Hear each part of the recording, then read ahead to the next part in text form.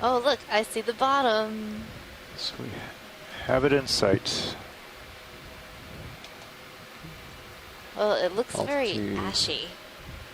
6 almost there. Yes, it does. Or maybe an urchin. It's an We'll call it echinoderm. on bottom here. How's Oh, that there's sound? another one. Let's go. Thinking more urchin now. Just copy that. Yeah, Stand well, by we while are at the pilot setup. mostly the base of the Alright, column, you're pretty so much kind of stopped. could be a mixed Gonna go bag down here. to about maybe of 12 things, delta. substrate Copy wise. that. I'll put in Z Nice. bias. To go auto Oh, I love heading. these fish with their little, like, RV nav crazy bridge. And feeler then- barbels. Bridge nav, I was just going to call you. Oh, wow. I see that we're just about on the bottom. Yeah, we were just acquiring bottom. Alright, Bruce, And this we'd is like a an easy bailout one. You're of gonna- due you're east. gonna- Yeah, You- Kippo, whenever you're ready, you can put And in would you like me to shift the Okay, center that's vision where I A-frame? finally from Yes, Port please. to probably Okay, shifting it mixing now. swing it out beardfish. and aim. They're called beardfish for lighting the obvious down. reason that they have two I'll long kinda barbels shift with over curves so on just the keep an eye out. chin as they go along. There are actually two species recorded from the Hawaiian Islands. I couldn't see. Could be polymixia. So my upper port is And gonna... they're kind of intermediate in the evolutionary tree of fishes. Their exact position has been looked at and examined for a long time, but they're an early branch of the spiny rayed fishes. So they're bottom fish that cruise along the bottom, feeling for food with those whiskers on their chin. A beardfish, polymixia.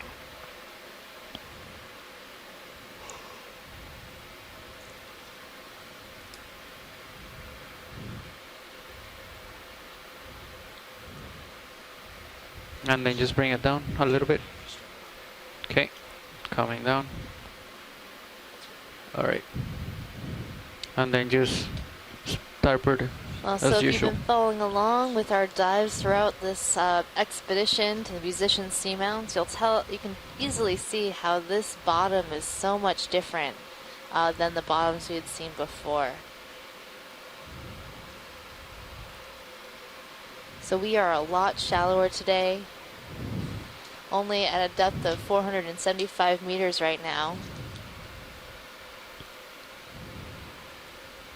Alright. And then we're leaving the lower swing arms off, right? Copy. Alright, we're good. And I'm seeing a really curious line across the bottom. Looks like something has been dragged there, maybe? All Oh, right, and a pilot. shark! Ooh, video. We just about to start. Let's Our go first shark, John. Are you excited? Let's move quick. Yeah. Ooh, my goodness, that's cool.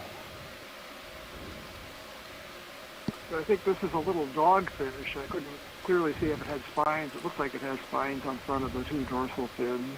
Dogfish in Hawaiian waters live deeper than they do in the northern waters. Yeah, I can see the spines now. We put the name Squalus mitsukuri This guy's energetic. on Laser's this clear. type of dogfish, Kill but lasers. the taxonomy is a little uncertain. People keep finding that populations called the Mitsukuri in other places of the world are different species, so this needs to be re-examined on a IP, come dogfish. wide. And Chris, if I'm not correct, please jump in and correct Roll me. wide. I am absolutely in unison with you, Bruce, on this ID. I've seen lots of them, and we've actually caught these fish doing bottom fish surveys. They're called green-eyed sharks to the fishermen, and actually you don't have to worry about their teeth when you're trying to get them unhooked because they have very small teeth. It's that darn spine in front of the dorsal fin that'll get you all the time. So anyway, I'll leave it at that. Kind of hanging out. There's video. two of them. Yeah. Yeah, the other one is Well, coming I on did your promise Caitlin right that under we you. would see some Yeah. octopus or at least a shark today, so at least I haven't let everybody down again. So I can bump your guys sonars in 15:30. Good start to the day, Yeah, that's yeah, for that sure. sounds good. For 30. All right, watch leads. We are ready to start. So anything you see, just let me know. Awesome, pilot. I think I saw a coral off to the right. Off to right. Copy that. Okay. I adjusted your sonars.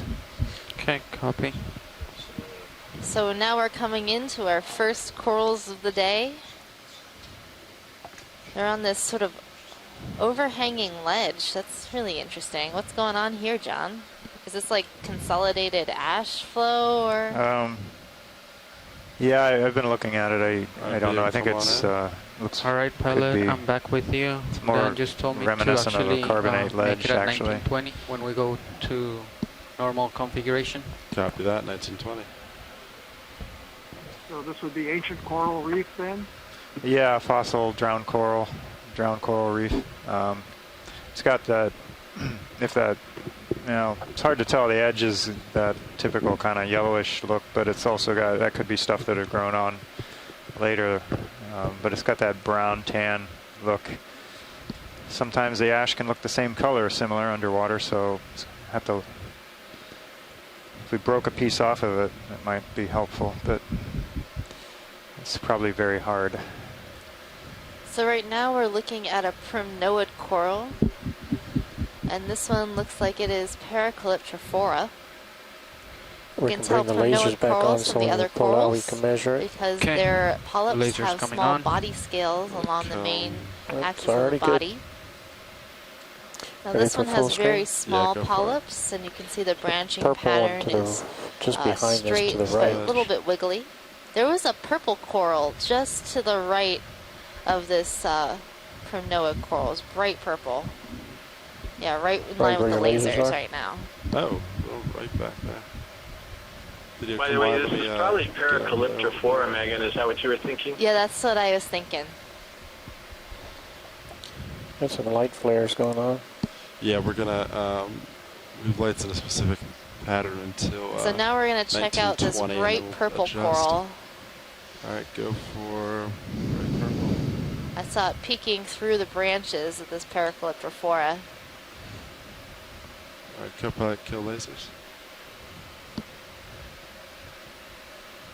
Oh, this looks like a scleractinian coral. Is the Cup- drawer or, still out, the wings in and all? Oh yeah, co-pilot, neo-trans bring And there's a drawer squat in. lobster on it. Copy.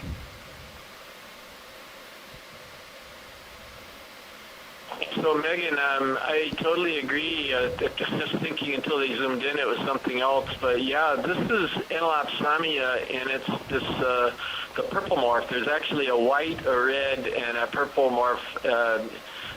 Two of those may be the same species but different subspecies. That's rostrata, and then the Amphioides. It's a type of morph of Enelopsamia rostrata where it does not have the rostrum. But then this is this purple one that's Still not drifting even the in? same species, Yes. and I've got to look it up It'll play because I out to can't your remember stable. the name. But beautiful find right off the bat. Yeah, I don't know real if shaky. I've actually seen the purple morph in a dive before, let's try it again, so video. that's really cool. Asako is right, a lot of pretty colors coming up. Yellows and purples.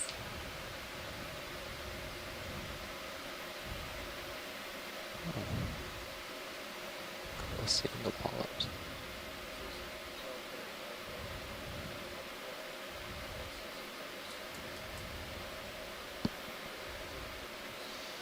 Okay, Megan, I've got it. It's in the actual.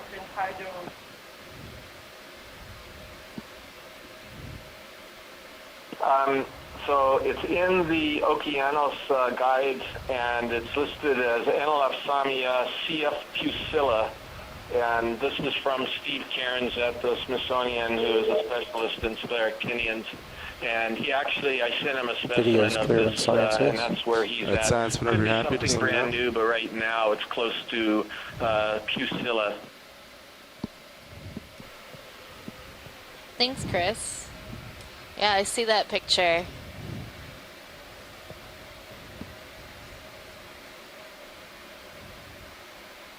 Science, you happy with this? Yes, thank you, pilot. Great. Video, come on. Well, that's pretty cool. Bright purple coral right off the bat. Yeah. And two sharks. And polymyxia. I love that fish. White, This little small white whip coral to the right. whiskers. Copy, let me get over there.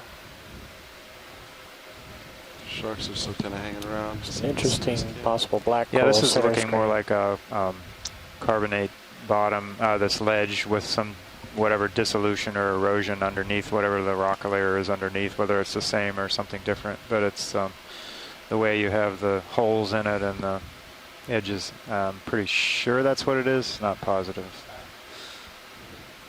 There's a fish in the upper left. I think Yeah, it's and way Megan, back if we there. could get a look at these yellow ones, I suspect that they're not gold coral, but they could be, and that would be one of the precious corals that we're trying to find. yeah, and there looks like a black coral just straight ahead of us too, and a fish coming in. There's also a black and white coral to the right. Copy that. Let's start with this pixie one fish, right? Yep, sounds like it. So that looks like another polymyxia. Swimming away.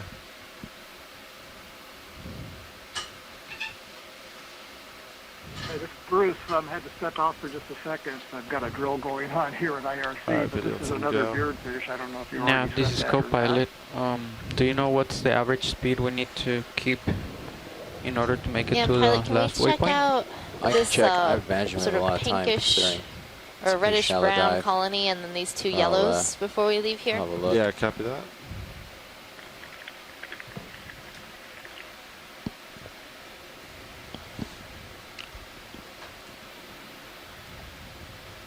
Alright, video, come on in. Actually, go partial real quick. Center up a little better. All right, 470 meters. Yeah, Yeah. that's pretty short. Yeah. Okay. Alright, video. Free to take zoom. Here we in. have another platypathes, but a little bit shallow one. Perhaps close to platypathes concerta.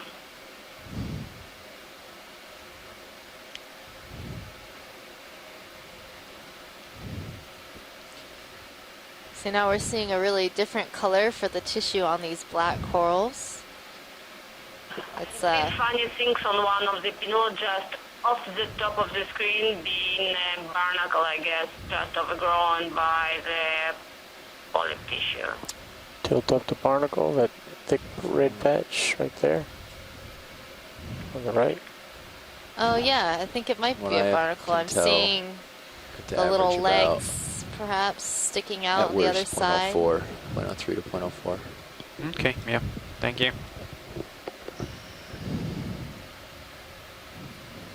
So in our deeper dives, we didn't see this color in the Pull it black out. corals. They were more orangey or yellow or clear Let's see in if they're color with the interested in the polyps. black And now one we're to the having right. this It's very got a white one next to beautiful it. reddish brown color in the tissue on the polyps. But the skeleton of this coral is still black, hence the name black coral. Video, any interest on coming center? Yeah, and if we could go a little further to the right, Oh, sorry. yeah, there it is. watch it. That yellow coral would be really nice to look at, and I think Asako Matsumoto might be very pleased to see that yellow one when we get over there. Yeah, so now we're seeing another Bathypathes, a smaller one, and next to it, I'm not sure what this white colony is. Rotate left. Copy that.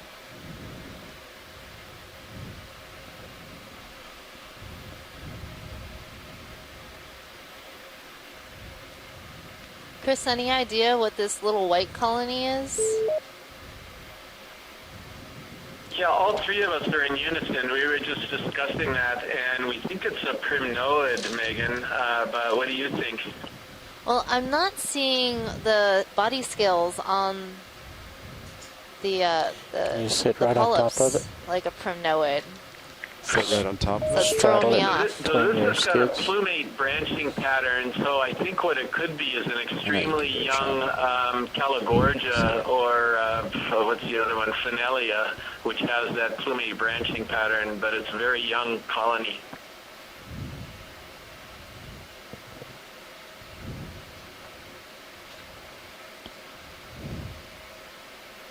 All right. Let me know if you want lasers off video. Lasers are clear.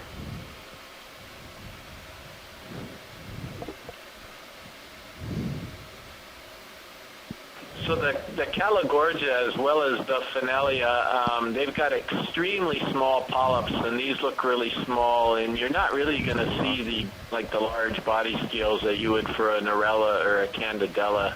So that's another reason why I think it could be that, aside from the branching pattern. Yeah, okay. I mean, the color really makes me think Crinoids, so that's a distinct possibility of what this is. Thank you, pilot. I think we're good for this zoom, and then we'd like to take a look at those yellow corals. Yellow corals, copy.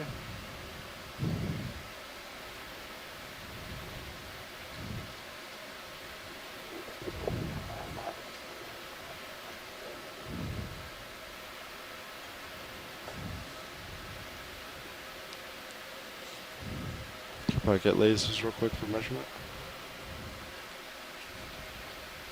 It looks like all of the sort of rubble that you see around the bottom looks like old coral skeleton. Video, let's go into zoom. Go back, kill lasers. That's a lot. That's a lot. That's for sure. Dense polyps. Holy cow. Well, the polyps on this coral are very densely packed. It might be Acanthogorgia, but I'd like to hear what Asako thinks.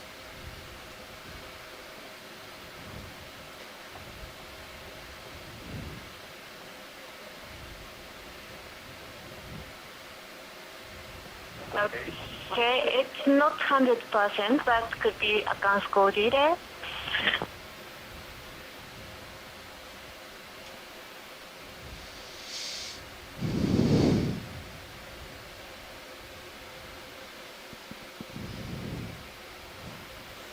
Going full screen. Copy that. Science, you happy with that? Yeah, can we get a nice colony shot? Yep. Yeah, the branching is quite dense polyps, and the branches look very fuzzy and thick. So definitely different. I think there might be a small anthomastus at the base of this coral. Look at I know Tina was interested in getting some bottom. good zooms of anthomastus.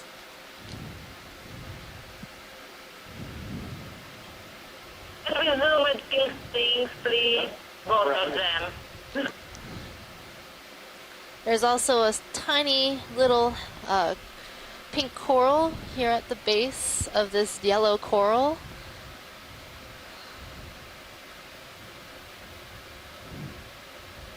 So our first precious coral. Seems like a really odd place to start growing at an odd angle, but you know, who am I to judge? Alright. You happy with that, Science?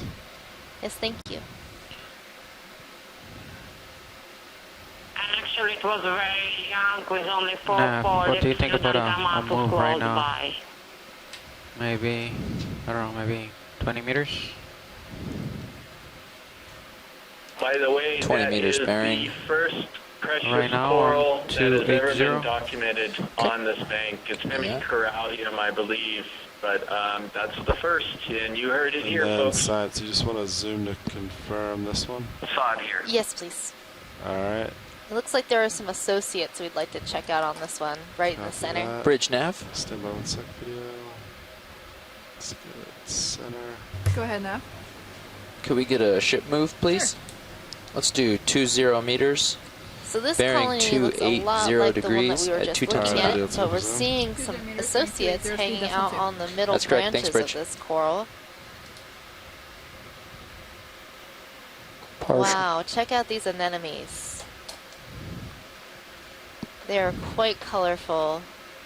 The tentacles are Going in tipped with tight a to the big darker one. brown. Steady on video. Going tight to the big one. Copy that. Center. Max zoom. ROV Light's 9 going move away. of 20 meters, bearing 280, speed, decimal 2 initiated. Thank you, Bridge. You're welcome. Okay, pilot ship move underway. Copy that. We're moving west or 280. 280. Copy. I'm So lined pretty. up on 280, so I'm just coming closer to you. Perfect. I should land right where you are. Okay, probably. video's clear. Alright. Science, you happy with that? Yes, thank you. Great. Lasers across it, please. Yeah, so I think that coral is the Fire same as the lasers. other yellow coral that we were looking at. There we go. That's good, thanks. And we saw these beautiful anemones.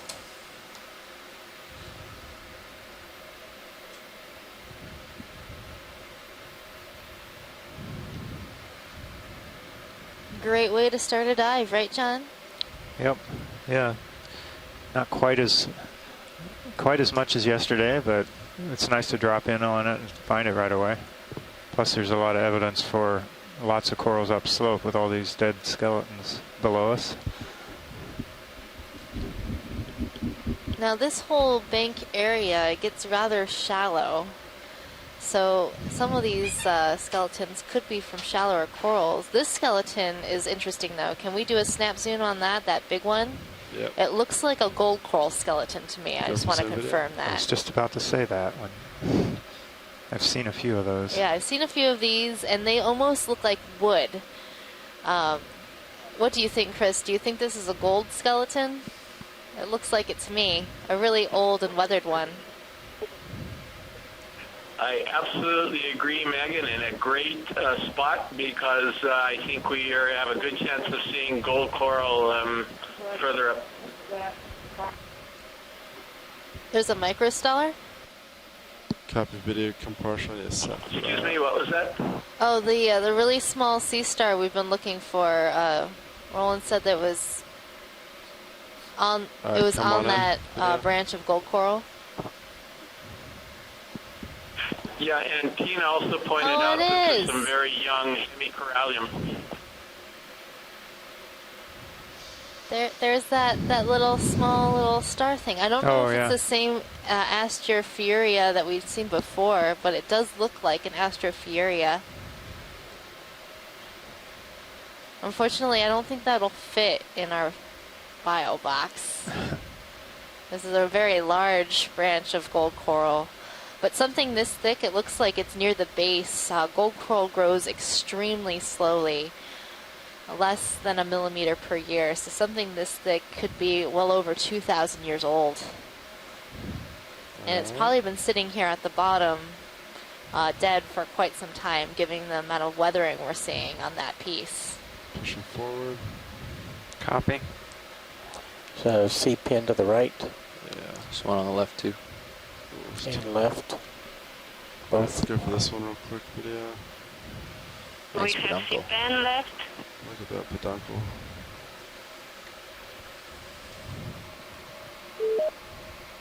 Rock band. Rock pen. Megan and John, this is Chris. Hi, Chris. Hello. Hello. I just wanted to verify that the little critter you saw was indeed Astrophyra.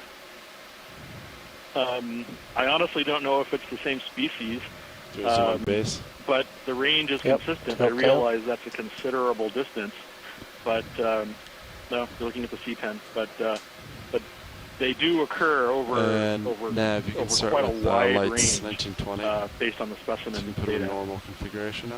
Oh, that's good to know. Or I didn't compare realize I'll let they. you go on the C-pen and I'll finish later. Full screen. Was that?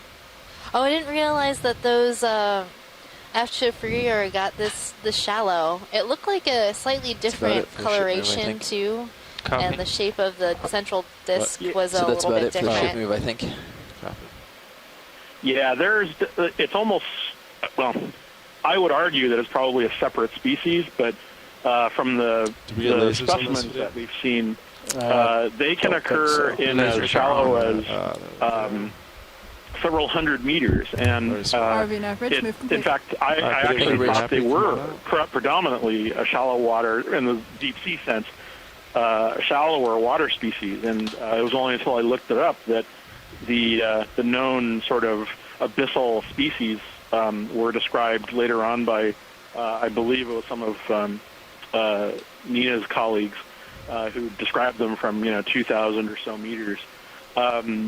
There are some in the shallows of the Atlantic that are sort of orange, and the ones that we were seeing the other day were white. So there's definitely a sort of range out over the surface, but over the different types of Astrophyra. It could be one of these things where they're not actually even that rare. It's just that they're not encountered that frequently for whatever reason due to the sampling regime, because they occur on, hard substrates or the types of things where they're not sampled very often. But that was really sharp. Was it Roland who caught it? Yeah, it was Roland. It was a good spot. I would have loved to have picked up that gold coral branch, but it definitely wouldn't fit in the bio box. Yeah, no, that'll. Don't worry. I get the impression that at some point you're gonna find a rock or something that John will collect, and you'll have one of those on it, because you've been seeing them so frequently now. I almost get the impression that they're probably not as rare or uncommon as we thought they were, but we'll see. But yeah, no, I was thinking that little star-shaped blot could easily be some of the other types of sort of flat starfish type animals that I'm always looking out for. But that was really something, and frankly, a new substrate that I've never seen one on before. But of course, given that this is the first time we've seen them in situ, I mean, when I was out last leg and on this leg, all of these are new records. So we're breaking new frontiers, and these have always been historically very interesting animals to the echinoderm community. So I know I'll be talking to a brittle spar expert next week who will be very interested in seeing a lot of these observations. So, whenever you're really outstanding. That's terrific. And of course, we'll see some sea stars today eventually. So I'm always a big fan of the shallower water dives. Might have better light. Yeah, it's really exciting. I love these shallower dives. Everything's so much more colorful, and just the range of organisms that we come across is really quite interesting, and there's so much to learn about these animals as well. Sit again, navigator. Oh yeah, and there's that arms cast for whatever reason the productivity or whatever, the diversity is so much higher here. Here's a nice little kind of third sea urchin. Serious. I think that's what it is anyway. Encouraging him. I think you're right. Yeah, that's what I was thinking. Was a kind of third. Just to get that shot out of the okay, this is the peppermint colored one that we were seeing before. That I don't see the horseshoe-like things on the lower spines, but the plate pattern looks consistent. This might be the other subfamily of them. I'll have to look it up. But yeah, those. You're lucky that I'm a sea star expert and not an urchin expert, because then I want to collect these, and those things can sting you pretty painfully. So. Yeah, I'd rather not get stung. Well, anyway, I'll let you get back to it. Good morning and have a good dive. Thanks, Chris.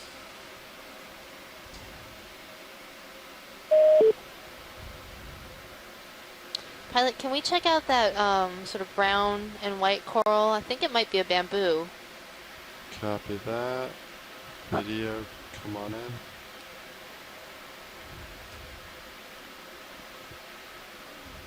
Is that an octopus to the right? What is that? Octopus? What is it? Something to the right. Oh, it's a fish. There's a fish. Red fish. It looks like a scorpionid fish. Co-pilot, or are you good? But they don't move too fast, so let's do the coral first. Just do it slowly, while also making sure I don't. Just making sure you didn't need any suggestions on how to. So this is a bamboo coral. Nicely. I believe it is branching at the nodes, so at these black parts, articulation points inside the skeleton. Just get it. And the orange color of the polyps makes me think it might belong to the genus Acanella. Is the shoulder all the way up too? There's a snail also on the branch of this Acanella bamboo coral.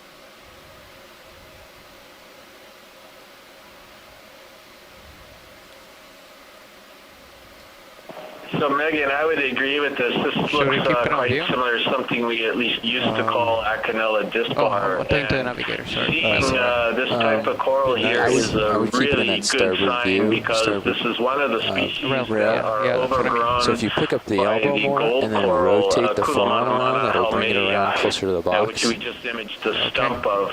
So the closer to the presence of vehicle this with coral a- means that Yeah, so there's just elbow substrate up for the instead of wrist. development of a gold coral community. I think I might see the eye of an octopus looking at us. Right there, elbows coming up. Okay, so pilot, if you look at the base of this coral and then just to the left, there's a sort of peachy area. And then A little bit more rotate left. it. A little more left. And then Yeah, more on the slowly left rotate side. the forearm counterclockwise. Oh, no, I don't think it's an octopus now. I'm just Now trying to see center screen. octopuses Ooh, that was everywhere. very snappy. Oh, you don't have to have the hydraulic pressure so high, the flow so high. You can Copy turn it down that. and it'll move more carefully. And we're Yeah, there seeing you some go. purple stolonifera on that rock outcrop, and See then the red fish our first slightly right scorpion of center. fish, the little red fish hanging sort out of in the dead hide it branches back of here coral, Right center now. just to the right of the bamboo. Right below. Oh, yeah, there is. I think that's max. Oh, is it maxed? So you Yeah. might have to pick all the way up and spin it around the other way. Yeah, these small scorpion The other fish are option very is to difficult to rotate it back identify out and beyond then just family. wrist, There's a right larger all type the way that over. has tentacles over the eye, cirri over the eye. So Pontinus, rotate there clockwise now. Could be a juvenile of Because that. if that's your max, then go I can't clockwise instead. quite tell. It looks like it might have some cirri on the head, but Until you're no, maybe well they're out very there. short. Yeah, a little further. And then there are another number of species and genera of smaller scorpion Yeah, fish. and then now wrist to begin to right identify really them, you have to slowly look and at see things where like the that puts spines it. on the head and And the patterns of it's teeth okay on if the your inside of the elbow mouth, is up, things that are just very so long difficult as the to ball identify. is- But this could be a juvenile Oh, right. Pontinus. Sorry, right. It's got a different color Is that pattern. left? Did I tell you the They're wrong somewhat way? variable in Yeah, color, so too. pick up the elbow as you wrist right. Interesting dark Yeah, blotch tuck on it. the center of the dorsal fin in Tuck the it back. away. That may be a character that we can use to figure out the identification a little bit later. So, Chris, I don't know. Do you think this could be a juvenile Keep on Pontinus? doing the same thing. Certainly possible, Bruce. That would be a good guess in my book, at least. How close is it to the... It's getting close to the bottom. I'd pick up the elbow a little more. Science, you happy with that? Yes, thank you. And actually, All right. now that your wrist is nice and straight, pick your elbow up even more, and then I really liked how if that you fish rotate came around out and let clockwise us see further, the you'll whole have even side more of the room body. to wrist. That was very nice of that fish. All right. So just clockwise all the way around, so it flips at 180 from where it is. All right. A day in the spotlight. I think that's where we want it. So there was no way to safely store it. I guess away from the. Oh, you're coming back. Okay. Oh, you understand? It's like sticking it in your armpit almost. That's Yeah, what you're going yeah, for. but I Okay, didn't want to hit it with the ground. Oh, okay, good. Yeah, So, just So I'm making sure seeing the that dead we're on the same skeleton of a conceptual bamboo idea. coral. yeah, so I'm You can see turning it how all the way white around. it looks. Yeah, there you go. With Yeah, these now you're bands able to of tuck it in there darker nicely. protein All right, that's all the in way between turned. those white bones. All It's right. likely another Alcanella at one point. And then... Swimming fish top left. We have a fish. It's backing into you. Yep. Go for fish. It's drifting in the current. So this is something I expect Pretty to good. see often during this dive as we go up slope. This is a deep water cardinal fish in the family Epigonidae, E-P-I-G-O-N-I-D-A. They're similar to the shallow water cardinal fish, but not really related. They have the same body shape and same fin morphology, but they differ in internal structure. And these can be Max quite Iris. abundant, particularly on steep slope, fairly rugose habitats. And there are several species in Hawaiian waters, a number of 3 more species around seconds. the world. So difficult to identify without the specimen in hand. 2, 1. Deepwater cardinal fish, Let them go. Epigonus. Yeah, we often see those fish in quite an abundance at these depths. One of the dives in the Marianas that I was watching recently, it was hard to count them all. That's for sure.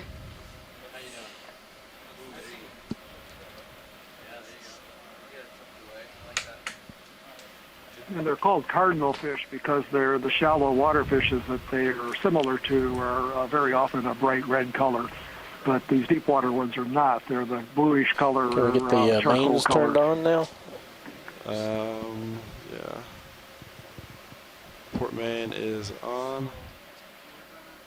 Ah, there's my so light. the coral off to the left is looking quite scraggly. It's really interesting. Anymore? Not sure what's going on with that coral. Camera, Can we zoom that one battery's point? dead. I heard it just go. Oh, okay. Yeah. We're going for center, is that right? Not sure which one she's looking at. Science, which one do you want? Yeah, this one that's straight in the middle screen. Copy that. Video, go for zoom. I want to sit for this one. It's going to be interesting up close. Okay, yeah, so this explains why it looks different. It looks like a Bathypathes in structure, but it's covered with parazoanthids, so a type of coral that overgrows other corals. I'll get closer if we need it.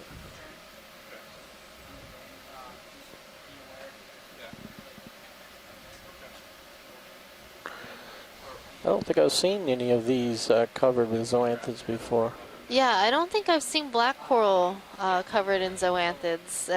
Doesn't seem to happen that often, but obviously any substrate will do. Me personally, I never heard about black corals overgrown completely. Sometimes we can find a little bit of xanthids on the base of Bathypathes, but not completely overgrown.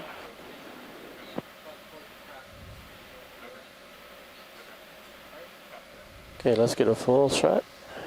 Copy that.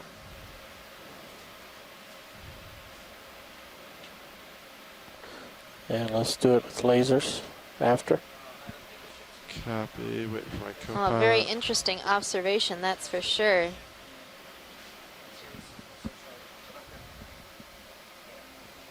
Co-pilot, can you get lasers real quick?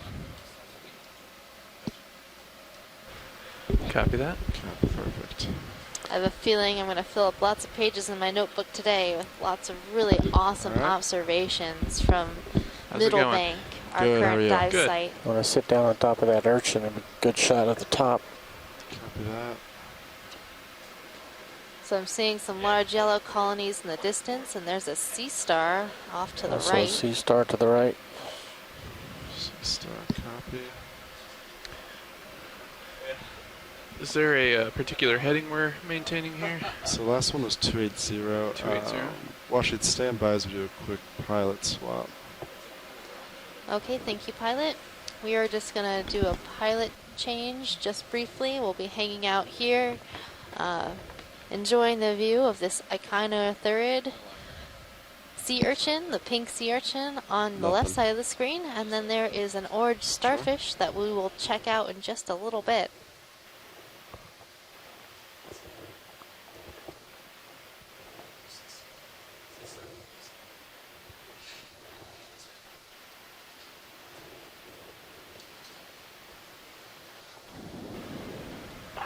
Megan, after the pilot change, can we look at under the ledge, because there are maybe some fishes and other organisms that are hiding there just underneath it? Yeah, sure.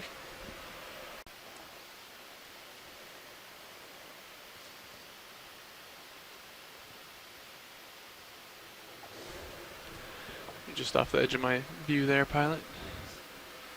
Yeah, I see that. I think they wanted. Did you say you wanted the sea star? Or stationary if you want to turn over there. Yeah, Copy let's that. zoom the sea star, and then we want to check out what's underneath this ledge. Okay. Sounds like we're stationary, pilot. Would you like me to turn to look at you? Sure. Copy that. Large shrimp to the upper left. That's a huge shrimp.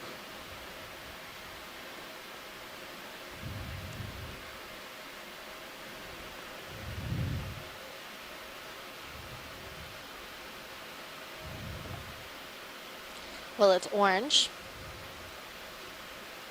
I got that much. Oh no. Under the ledge? What? The sea star. We're Okay. going to zoom the sea star, and then we're going to check out All right, if video. there's I'm anything just getting interesting about a calibrated. ledge. Come on in. So a number of fishes like to gather under ledges and things. It's a good place to hide if you're a small fish or an octopus.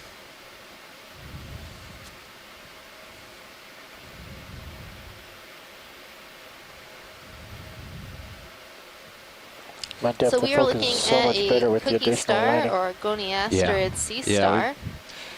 Just had to do a little bit of time without that. Now, my best identification for this would be plinfaster. I'll try to hold this. We'll fill the screen. Okay. Sidling over, picking up. Actually, Megan, my guess on this would be Mediaster, possibly Mediaster or Natus, but I guess we'll wait for Chris to call in. He's got a couple of IDs that he could have fun bashing if he want thinks to go it's peek something else. underneath the ledge here. I know, I have a hard Can time actually keep it partial zoom. deciding between those two. Fish coming at I'm you like top. looking between, I'm like, yeah, see that. the Green Mediaster eye, photos I think you're right. seem to I think have it's a green smaller eye. Come on in. scales, and the plinfaster seems to have less. I'm not sure. Oh, a fish for you, Bruce. Backing, sorry. I'll This is hold. a green eye. It's a distant relative of the shallow water lizard. It's the same order, but a different back family. in. It's in the genus Chlorophthalmus. The genus name does mean green eye. And the best known species, and probably this one, in the Hawaiian Islands is Chlorophthalmus proridens. It's an endemic species as far as we know. That means it's only found in the Hawaiian Islands. So a green eye, large eyes with a greenish-yellow tapetum, reflective layer in the Still eye. We're not sneaking in, picking but that up slower. right now because the angle of the light's Trying to light 'em not up. correct for seeing that. But we're in the depth where vision becomes an important sense, and there is light down here. It's the lower mesophotic Almost he zone. doesn't like the light. The fish doesn't like the bright lights. You can see it scooting away, I see trying a to lot get of them shelter. today. We're at the depths where now fish will shelter under crevices and rocks Partial. because vision Copy. in such an important sense, which I'm is gonna not the drop case down in and deeper light this waters up. that we Can you bring the usually swing explore. arms A green as far eye, down as they'll go? Just to light up underneath here. Chlorophthalmus The proridens. lower swing arms. Copy that. At least the starboard. I don't know what the clearance some is with the port shrimp side, or so I'll just lobster stick with the under there. starboard all the way down. Chemical and small cap squirrels just above the red Just lake. Wow. This the port. Is port okay? Well, we've got a really large See how it's shrimp. sort of, yeah. So the lasers you that's see fine in where it view is, just are no 10 more lower than that. centimeters 'cause or it's starting 4 to inches. cross Copy that. This shrimp streams is with a the, good 4 inches long. the shilling. And then there's See a that? small Yeah, crab. I might bring that one back up a little bit. It's okay where it is, just A no good more place down for there. decapods. Sorry, video. I got a little distracted getting So my swing that arm set up shrimp for is this. a very distinctive Everything member you're of absent to yet? Plesionica. No. It's in the Oh, family it's back in. Pandelidae, Starboard I'm is fully sure, deployed. and these Tilting larger up, ones are coming down.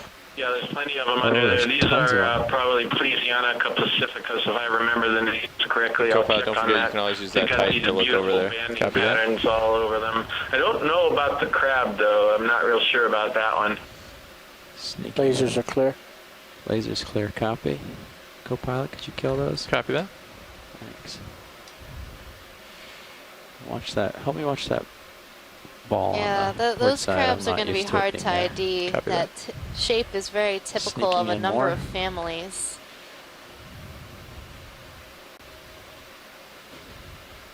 Okay. Hi, Megan. This is slowing Chris down. Moss. Hey, Chris. I don't know if I'm going to get much more light in there for So, you. Roland, can you sorry. solve the So, Mediaster Plinfaster conundrum? Oh yeah. Sadly, Chris is right again. He's got the name closer look at the to rostrum. as much as close.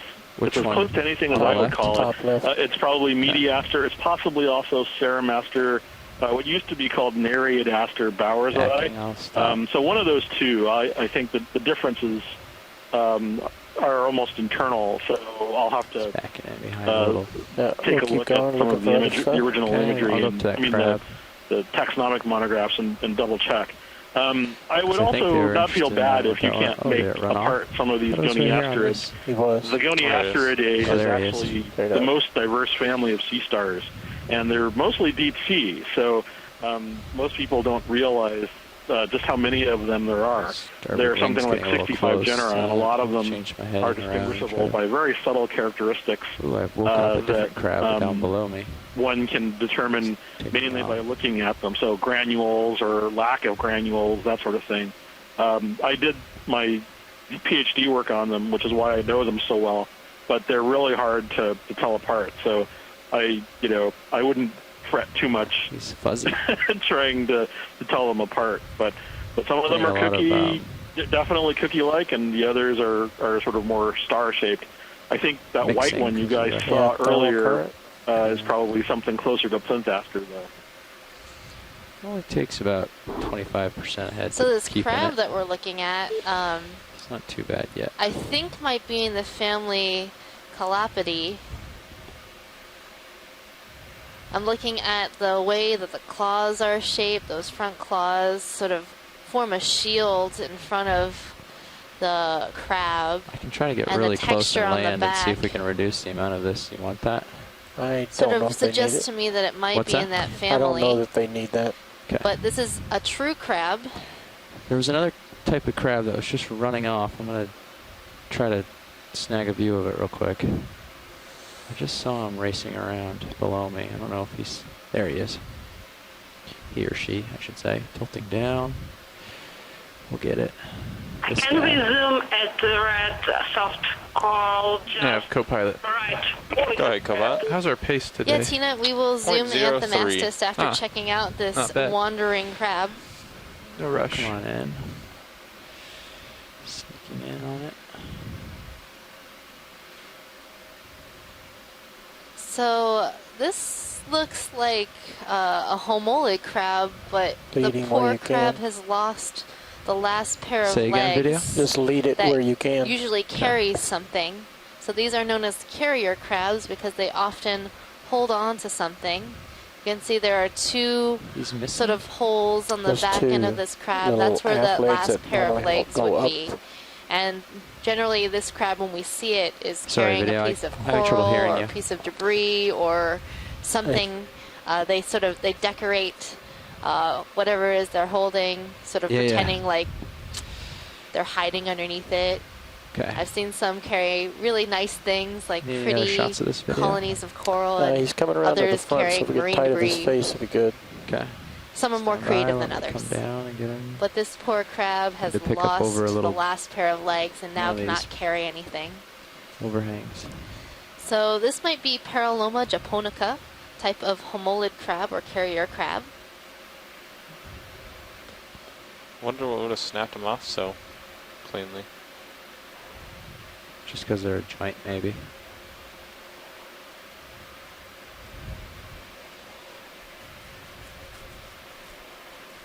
All right, clear. Okay, I'll let them crawl. We'll go ahead out. And I know there was a couple coral over here they wanted to see, so I'll just Yeah, head there back was over a that way. really Okay. large Anthomastus colony Keeping an eye that on we your want to swing check arms here. out. Oh It's yes, bright it was pink. Watch right that. on the nose. I saw it. Watch the port one. Thanks. From this angle, you can Is see your way starboard all the way underneath down, or that is it just out of view? ledge. Say again? Is your From this starboard? Yeah, it distance, is. you can Okay, see yeah, way it's all the way under. down. Yeah, it's not in view. Yeah, starboard swing arm's good. I've got it set as far down as it goes so we can peek under these things. Let me know if you need it to come inboard a little bit. Yeah, it's looking good. Copy that. Doesn't look like it's hitting the vehicle. Try to keep the light spread. Okay. All right, video. What were you saying? I like. From that distance Turn out there, you can see underneath the ledges better. Oh, I see. Okay. Like that other crab that's under there. Come on in on the Anthomastus.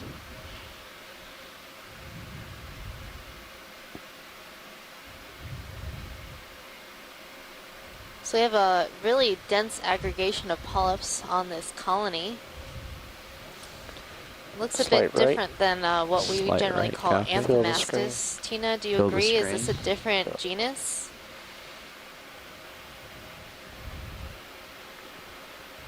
Maxo. Thanks. It can be Phyllanthomastus as well. Yeah, but it's hard to tell. Yeah, I guess it's Polyp maybe full Pseudantamas. screen. It's a very Okay. strange polyp just at the bottom of the screen with two heads, by the way. It looks like the base of this coral might be light in color, like almost a white color. Tilt up to the base.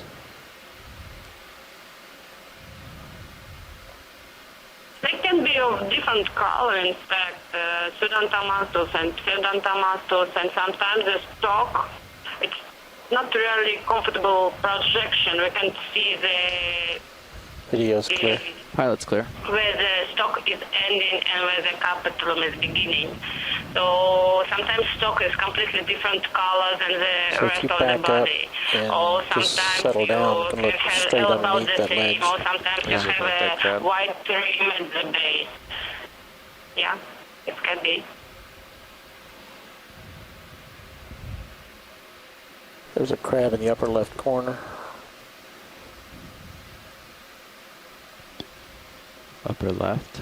Yeah.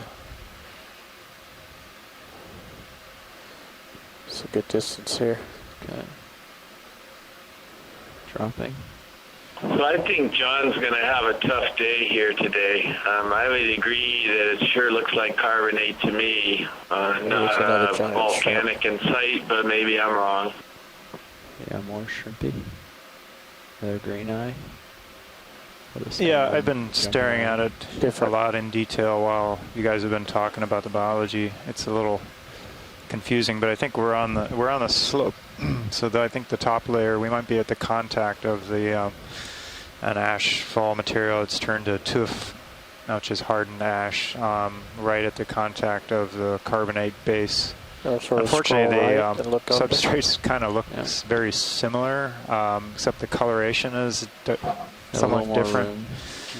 So it's difficult to tell. And I thought that all these lighter kind of lighter blotches were inclusions of carbonate in the tuff. But when we started looking closer, I saw that they were pretty much all coral holdfast, at least that I can tell. So this, of course, we see the skeletons downslope. You'd expect that these outcroppings, these tongues or flow outcrops, at one time must have been completely covered with whatever corals are now fallen away downslope, and for whatever reason. Actually not really that far underneath. So we are seeing a number of different kinds of shrimps. We have the striped banded shrimps, those Plesionica. I think I saw a heterocarpus, and now we're looking at this third type of shrimp, this white one, that has, looks like an extremely long rostrum. So that spike that's sticking out in between the eyes of the shrimp, pointing straight upwards, looks like it's rostrum. We'll make some progress here. This was a cool overhang, lots of fun stuff. Might be another type of Plesionica, just a different species. We have not yet get a good lit view of the urchin. Okay.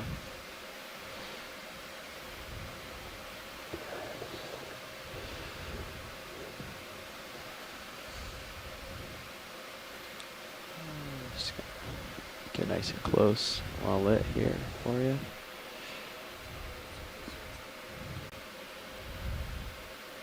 Oh, do we need a close-up of the urchin? Okay.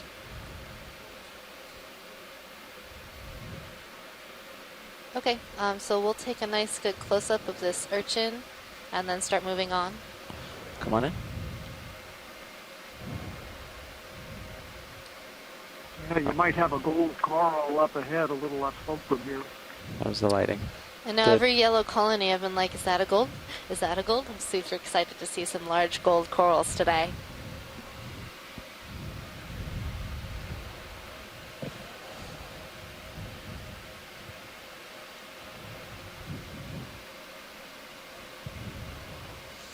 So we're looking at this urchin. You can see the spines and also the tube feet. The tube feet are those very flexible appendages sticking out from this urchin. And the urchin uses those tube feet to move along the bottom. course, the spines too can articulate and move this urchin around. Okay. But something like this, if you see something similar in the shallow water, if you're diving, I wouldn't touch it. It would definitely not be pleasant.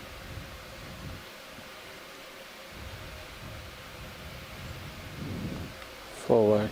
Okay, you can bring that starboard swing arm back up to normal. Copy that. Just even with the port.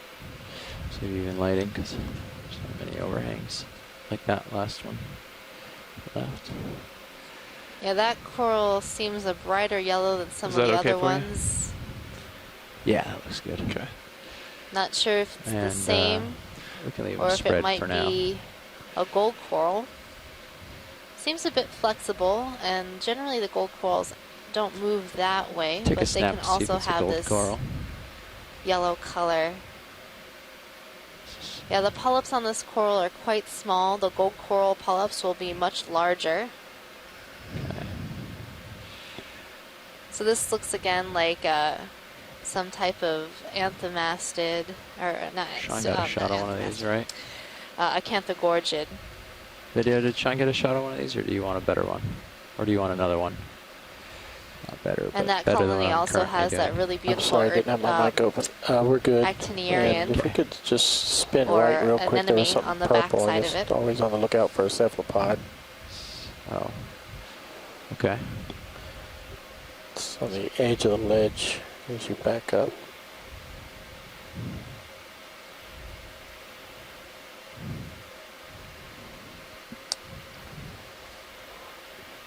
And if you just snap right on the very point. At the point.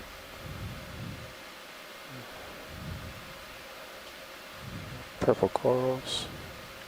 Yeah. So we're zooming in and see a purple colony as well as some hemicorallium or pink coral. So this purple looks like a stoloniferan.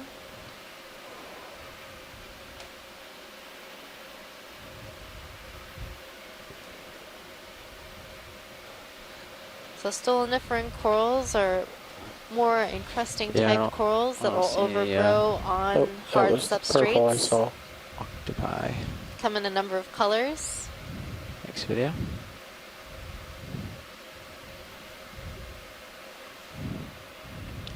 So there, got some room over to my port to mosey, so I'll check out here for any other coral, and we'll get the ship moving shortly.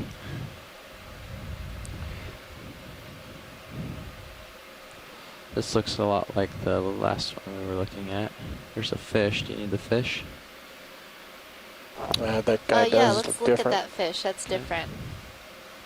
There's the hidey holes underneath this. So notice the fish has swam slightly to underneath port this with you. ledge as we've approached.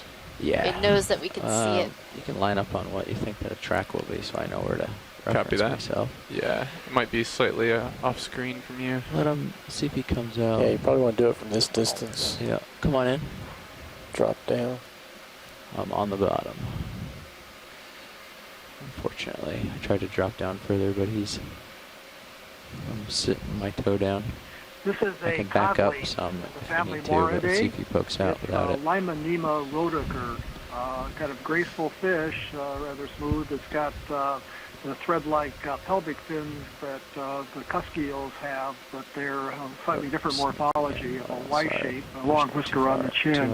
It has a short dorsal There he fin on the goes. back in front of a longer one. The short dorsal fin has an elevated long ray. Limonema rhodoker. These are relatives of the hakes or codfish that you find up in northern waters. And this fish has those sort of reduced pectoral, or the, what are those fins called? The ones that are barbel-like. Those like long little split fins underneath the chin there. Has curb feelers.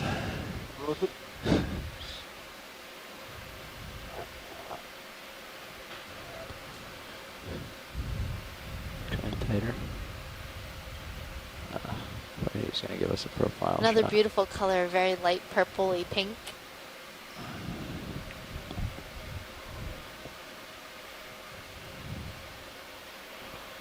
Okay, I think we got plenty of him. Think so. Thanks.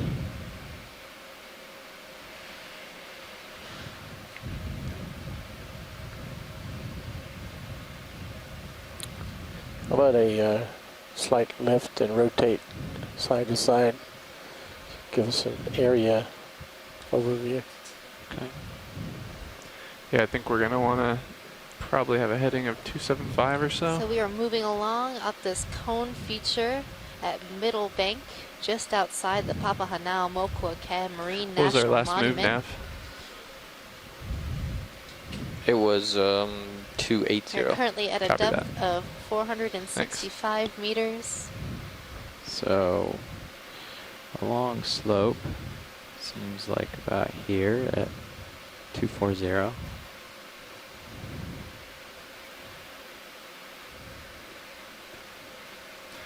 See the current going by from the north. How do you feel about 275, pilot?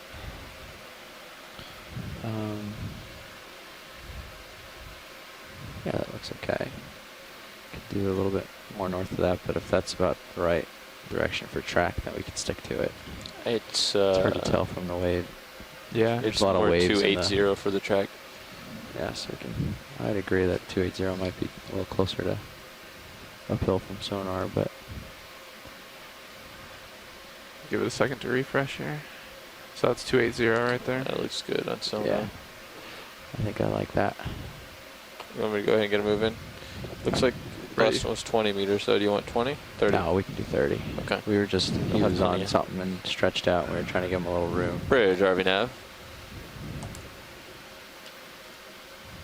Go ahead, RV Nav. Hey, we'd like to put in a ship move. Sure. 30 meters, 280, 0.2 knots.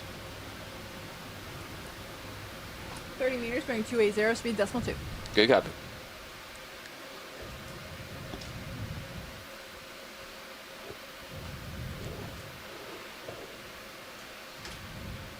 I think there Getting might be a close to the end of your sponge, tether there, pilot.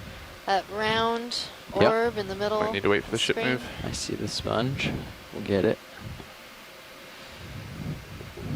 I can come down just a tad if you need me to. RV Nav bridge move of 30 meters, bearing 280, speed decimal 2 has been initiated. Copy. Good eyes, Megan. I'm looking out for you, Chris. I know how much you love your sponges. Got delays on it while I sneak in. Don't have a lot of rooms video, so we're gonna tether rooms. We're gonna Your do it from command. here. You should have a Come little on. extra slack if you need it, pilot. Okay, thanks.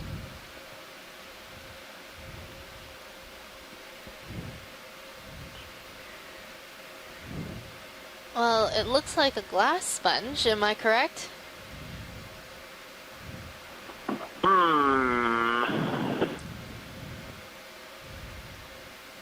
I think you're correct, Megan, and I think it could be in the family Rosellida.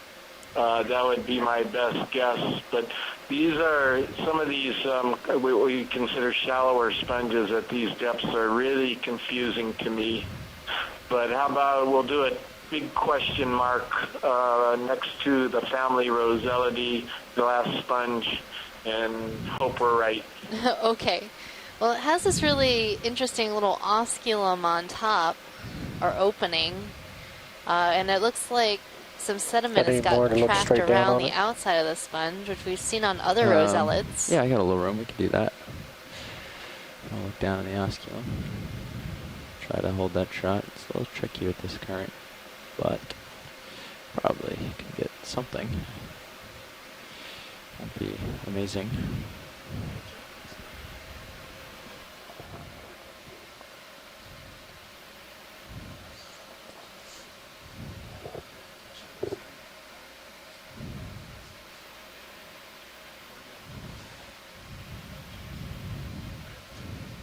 Get a little closer.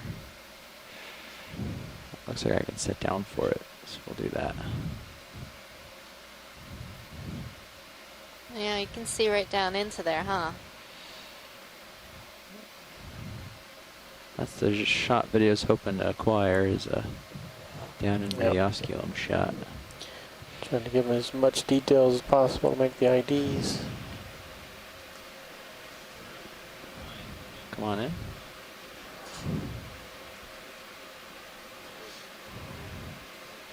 So it looks very vase-like. We're definitely You moving, see pilot. the shape looking down into the osculum or opening at the top. Very interesting. The only way to really understand what species this is to look at the small spicules or skeletal parts in the sponge and compare them with other sponges that we know of. Every species of sponge has a very unique set of spicules, and it's sort of like you have to catch them all. Find every spicule that is in this sponge and compare to the sets of other sponges to see what species the sponge is. Okay. Thanks, video. Yeah, thanks for the view, Megan. And again, I think we can stick with Rosella for now. That did look like we saw some type of glass sponge spicules, which are also hexactins is the term. They're based on sort of a 3-axis structure. Right under that. But I'm not 100% sure at all. So we'll have a big question mark on that one. There's something red underneath that ledge. I wonder if we could take a look at it. Probably a fish. I thought we might stop for this guy first, unless there's no interest. Oh yeah, let's look at this. Okay. When she's done with this, call the bridge, see what we need to do. See if we need to come off bottom. It's not a drill.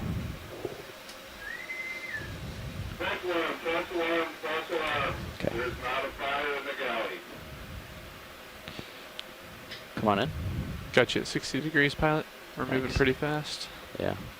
How much is left in that ship move? The ship has about a minute, 2 minutes, between a minute. Okay.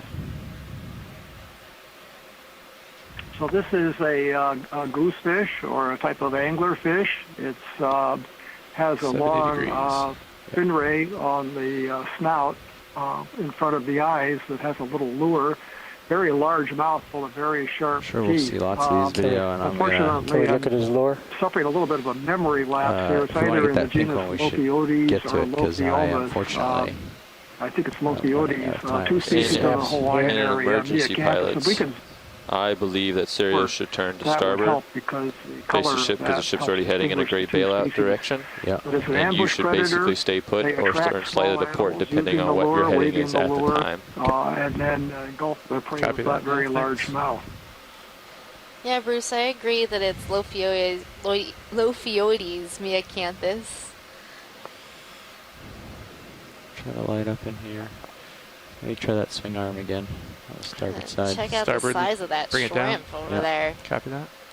Start in video. We're going to try to fix the light. Oh, that's a coral, not a fish. Yep, that's a pink coral. That better? That was tricky. There must be some decent current going underneath this ledge for this coral to be growing under the ledge like that. Just want to make sure it wasn't the fins of a fish. Shoreside was talking about some color of something on that fish, but his mic dropped out. Okay. On the previous one. I've been seeing a number of these really large starfish gold coral trees. Star up ahead. And on the boulder ahead of us, we have a sea star feeding on a coral.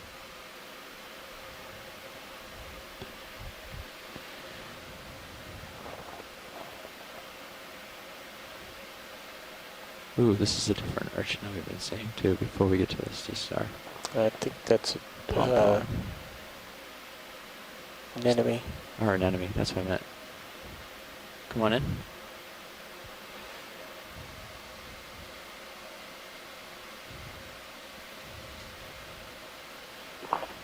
Here we have Carrera Marfarian, the first one.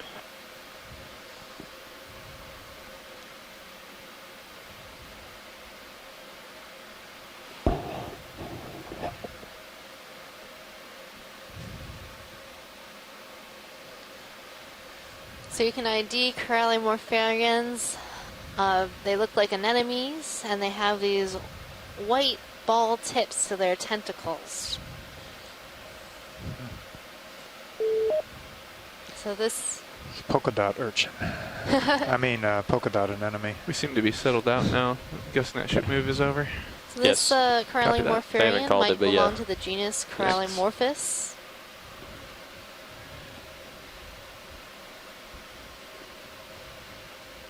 Got lasers on this guy. Okay. Want to get lasers on, co-pilot? Copy that. Video's clear. Pilot's clear. We can go for the star. Sorry for the distraction watch lead. I just didn't think we had seen one of those yet today. No, we hadn't seen that today. Good eye.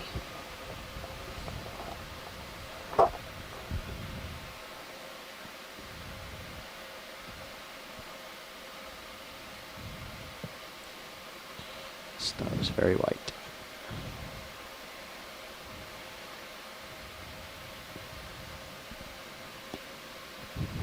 Can heal.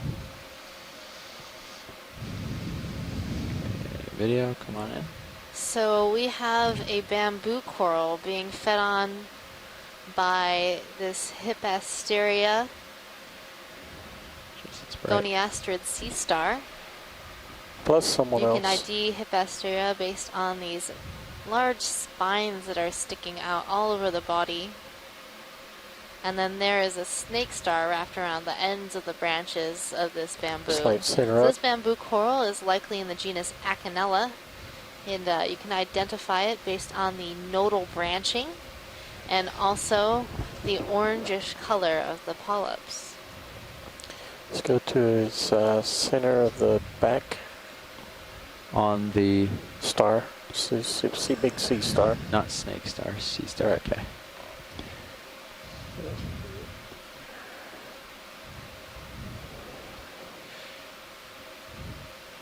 Like little hands. Yeah. So what are these?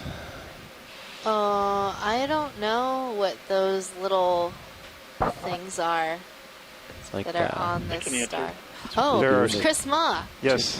What are those I sent? I've been here quietly listening. So those little claw-shaped things you're talking about? Yeah. Yeah. Those are what's known as pedicelaria. These are structures that they vary amongst different starfish species. Sometimes they look like little wrenches, but on goniastrids, its common name. Especially with Hippasteria, they look like little bear Let's go traps, for or a sometimes star they look with, like little coral. sort of like clam lips with teeth. And it's, for some reason, a lot of sea stars associated with coral predation have a lot of these. And when we saw this, I think this is a really cool view of the which is skeleton. really, I usually get to see. which means that it extends quite a long distance geographically. We saw the feeding on hemicorallium, and the oral surface was extended over the coral. And in addition to the stomach, all of the little pedicelaria were opening and closing. And I'm not entirely sure why. I mean, one could speculate that there's some kind of defensive mechanism, or it's another good view of an ovoid on the bottom. Or, yeah, it is, isn't it? But the fact that they're on the other side of the starfish on the top surface suggests that they could serve a defensive function to keep small amphipods or other crustaceans off of the surface. So it really is something that is kind of a mystery.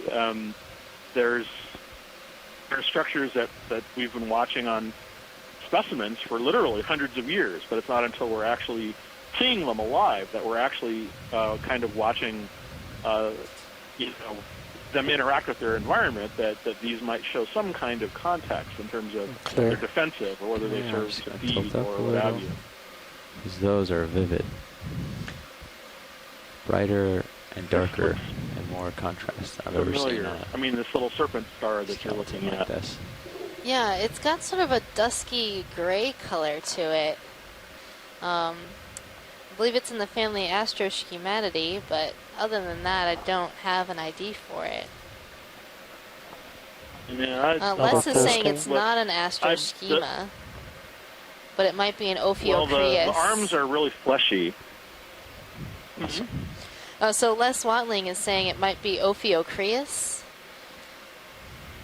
Yeah, these are things that I associate more with what I call udon stars, because of the really thick, fleshy arms. And I think in the Atlantic, that's at least one of the genera is Ophiocrius. I think astroscomatids don't have the sort of soft, fleshy covering on the arms.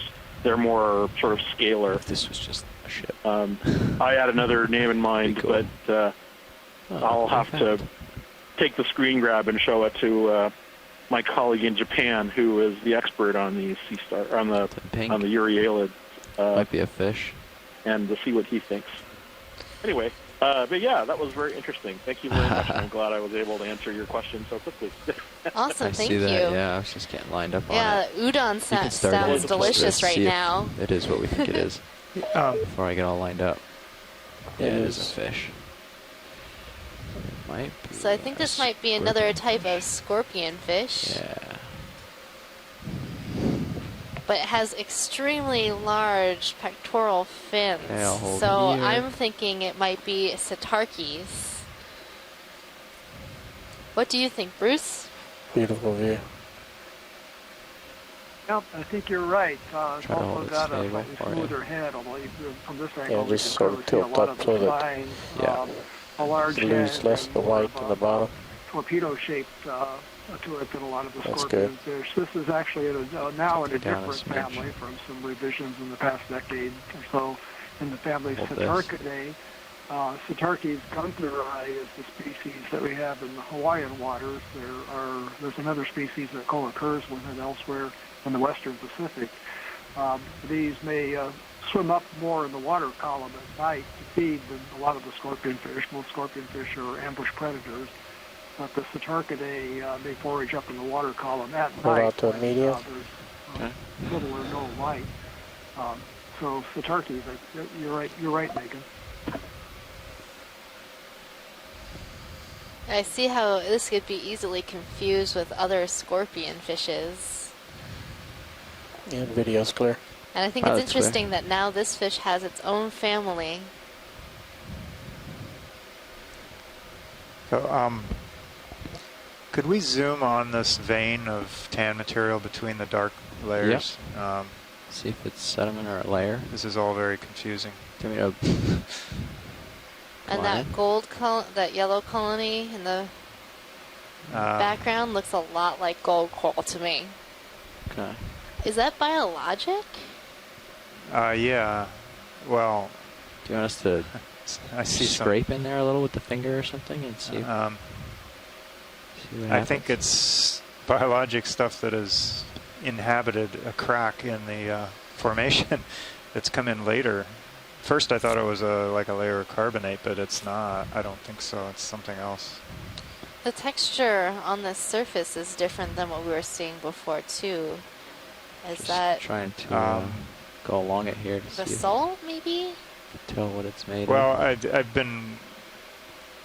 I have a lot of question marks in my notes for one thing, but I think this is a volcanic deposit, probably this tuff or welded ash, but you're mixing right next to it, it's surrounding like where that scorpion fish was or whatever we were just looking at. This is like what we're coming in on now. This is a rugose carbonate.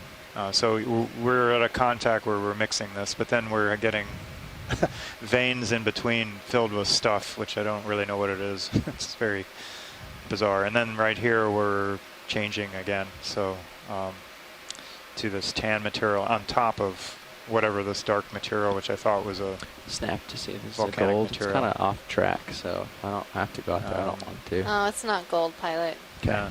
Thanks. It tricked me again. So here's something for the group. I don't think we're going to really be finding any rock to collect. If you wanted to collect one of those big gold dead bases, I mean, put it in the rock box. If it's useful to somebody, I know we know people that use that material. We could. Okay. We could do that if that was of interest. All right, well, we can look out at it, but like I said, that's sort of off track, and I don't want to stretch out too far that way. The question there is, if it's not alive and attached, if it's dead on the bottom, we don't know how long it's been dead. It could have been there for a very long time.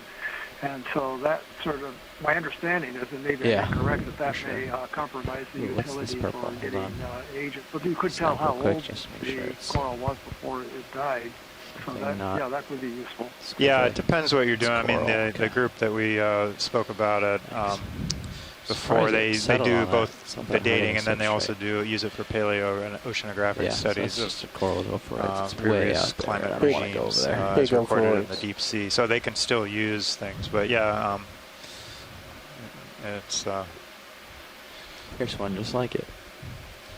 Yeah, and you got to remember that these large gold coral colonies have some sort of host on the inside. So that host has always been, as far as we know, a type of bamboo coral.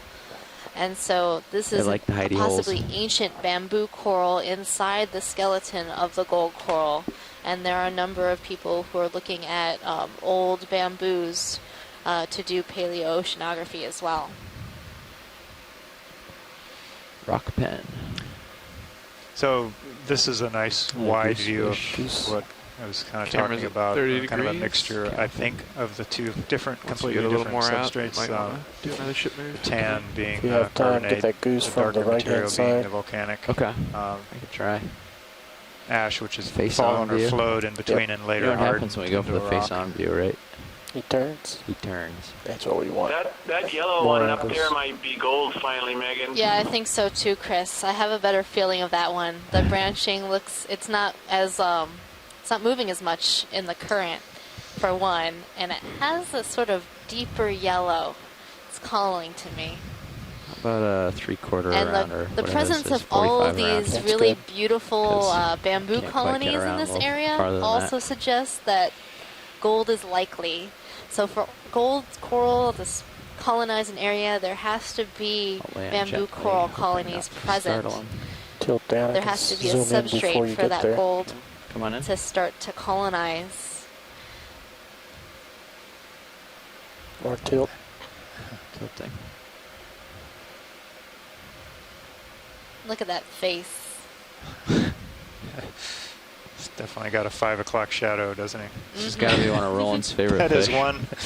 That is one fish face. You know you like it. He's going to go to the teeth. And those teeth. Get the eye. Yeah, go ahead. Yeah. Wanted to center on the eye to do it. Okay. So I'm seeing a very light-colored Esca, the lure at the end of the rod on the tip of the snout. It's actually the one that's folded back along the top of the head. That might make this Lopiotes brucus instead of Neacanthus. I'll have to check that. I don't know what you have in the animal guide for that. These are relative to the lungfish that's caught and used for food on the Tilt up. coast There we of go. the United States.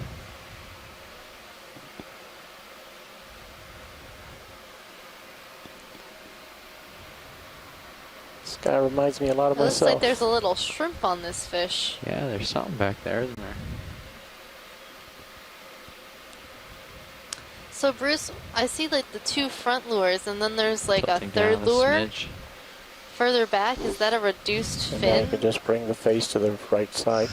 Okay.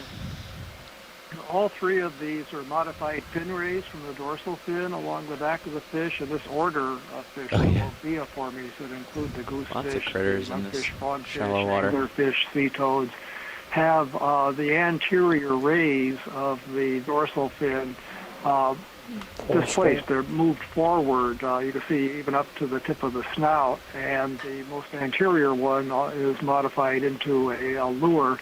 The ones further back are simple without the lure at the end. So they're all modified fin rays, parts of the structure of the dorsal fin on the back of the fish.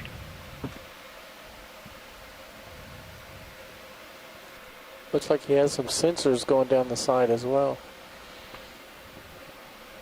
Yeah, that's his lateral line, that line along the body of the fish. How you doing on this video? You happy? Ecstatic. Awesome. So all fishes have that lateral line. Even sharks coral. have a lateral line that they can use Over to yonder. sense things in the water. Full line. Copy.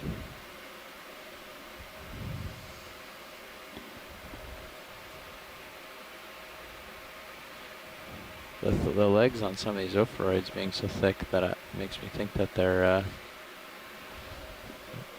So we definitely need to check out this bright yellow colony. Yeah. I have a really good feeling about this one. Yeah, let's do another This move. definitely looks like gold to me.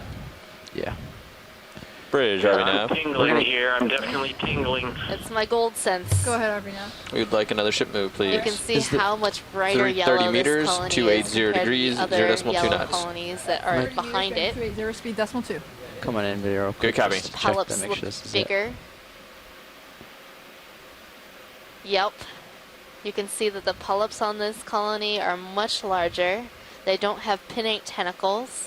And you can see the base where the tissue has died away is a bright gold color. It's on its way. 30 Has meters, that beautiful 280 gold speed sheen. decimal 2 has been Get what we It's the name can. gold Copy. coral. Once it gets here, we can get better shots. Our first gold coral of the day. Or at least the first live one. We're trying to collect So this. this gold coral originally started on a bamboo coral, more than likely. And it overgrew that skeleton and then started growing its own skeleton. And that's that beautiful gold color that you're seeing at the base of this coral. And these corals grow extremely slowly. So to have something this large, it's likely that this colony is possibly 2,000 years old. Yeah. Let's see what's going on there. This is a 2,000-year-old coral. And you can see the different color of the polyps up here, that sort of brownish color. It's likely that that's a different type of zoanthid. So a zoanthid that is not gold coral, but still a type of coral that overgrows other corals. But this coral, the lighter brown, might be something different.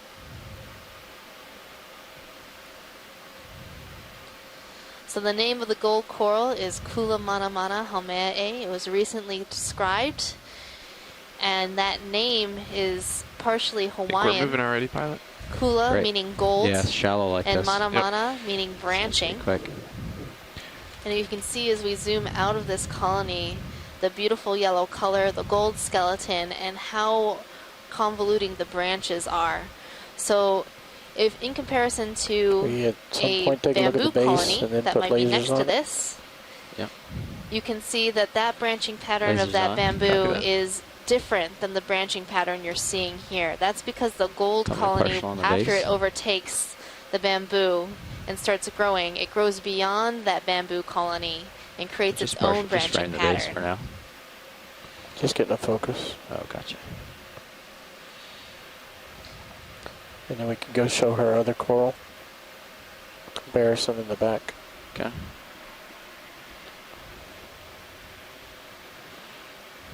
You can see how secure this base is. It has grown out and around the base onto the substrate. This is the one we were looking at before. Ooh, and behind it, we're seeing the Acanthogorgia that I kept thinking was gold coral the whole time. You can see how different this looks. And a sponge for you, Chris. And you're killing me, Megan. This sponge keeps cropping up, and we got to talk about this. So it's totally overshadowed by the gold, I agree. But this is a glass sponge for sure. It's a vase-shaped euplectellid in the genus Regadrella. And it's one of the shallowest glass sponges that we have out here in the Hawaiian Islands, at least. So the glass sponges, as far as we know, get up to about 321 meters. I think that's the record shallowest so far that we've noted from submersible dives.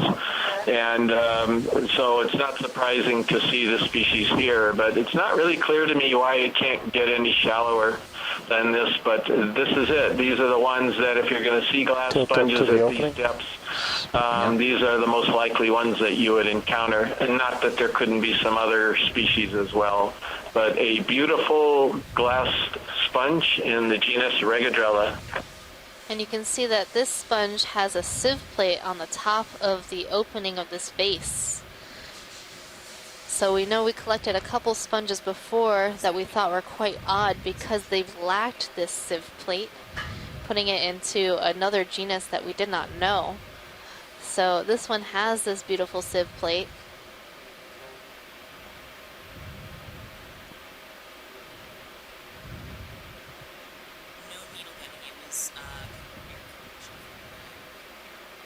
Okay, next video, let's come on out. 80-degree angle down on you? Yep. Come on. Continuing forward. Oh yeah, pencil urchin. Jeez. Don't have a lot of time. By the way, I'm talking about that sponge that, yeah, sometimes the shrimp, the pair of shrimp is live in that sponges and they cannot live outside. And in Japan, traditionally, in old days, we use that sponge as a wedding gift to celebrate as couple live together forever in sponge like shrimp. I don't know. That's awesome. Alright, time to catch up. Right on top of you. Thanks. So we just looked at a Siderid urchin. So a sea urchin in the family Sideridae. More gold coral, possibly. done. Maybe Histosideris. Thanks. RV nav bridge, move complete.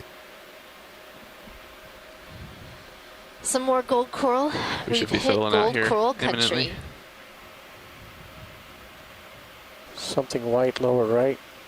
And it's just amazing how many dead little skeletons of gold are around here. So as you can see, a lot of these gold coral colonies can grow quite large, and they have a very thick, wide base. So see how much larger that gold coral is compared to the bamboo coral next to it. So this is a prime example of a before and after shot. You have the bamboo coral on the right side and the gold coral on the left. So before colonization and after colonization. And generally speaking, we think that the gold coral only colonizes larger Acanella. We've seen some on smaller bamboos as well. But they seem to pick out the best spot but I'll do what I think to start growing their colonies. Sort of off-screen, have the coral off-screen and to the left. And the best spot is generally picked out by the successful larger corals. So the gold coral is sort of depending on these bamboo colonies to be successful in the place that they live. Okay. And those bamboo colonies are a number of years old before they get colonized by gold coral. So that sort of indicates to the gold coral, hey, this is a good spot. Now, obviously, the gold coral isn't thinking this to itself. Yes. It's just a relationship that we've noticed as humans, that if a bamboo coral does really well for, 65, 70 years, growing quite large in this location, it's a good place to live. You're going to have a really reliable food source to grow that large for that long. And then here you are, a gold coral, you found your new home, overgrow that skeleton of the bamboo, and then make your own skeleton. You can see all these really convoluted branching patterns to make a thick, wide base and dense fan of polyps. Good job. So it's created its own skeleton beyond that bamboo skeleton. Give the editor something to work with. Ooh, that is a huge branch of something up there. Oh yeah, look at that. Oh, it's very thick. A log? Yeah, and you can see the large branches of bamboo that are even larger than the ones we've seen. So it's thought that once these gold corals get this large, they will fall over, perhaps. I think I'm seeing a cookie star on the rock below us. Oh, yes. Would you like a shot of that? Let's take a look at that. Okay, heading the wrong way for it. Let me backtrack a little. Oh, one of those lines rolling on the left. So, yeah. Just a line. It's not a piece of rope. It doesn't seem. It's just something dark.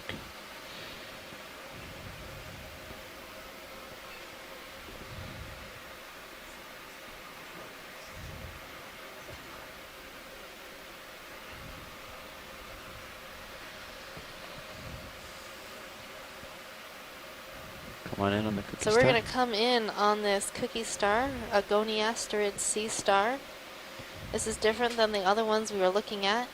A little bit smaller, less sections along each side of the star.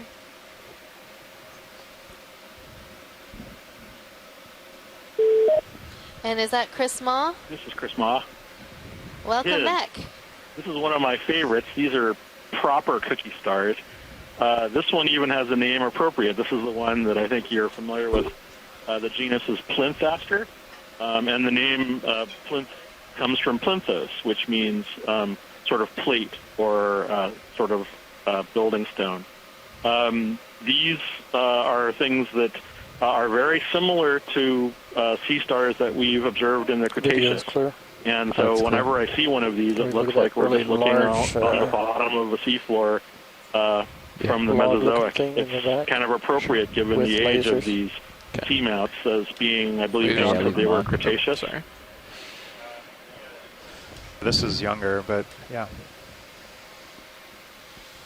Okay. Well, same general difference. But the I'm curious if perhaps these might have also fed on that bamboo coral top that left. Yeah. You're passing up to the left. I'm just going to pass the lasers over this really large log for video's sake. And then or hard coral polyps. I don't know if I've ever seen them feeding on octocorals. That would be kind of curious. Either that or there's another Hipposteria roaming around that we haven't seen yet.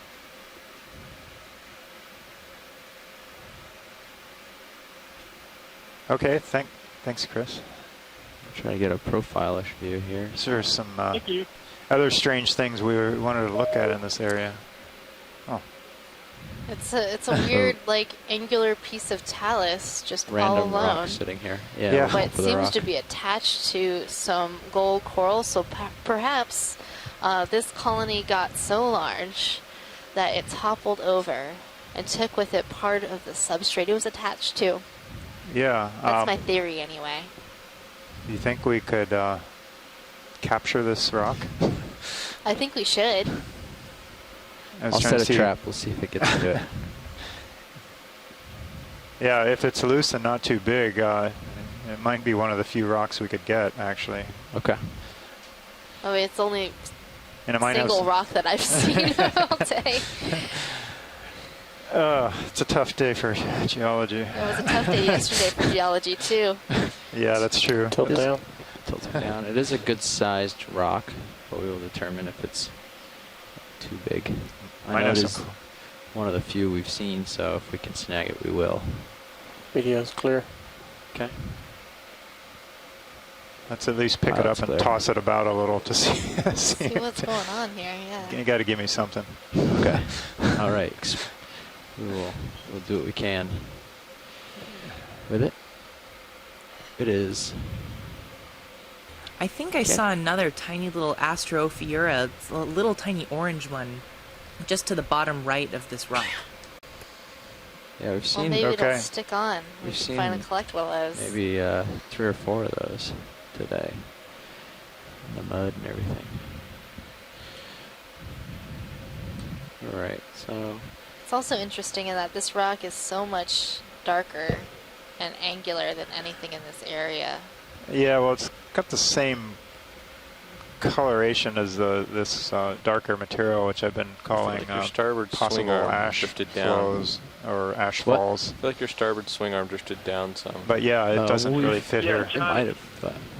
Go ahead. I asked John, him to put if it you down. remember, Put it back down. I think it's down. What position we had this we keep coming up to these mixture overhangs, of so I just carbonate left it. and basalt. Keep an eye on it. As long as it was moved by secondary eruptions on some of those Do we have any pinnacles samples to the now? east of Niihau. No. So you get a layer of carbonate and then you have have ramp a up layer your of basalt, and then you have hydraulics. another layer of carbonate.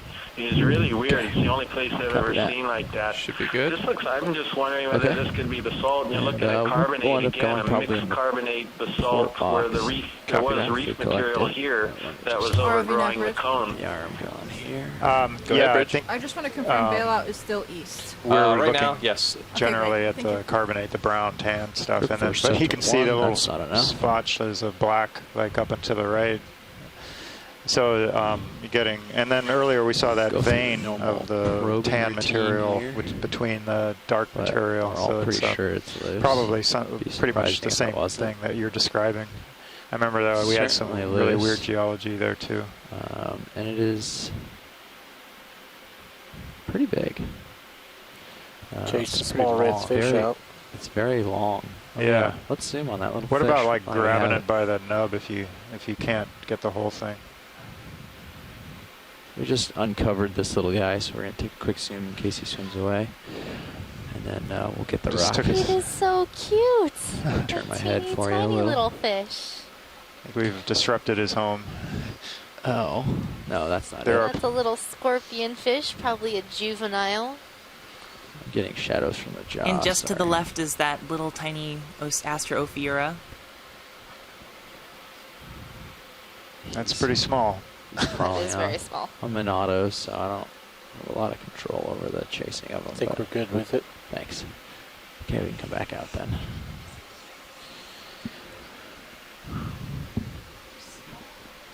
Full line. Copy. Okay.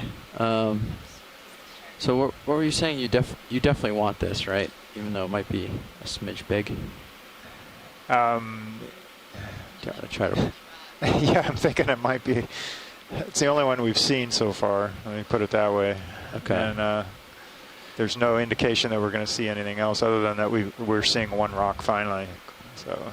Okay. All right. Well then.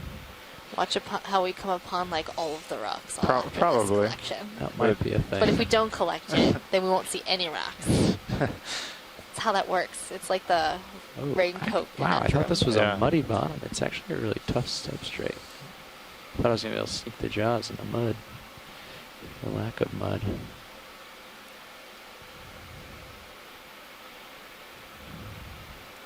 Yeah, I kind What's your of at grip least wanted force to be at? able to look at it a little 9. better.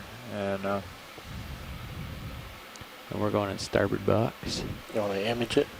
Yeah, I'm just getting it out in the light pool. I'll tilt my camera up for you.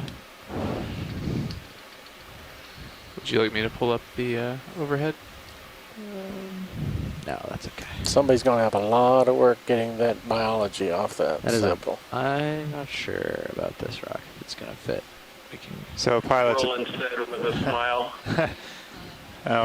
Pilots, I'll leave it up to you if you're allowed to collect this or not, as far as size and weight. Okay.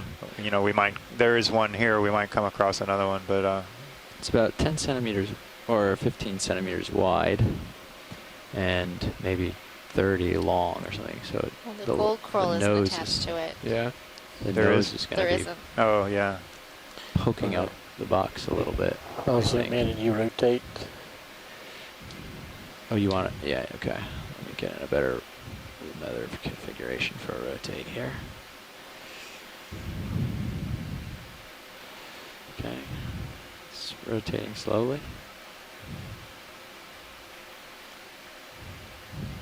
Oh. Well, there's a lot of biology on there. My goodness, that shrimp's gonna bail. That's for That thing sure. at the top. It's a worm. Worms on the top. He's waiting to see if we're actually going to take You it. know, or not. Nolan ought to be starting to make labels already. I think he's going to be busy the rest of the afternoon. Yeah, I have a feeling the shrimp and the worms are gonna like decide not to come with it. But just I think gonna I'm seeing run like a along little it here, see sponge if and there's some anything else. hydrozoans. A little pink coral. Hey, Chris, I started before you already said anything. Okay, I'll just rotate. Yeah. Sorry, we're having some amusement at your expense. Believe me, I know when you look at a rock covered with this type of stuff, your heart sinks because you know how much work it's going to be later on when the ROV comes up. You mean you get excited about all the Indeed. things? get to collect. And there is a Carimorphus there, Carimorpharian at least. Yeah, I saw that. You can see the little white balls at the end of the tentacles. A little red ophoroid. Tiger. I like that. Okay. Well, I'm going to get it near the Well, box. I'm this going to should be see how fun. it fits. If it fits, Definitely it ships. amusing. If not, I'm going to put it back. I don't want to commit to it because it is pretty large, and if it's awkward, then I know it's the one we've seen and you're desperate. For shoreside, we're going to see how it might fit in the shoebox before we commit to it. All right, you can go ahead and bring the rock box out. Copy that. A little bit. Port wing coming inboard. Starboard wing. Oh, I thought you said you wanted port originally. Change? Yeah, it's big enough that we can't open the lid, so we'll starboard wing. Copy that. Starboard wing coming inboard. Sorry.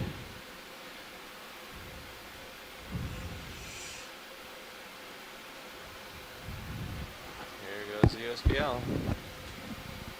Yeah, I took a snapshot of the I saw earlier noise. So. I think we have enough of those.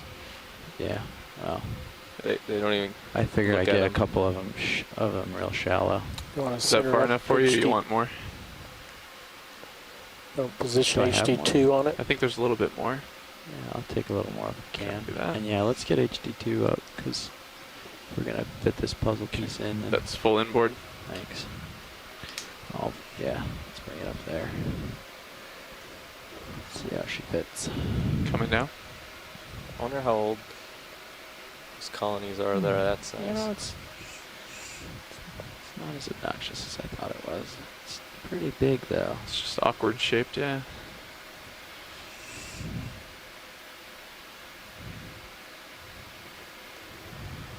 I'm just trying to decide. It's just like a weird shape. If I kind of this. I mean, I'd be happy with a piece of it, but can't really, probably not going to break. Let's see. Yeah, there's their maximum grip force on it. I don't think braking is an option. But continue to center the HD2. Yeah, so I'm just gonna let this kind of tumble in here and see if it falls in a way that's convenient.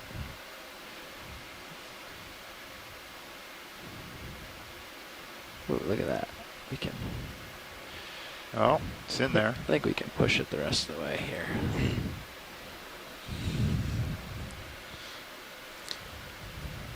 You turn HD2 some more, I can light the lower section.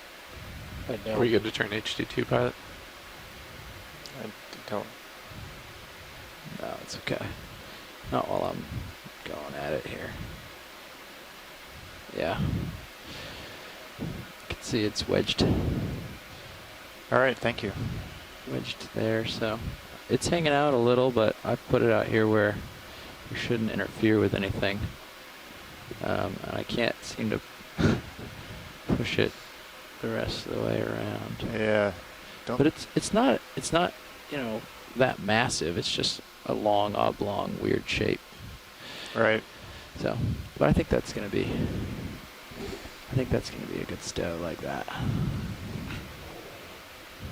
Putting the jaws and stowing. You can go ahead and put the rock box away. Copy that. Moving upward.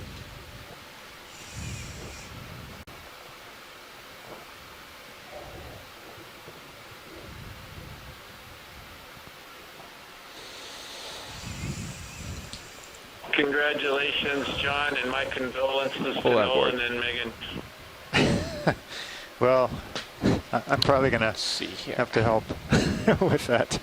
Well, he's going to stand there and lend his moral support. Yeah. And it's going to be Nolan making the database, print out all the labels. It gets a little, I don't know, testy after like label number 3. Okay. I've had plenty of practice, so this should be a test of all my skills. Mm-hmm. There's some interesting looking algae over here. Well, this seems like the land of the gold coral right here. Seeing a number of gold coral trees of massive size.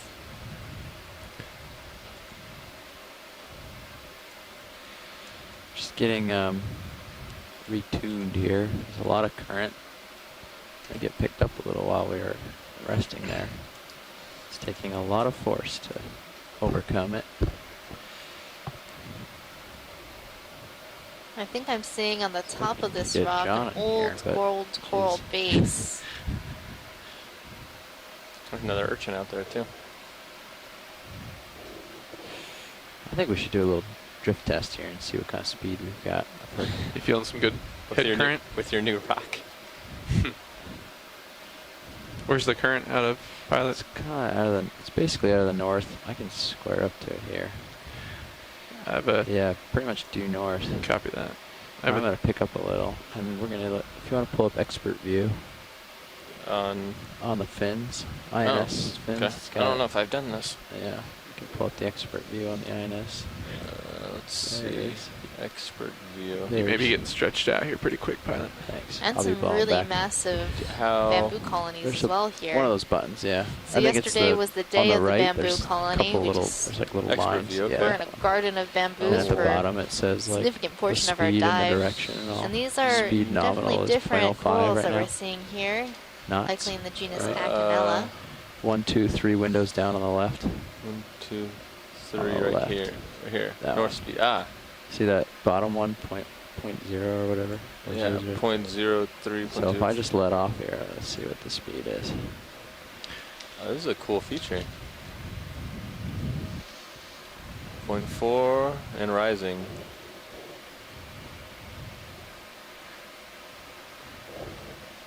And rising. It's gonna go. Okay. So Point we can assume maybe 0.6 5. maybe? Yeah, 0.6. Okay. 0.5. 0.5? Okay. Yeah. So we have done a little drift test with D2. Sorry for the distraction. The current is coming from the north at roughly half a knot here on the bottom. So it's a strong current today. We expected this. We assume it's a tidal current. Is this is true? So this will show you exactly. Yeah, that'll tell you northeast and vertical speeds. And then it'll do the vector math to tell you the nominal. Huh.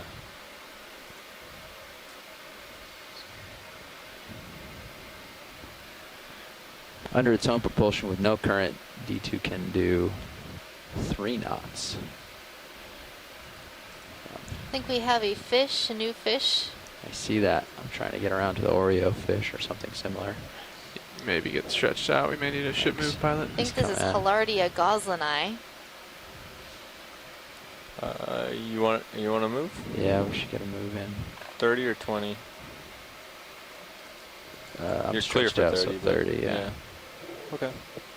How do you like your heading, co-pilot? I'm okay with 280. Okay. Coming right up. All right, video. Let's try to get this Bridge, guy while RV he nav. pauses. Go ahead, RV Nav. Hey, we are ready for another ship move. Okay. Weird. 30 meters, right. 280 This is a, degrees, spike 0.2 knots. A relative, distant relative, trigger Okay, Captain. fishes, and even puffers and ocean sunfish in the order Tetraiodontiformes. But it's in a different family, the Triacanthodidae. You can see it's got very large spines on the dorsal fin, the fin on the back, and on the pelvic fins, the fins on the belly. It's got modified mouth. RV Nav, bridge, move up 30 meters, going 280, speed decimal 2 has been initiated. Copy that. We often see them in association with deer coral fans of different types. They're capable of changing color, going from a bright red color with white spots to this pale color that we see now. That might be a fright coloration. Yep. The large eyes, very peculiar shape with the upturned mouth. So Hilardia goslini, the species is named after William Gosline, who was an ichthyologist at the University of Hawaii back in the 1950s and early 1960s. Bruce, I often see them do this behavior where they sort of fall sideways on the rock. Do you know what that's about? I think it's probably what you might call a deer in the headlight reaction, where they're just stunned by the presence of the ROV and the bright lights. Of course, they never see bright lights this bright naturally. This is an area where there's very, very dim sunlight downwelling from the sea surface. So I think the fish is probably highly disturbed and stunned by the presence of the ROV. Well, that's just a fantastic view of this fish. Oops. Okay. Pilot's ready when everybody else is. There's some gold coral Behind at the end it, there. I think we're seeing some very small gold coral colonies. And then there is a bamboo coral that looks like it is in its first stage of being colonized by a gold coral colony. You can see the brownish tissue and then the bright yellow tissue of golds. So we say that this coral is in the Midas stage of turning to gold. So that's the first Midas colony we've seen today. You can come in and frame it. You're at the edge of my screen, Pilot. Yeah, I see that. I'm not trying to push too much farther. I think that's also the first time we saw that white coral on the white rock. Coral? The one that's growing. Oh, yeah, okay. So this is how the gold coral starts to colonize a bamboo. Usually, well, we don't actually know how this happens. We don't know if the gold coral outcompetes the bamboo tissue, but this bamboo looks to be in relatively rough shape.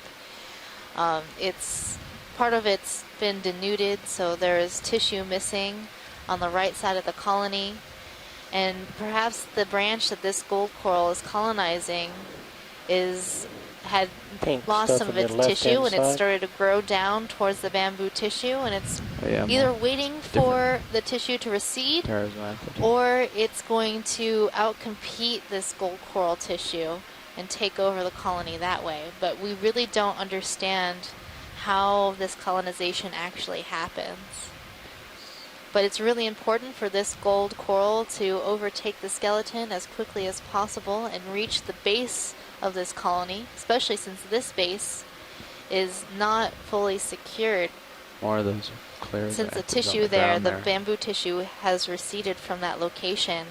You need to have a nice strong base if you're going to be a large gold colony. You don't want to topple over in the strong current. So right now we are experiencing a pretty strong current of half a knot. Okay. Coming around for full species. And this bamboo skeleton without tissue can be very fragile, so you can see how it's been knocked off. There is a number of branches that have been knocked off, so if this final branch gets knocked off with the gold coral on it, it will die. So we want to be able to secure that base. Let's look and see how that branch is coming off and going back down. And we saw this yesterday. Bamboo colony has spotted a second base location. You see how a branch has come down and attached to the rock in this location, creating a secondary base. So it wasn't until recently that we've realized that bamboo can do this. 80-degree angle on you, Pilot. Sort of like a banyan tree might put down additional roots coming off branches. Okay. It seems like the bamboo coral can do something similar. Full 90 degrees. Thanks. Catch up with the ship. Thanks, video.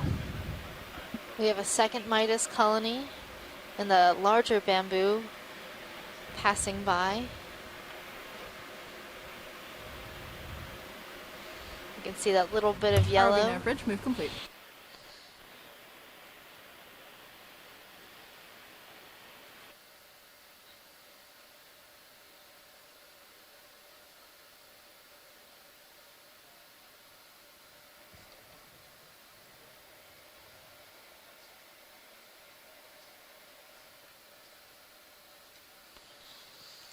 I think we have a new black coral, this sort of reddish colony that's sort of blowing in the current. That is something we have not seen before.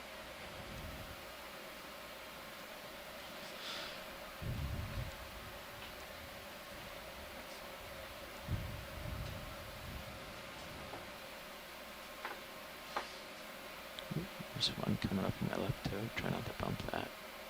Is that a crab upside down up there? Or no, just two different kinds of crabs? I'm not sure yet. We can go look in a minute. I'm just gonna come in here and all around this area you can see the bases I would probably wait for a little bit closer up. Lasers are clear. But Copy. Co-pilot, you kill lasers. Oh, hey Carl. Come on in.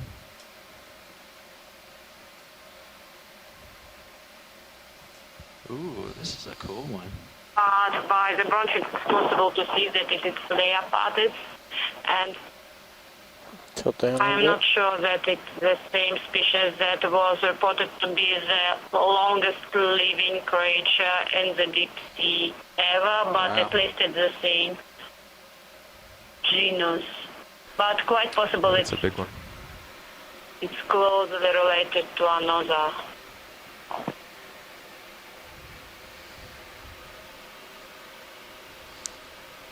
So this is a really beautiful coral, and you can see the black coral skeleton inside the tissue of this coral. So the tissue is a beautiful orangish red. And there is a squat lobster hanging out inside the branches of this coral. And like Tina was saying, a species of Leopathes has been found to be the oldest known living organism on the planet. So we were able to date the age of one of these Leopathes, and it was well over 2,000 years old. Wow. Yeah, I think they handle those offsets in the software. I don't remember the exact number, but it was something like yeah, we don't actually really use it per se and something.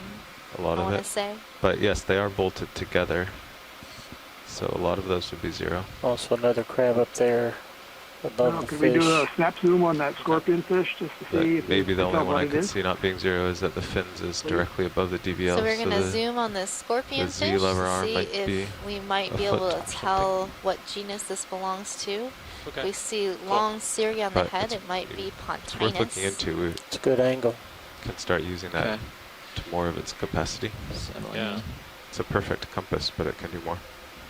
Now, this one looks larger than the others that we've seen, and it has a larger head. So Pontinus macrocephalus is the species with the large head and the cirri over the eyes. Macrocephalus means large head, and this certainly looks like that species. So we were speculating that maybe the ones that we saw earlier could be the juveniles. I'm not sure that I see the cirri over the eyes, but it's got the head shape and the large eyes of Pontinus and the thickened rays on the lower part of the pectoral fin as well. So that's my guess. Is it's a little different color than what we often see, but they can be variable in color. Yeah, I'm not seeing the cirri, on Bruce. the back are venomous. They're in the same family as the lionfish that have been introduced into the Atlantic Ocean. Can't find a middle ground. Too high or too low.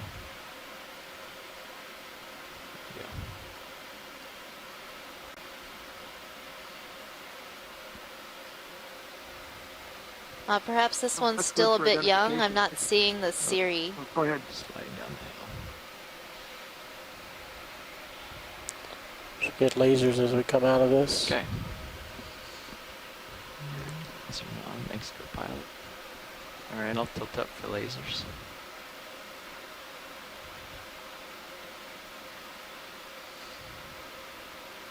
Okay. Okay, thank you for that.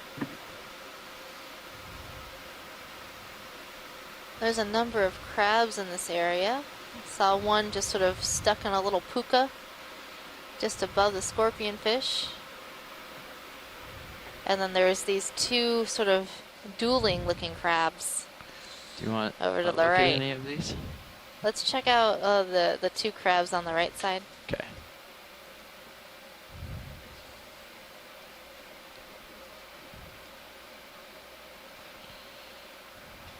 Let me set up a little bit up current from it.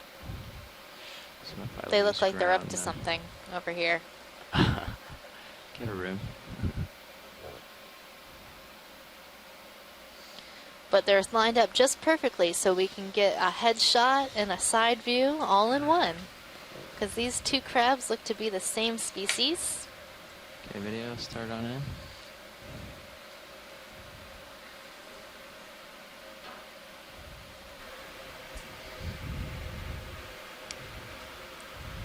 So these are squat lobsters. Covered in barnacles.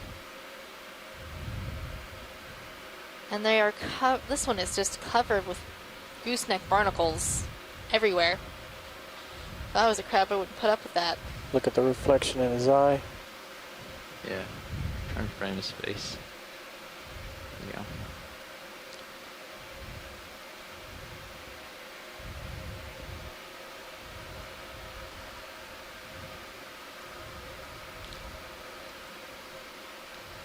So these squat lobsters are in the genus Immunida, family Immunity.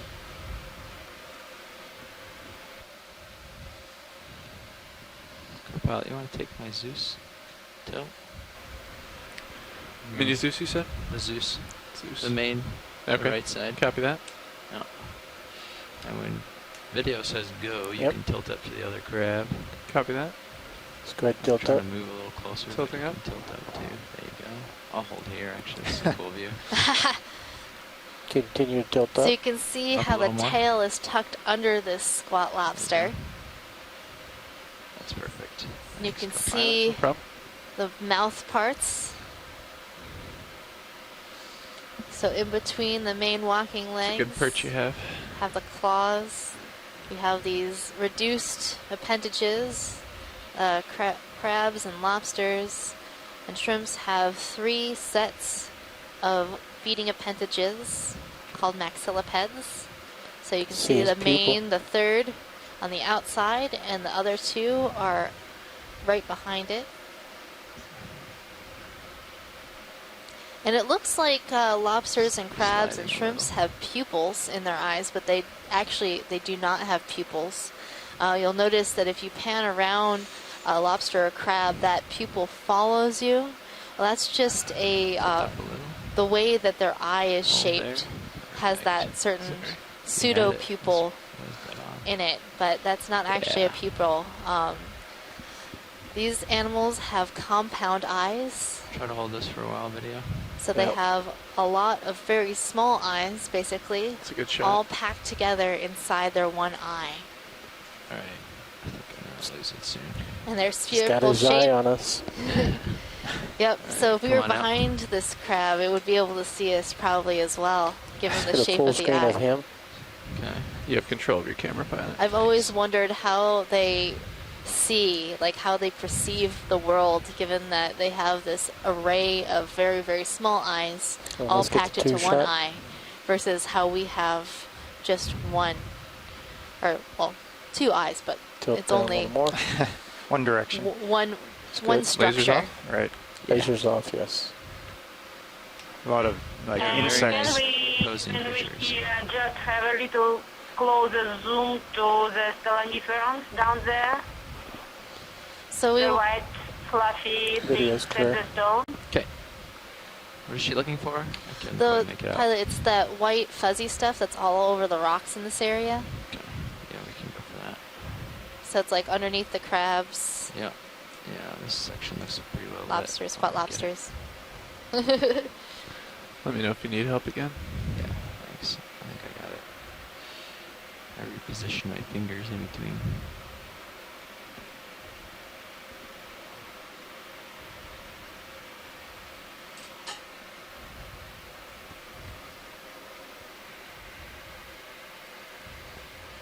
So you can actually see the guts of these Stolonifera. You see that white line that leads down to this sort of white structure. Ooh, a big fish just went by. Might be a really big fish just swam by really fast. You might catch it in Sirius. Yeah. Roll back Sirius or roll back the Port Manip. Thank you for the quote up. Possible. We're not. So we saw a large fish for a brief period of time, moving very fast.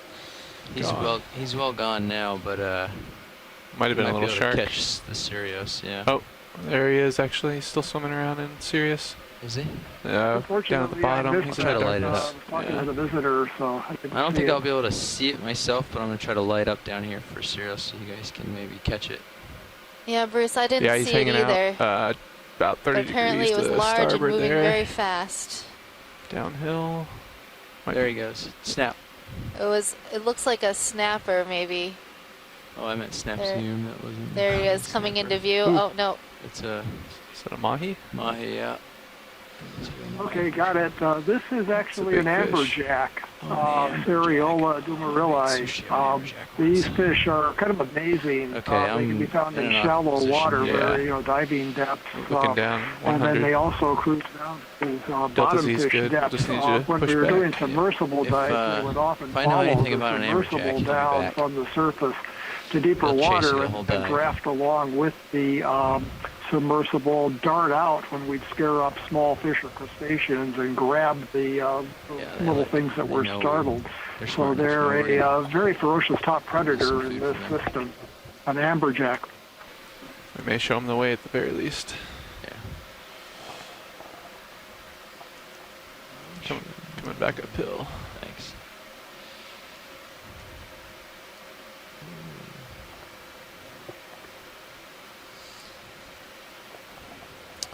Not sure why Sirius was slightly zoomed in. I've never zoomed it. There's a fish on the right. Yeah, another little one. Oh, a little one? I thought you meant the nope, white so goose we're right fish. now looking at a wonderful garden of bamboo coral and gold coral. So if you're a gold coral, it wouldn't be smart to colonize all of the bamboo coral in an area, because then you wouldn't have a place for your larva to land. Oh, way out there, you mean? Not that guy. Not that one. I think that's another Halardia, just given the way it's swimming, that fish in the background. See where that's going? Maybe it's a stalk laying on the ground. That's what it is. Okay. Yeah, so with all of these gold corals showing up, and presumably we're going to get more and more as they get closer to the top of this cone, this certainly was worth the wait. We certainly struggled to do a dive on this site, and I couldn't be more pleased. This is fantastic, and I think Noah Fisheries and Frank Parrish and others there are also very pleased to get this information.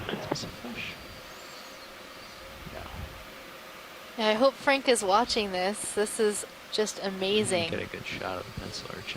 Oh, there's that fish again. That was Seriola again, I think. Swimming by. Fish above the yellow coral at the top. Okay. It's awfully curious. Yeah, the last time I had a amberjack around, we had. Can we tilt HD2 up a little bit? Yeah. Tilting up. Looking for the fish that you're talking about rolling. Oh, I see. Tell me when. It's good. Just delay. Just barely show the skids on this fish. Coming back down ever so slightly. Oh, it's another one of those guys. Okay, we've seen that. Yep. Tricky hold, so I'm gonna leave it. How's that? That's perfect. Oh yeah. Copy video. Okay. We're gonna keep scrolling along here. Okay, I've got a heading 280-ish. You look good out in front.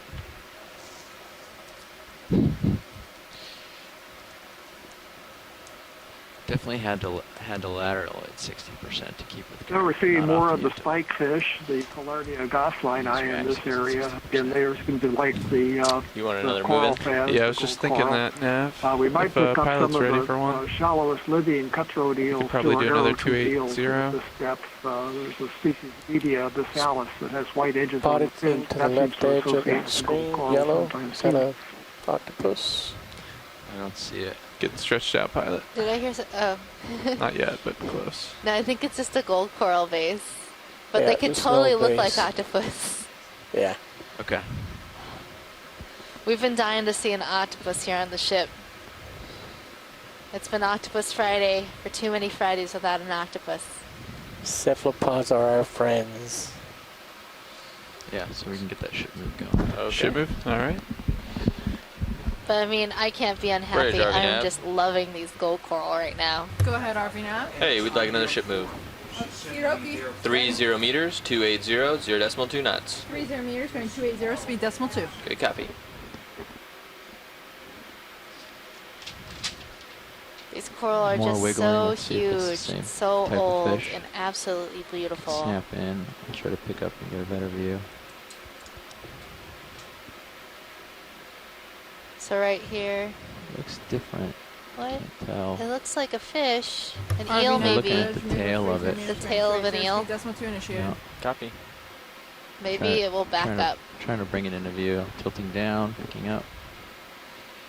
Every time I let off the stick, I lose a lot of ground. This is a little bit Is of a this true? puzzle because we can't see the whole thing. It could Yeah, I be think we're that tugging species each that I other a just tad. mentioned with the white edges on the fins. Yeah, The trying to bring my heading around to my port. but to it make it looks better. different. It might also be a morid. It could Yeah, be I'm a. off to starboard a tad myself. Oh boy, I just can't tell. Oh no, it Should looks have like some- it's going some rope after here in a something minute. pretty vigorously. We're getting closer. Hopefully we'll be able to look down in this.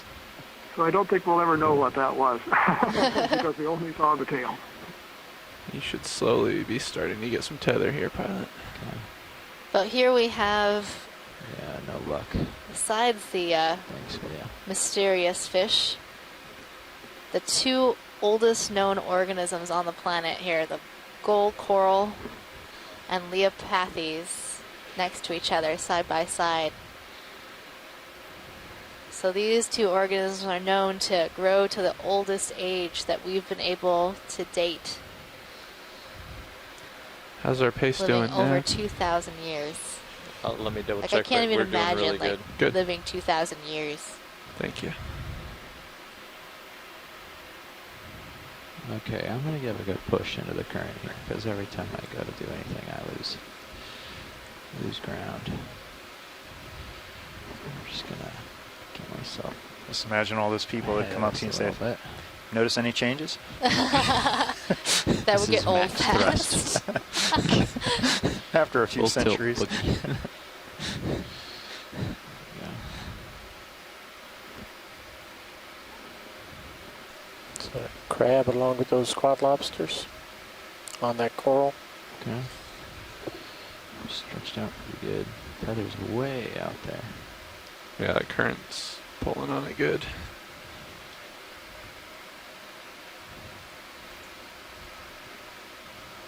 So this bamboo colony coming into view, a relatively old individual. There's a fish on the left. That might be new. I think I saw Lima Okay, Nima now we underneath there. finished. That's another one. Yep, Limonema rotocurve, and that may be what the other one was too. No, the back end of the tail didn't look right for Lima Nima. Yeah, it didn't have a separate fin in the back. It was continuous all the way to the tip. Oh yeah, we got a good shot of this already. This nice, large Our bamboo speed's exactly colony what it that we're needs to looking be. at has a What's that? number of Our speed, associates I on mean, it. we haven't even changed. Seeing a lot of stars and a Copy squat that now, lobster. thanks. Yeah, you can come in on the squat lobster now. Yeah. Oh, that's the same. We got a good shot of these two. Those ones we got a profile and a face on view. Now we get the top So the down squat view. lobster Eumunida on an Acanella bamboo coral, along with some of these really interesting snake stars.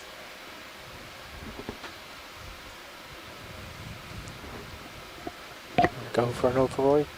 Where's the override? Ah. These stars are just wrapped around the branches of this coral. I don't know where the disc for That helps them get up into the water column to There's feed. one on the right. I do not believe that these stars actually feed on the corals that they live on. They just like to hang out here. These ones are very fleshy. Got another second or two here, and my fingers are gonna give Oh, up. and you can see that this one has lost the end of one of its arms, but it's regrowing Video's it. clear. That's the amazing thing about being a starfish. You can regrow your arms. There. Tired fingers. Just a high current cramp. Yep. That'll do it.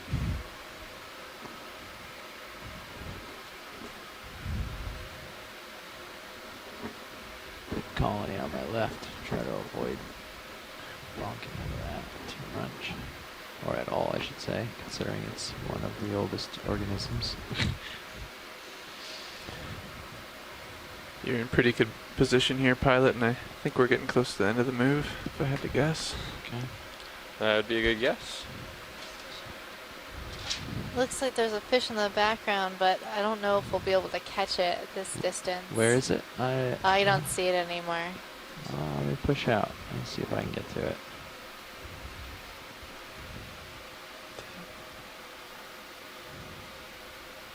No luck? See something went off screen right. Off screen right. Well, so far in this dive, we have discovered all of the precious corals. All of them. All of them? Yep. We have black coral, gold coral, bamboo coral, and I see pink a coral. goosefish. We have seen them all. Goosefish. Okay. So you ready to go home? No. Oh, okay. Just checking.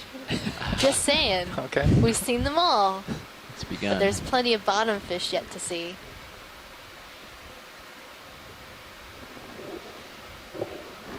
And an octopus. We have to see an octopus before we leave.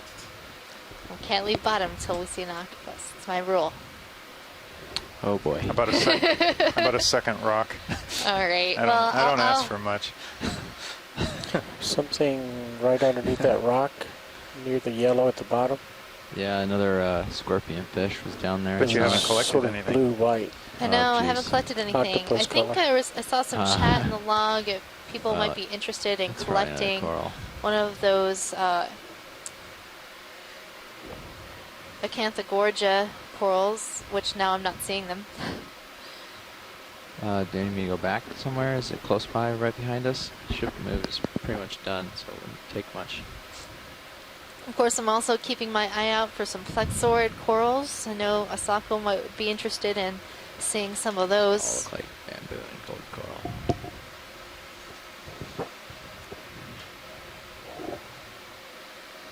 And of course, I'm sure there's plenty more to see here. Probably do another Every move. time we zoom in, there's just life on every surface. Still like your heading? Yeah, I think Looks 280 is still good. Okay. Bridge, I had RV a nav. question from here. Was that a Bathypathes black coral that we just passed? The feather-like Go coral? ahead, RV nav. We are ready for another ship Bruce. move. That is a 30 Bathypathes meters, black 280, 0.2 knots. Could be Bathypathes alternata. Speed decimal 2. Well, these Great pencil copy. urchins are like upside down. Or Thank you. It's a good view if you want to get him. have we gotten one? We got it briefly. Yeah, okay. Alright. For video's sake, we'll get it. RV nav bridge move of 30 meters, bearing 280, speed decimal Sit 2 down and initiated. look sort of straight down on the top.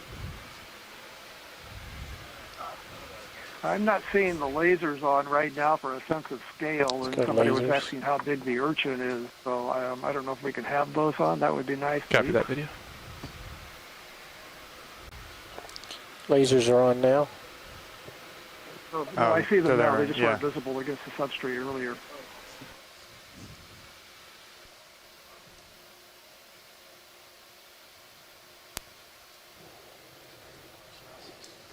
Gonna zoom from Yeah. here. Your mic is closed.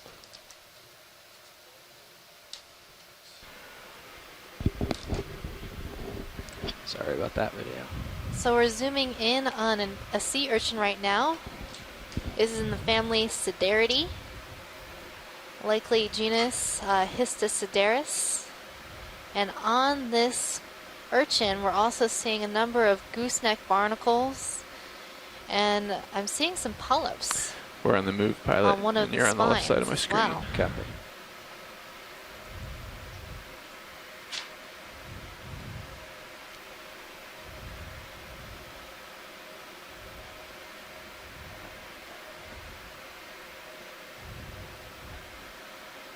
Go full screen.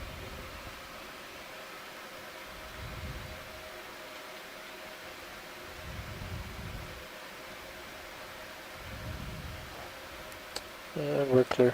Okay. So those gooseneck barnacles that we saw, they might be in the genus Megalasma.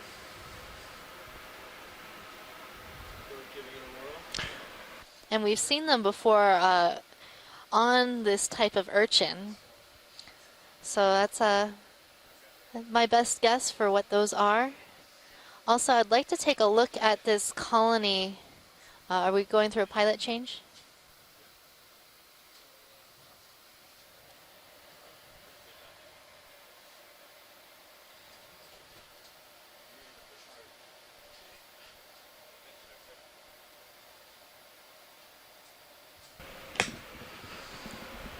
Okay, looking at you, 46 degrees. Copy that. All right, pilot, could we see this colony that's off to the left side of the screen? Let me check with co-pilot. I'm not sure how much time we have here. You've got a little time, yeah. Little time? Yep. Copy that. How much we have left in that ship move, Nav? Yeah, that's definitely a different coral than we've seen so far today. 2.5 minutes, okay. What does that mean in meters? Like 15 meters, okay. It's halfway through. Not sure what's going on with the Z-bias here. Oh, so I've got you in joy lock. That would do it. And when you let go of that, Copy the vehicle's going to zoom backwards. You're in auto heading still as well. Copy that. There you go. Off to the left, you said, right? Yeah, Partially? this gray-looking colony. Copy that. So I'm thinking this is a type of black Just gonna coral. follow you over so you stay in view. So be aware your swing arms are out, but it's fine. Just Copy so you that. remember. Thanks, Nav.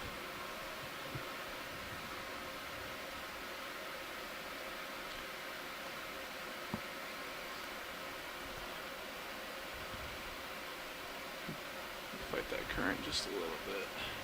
Yeah. Hi, Megan. It's Frank. Are you there? Hi, Frank.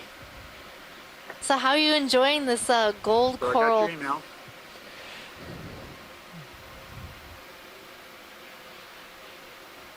Yeah, this looks pretty spectacular. I noticed the dead piece of bamboo on the right that has all the skeleton removed, and it's got a little bit of gold growing on it. Was that something that got knocked over, or is that something that you guys found on the bottom like that? Oh, we found it on the bottom like that. Have you seen any others like that? I've seen a few branches here and there, and we've been seeing a lot of really large branches of dead gold Let's try to coral look as at that well. lower section that has the white growing on it. Okay, so have you seen a lot of standing dead bamboo? We haven't seen any standing dead bamboo yet, but a lot of like knocked over large bases attached to the rock, but no fully dead skeletons. How's that? And it's unusual to see a big piece of bamboo like that that's dead with the gold growing on it. So I just wondered if it had gotten knocked over and it had been alive, and then basically the bamboo has died over time, and the gold has managed to A few persist. seconds here, video. It's Tilt up. as you look around, as you see pieces that are toppled, it'd be interesting to keep track of that kind of thing. Because the question really comes down to is whether gold, once it's toppled, is able to maintain and stay alive, whereas the host, the bamboo, basically can't make it in a toppled state. Push out over this direction. Because that's a very big branch Turned of to coral my port quite a ways. that hasn't broke you in up view. with those little protein nodes that Watch your toe. assembles all the pieces of the calcareous skeleton of the bamboo. Those break up pretty easy too. So the fact that they're all together is interesting. Yeah, it's been a really fascinating dive. Coming up with you. So we've been seeing these extremely large gold colonies, and there's one that's toppled over just to the left, coming into view. Another There's shark. a little shark over there. Your headings at We just saw our first boarfish, an I'm Antigonia gonna start lining up on species. I 280 expect as to see you come more of around. those now that we get more shallow. Pilot, can we check out the toppled gold, or do we have to move on? I think we need to keep moving at the Okay. moment. Yeah, we're playing a little catch up here. If we need to go back, we can Oh, no, possibly it's do okay. that. I'm sure we'll find more. Okay, I lined up almost Copy on 280 here. Thanks, It's Copa. become barren. It did get really barren all So, of a sudden. Frank, could you tell us a little about your paper about the gold coral and how it colonizes these bamboo corals and the Midas stage? One lonely one out there. That's a pretty good summary of it. I mean, what's interesting about walking or traveling through this bed is that you always look at how many full gold corals you see relative to the host colonies, which are the bamboo colonies. And you first got to have a bamboo patch. And once you have a bamboo patch, it can grow to be pretty full size and be pretty much all by itself bamboo. And then one day, you'll get a coral planula that comes drifting by and it colonizes the bamboo. And it starts going through what we call the Midas phase. Basically, it changes the colony to gold. You're full wide. And so it rather rapidly spreads over the whole colony, subsuming it. And the reason I was asking about the broken the limb of the host is that as it's consuming it, it increases drag, and then you get pieces of the host breaking off. And the key here is for the gold, as it colonizes the bamboo, is it has to get down and it has to secure the base. If it doesn't secure the base of the host, then basically the whole colony's lost, and then the gold doesn't have a good place to settle, and it's not able to take advantage of the excellent spot that the host has found. So when you find a Midas colony, usually it's a situation where the base or the center stem is colonized, and it seems to be working its way to the base as quickly as possible. So like you'll be looking on the screen, you'll see that the host is in the middle of the screen right now, and it seems with a host.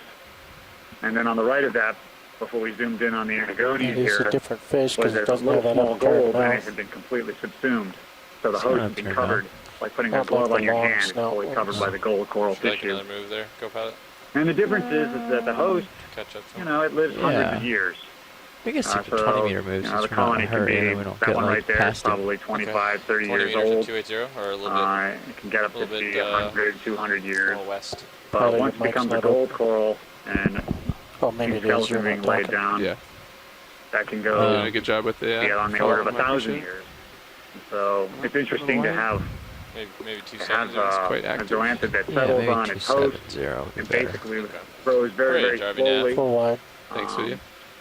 On the order of 1,000 We'll years come in the around way at of longevity. 270. Go ahead, RV now. Yet the host Lines you up, basically will have puts its you whole close to lifespan you. within a Okay. couple hundred years. That's the direction at next The reason why is the 270, Midas phase. 0.29. Basically, I don't there's think a that period fish of is gonna time sit where too still for us. the gold coral Speed tissue decimal can copy. consume the host I think rapidly. you got a good shot of it. Then very Thanks. slow growth happens after that, and adds Got a protein few skeleton. corals here. Sea star.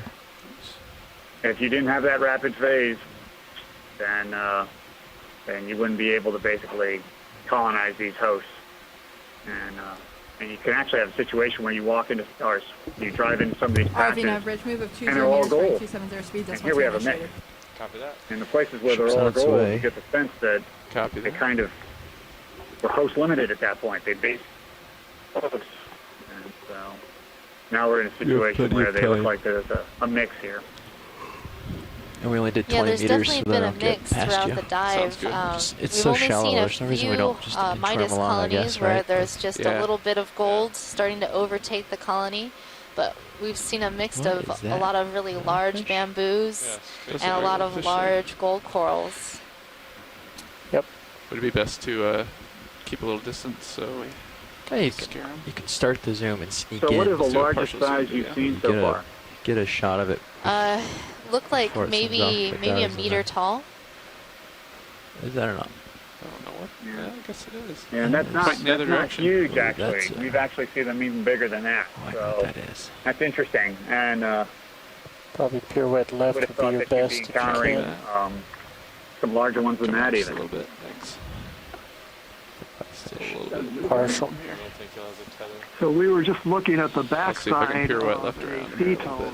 I can give you a little tether for that. Umbrinus. It's a relative of the pink ones, the dark gray ones, and that bright red one that we've seen on deeper dives. It is a different genus. Unfortunately, this fish is facing away from us, so we really don't get a good look at it. But it's in the same order of the Lophia formies as the goosefish and anglerfish. Yeah, we'll probably see more later on. Now you can see its eye coming into view, but it's a shy fish. Yeah, I think you got plenty of room to get around. Keep coming down.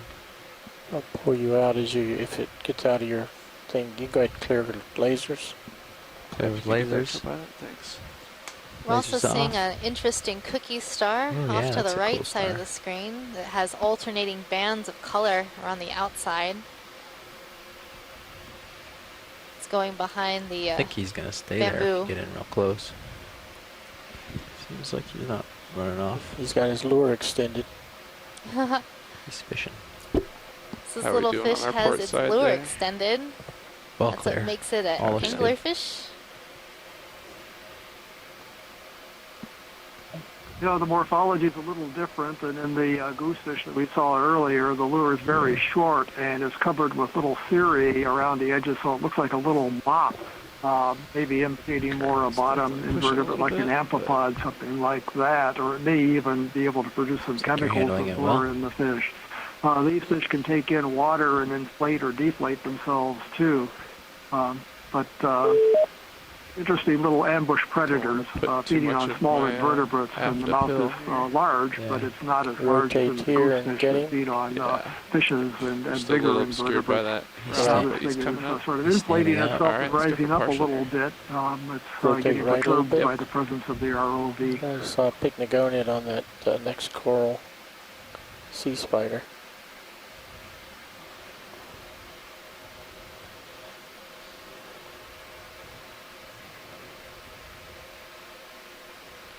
This fish has quite an amazing coloration with the oranges and the yellows. You can clearly see the mop-like lure now up on the top of the head, slightly in front of the eyes. You can see the mouth that's angled almost vertically. You can see the sensory pores along the side of the head for sensing vibration and water movement. These fish don't move very much, though, because they're alert. They sit and wait for prey to come to them. A little current here, I think. Let's see if I can steady it one more time for you.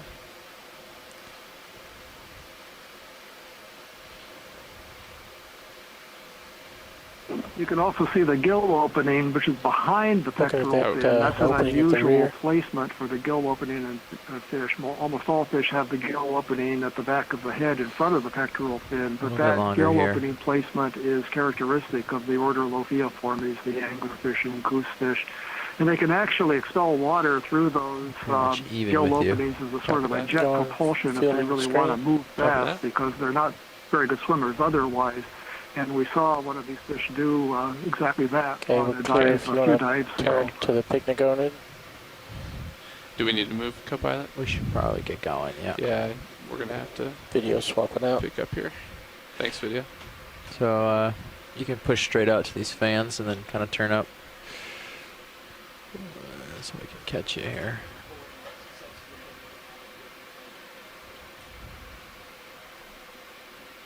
So, Megan, this is Chris Ma. Hi, Chris. I saw that star, but we didn't have time to zoom in on it for you, but I think I know what it is. There you go. It's pretty identifiable, so I figured you might. Does it sound like Ammophilus? It does sound like that. Thanks, co-pilot. So, Spherodiscus Ammophilus? That's what it is.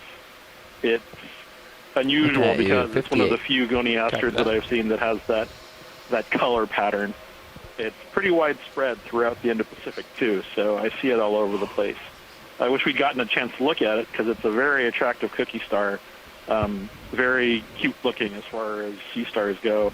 I'd also like to give you guys a name for that other orange sea star that you guys passed up, which was the same one that you saw earlier in the dive. I was looking through the monograph to verify which of the two species it was, and so I think the ones you're seeing are actually Ceramaster Bower's Eye, rather than I'm on 270, which is our track ornatus. Copy that. Does this ship at a stop? Ceramaster It is Bower's stopped Eye currently. has plates that are more consistent with the close-up that you guys had earlier. I can follow you It's over a if you classic want. Hawaiian Or stay species, here. one Whichever. described by Turn back a Walter little K. bit. Fisher in 1906.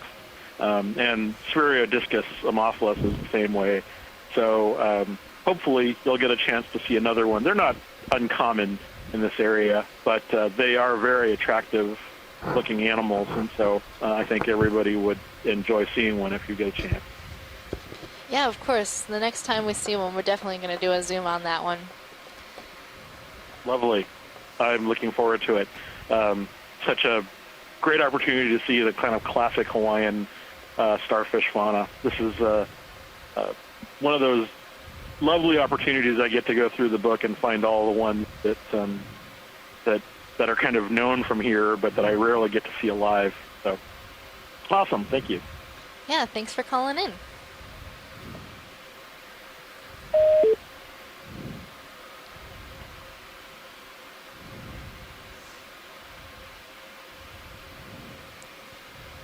Definitely a little more barren here. A couple little So things up we there. are currently at Middle Bank, We can get a move in and making get our you way closer. up to the Copy top that. of this cone Wanna do feature another that we 20-meter think jump? might be part of a secondary go for it. You ready for it? volcanism Yeah, let's that do it. occurred at Okay. Middle Bank. 20 meters, 270. And so far in the dive, we have 270, seen yes. many precious corals, black coral, Ready to gold drive you now? coral, bamboo coral, and pink coral. Right Go now, ahead. we are looking We are ready at for a another ship field move. Okay. of 20 meters golds at and 270, bamboos. 0.2 knots. 20 meters at 270, speed decimal 2. Good copy. Now we're moving quickly, guys. So you know. Copy that. It has been a very exciting dive so far.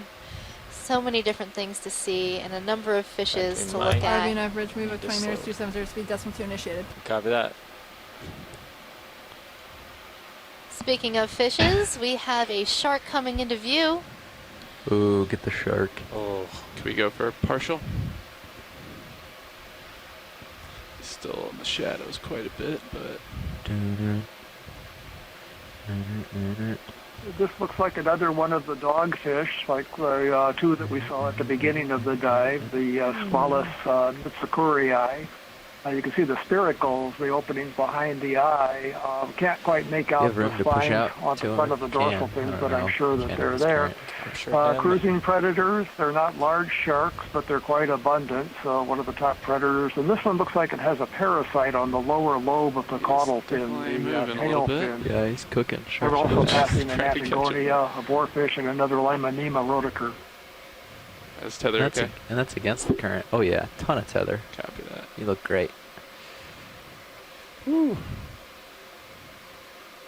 he's going somewhere. Late for lunch. Up current That shark too. was on the move. I think we should let that one go and see what else is around here. Thanks, There's video. plenty of amazing stuff to check out. I'm sure we'll see another shark. That is our third shark for the day. Still 270. Looking good. Moving on.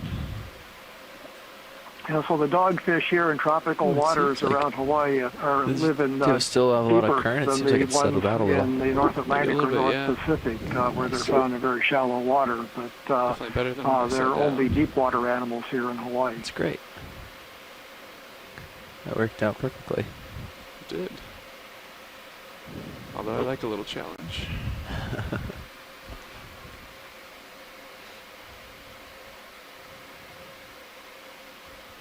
It's usually the other way. Usually I hand it off to somebody to take all the current. Unknowingly. Ooh, there's a crop. Yeah, we got something coming up here. Is that a sponge? Looks like the geology changes here a little bit. maybe? Yeah, the geology's looking a little bit different. Looks more carbonate, and then now we're coming upon this sort of darker substrate that might be an ash flow. I've spotted a purple coral, I think, on that rock face. Do we want to get a little zoom Yeah, on let's that? zoom on that. Copy that. Let me set down here video. Try to get to one of the profile view, like one side On or the the other. side, yeah, okay. To get a fan rather than looking down the edge. Let me try coming to port a little bit and we'll get it from that side. Yeah, that sounds perfect. Keep an eye on my port rail if we can. Oh, yeah, want me to bring that up a little for you? Yeah, if you don't mind, just It's getting a little steeper. We're also seeing Lower a cardinal swing fish, arm on the port Okeanos. side. Stow a smidge. Much appreciated. Yep. Alright. I don't know if I need to set down to get this or not. What would you recommend, Copilot? You don't need to. Okay. I do have a toe down, so I think we're good for zoom. Yeah. Yeah, just leaning on something would work pretty well. Ready, Or video? Holding it. There's a little fish down there, too. Ooh. So this coral, I'm checking it out. I'm not sure if it is a stoloniferan. I think it might be a stoloniferan coral, given that there is these lines of purple coming towards the main part of this coral. So I'm thinking it might be a purple stoloniferan. Move is complete. Has grown up and over the old stalk of a coral that was here before.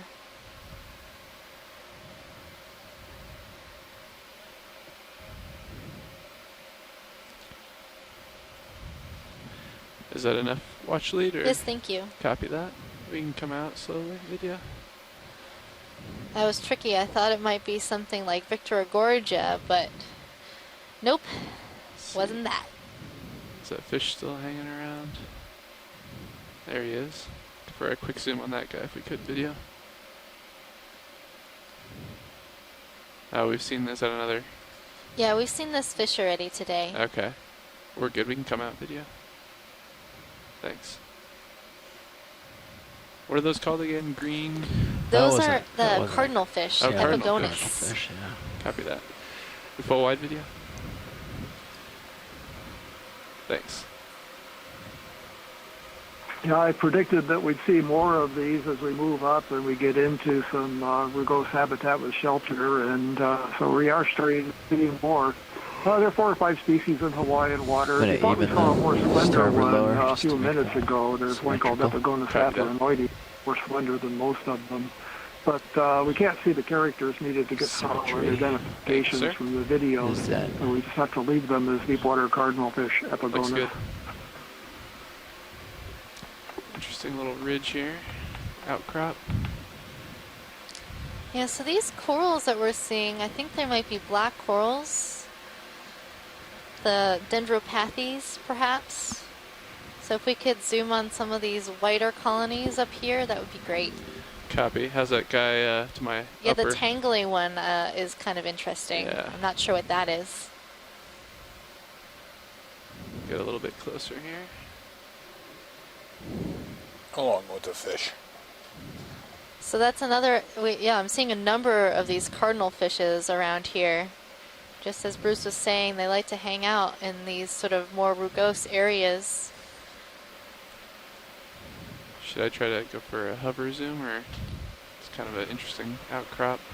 Yeah, whatever you want to go for. Okay. Let's let's go for Got a a shadow of zoom a big one going. Yeah. It's actually just another one of those little it's this little guy. Yeah, just see if we can actually get up on right up at the light. Oh, there he is. That's an Anagonia. He's playing around. Whew. Let me get a toe down here.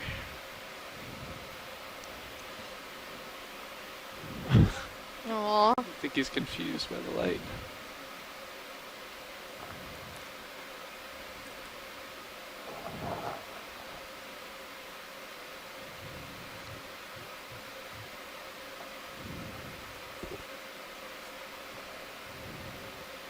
I think it's tough with just the one toe down. Let me scoot over. Looks like another star down in the front here by the other colony.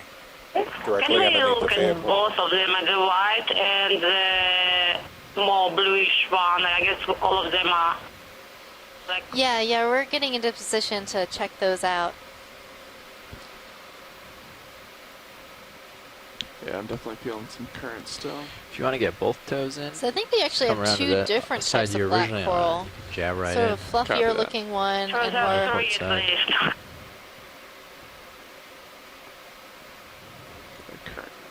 Yeah, I'm definitely feeling a little bit of that current still. Yeah. And that will swing you around towards the north, which will put the current in your face rather than on your side. So having the current in your face and your toes both perched will make this copy that a lot easier than not.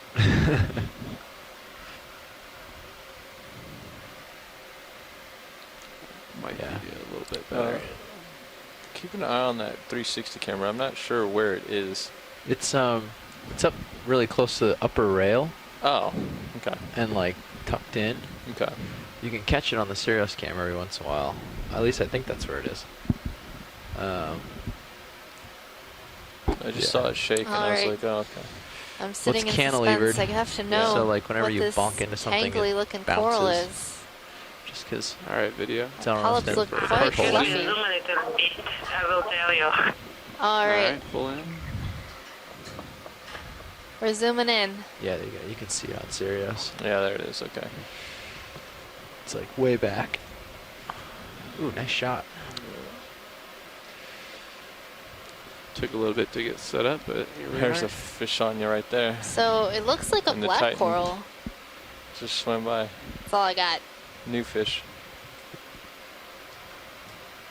I agree with the black coral.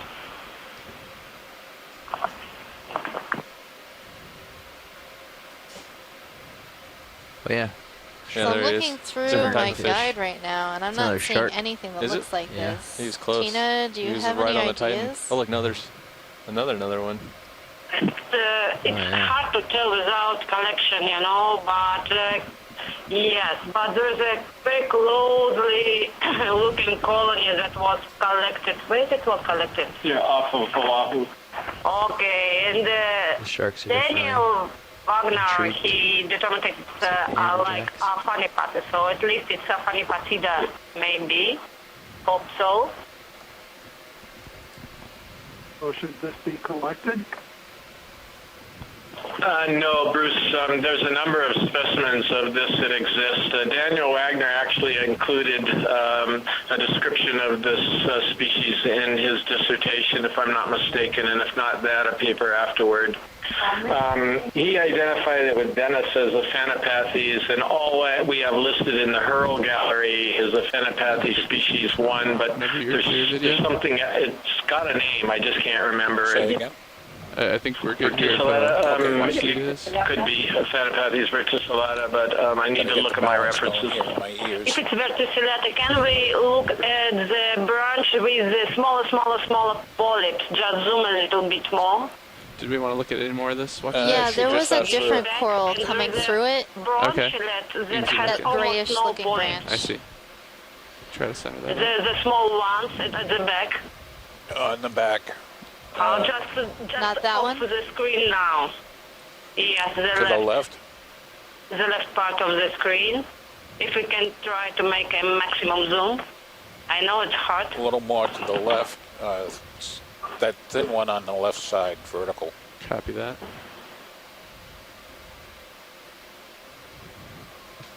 I'm at max zoom.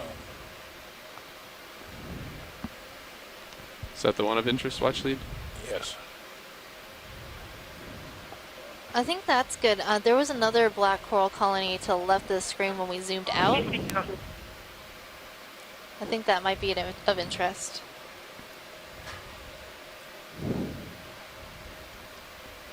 Upper left there.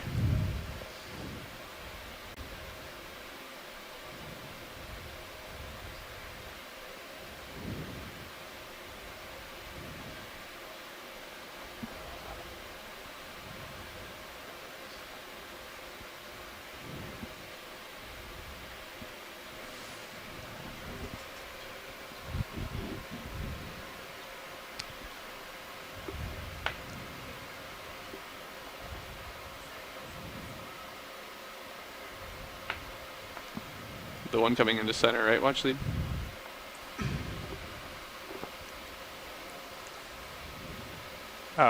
Roger that.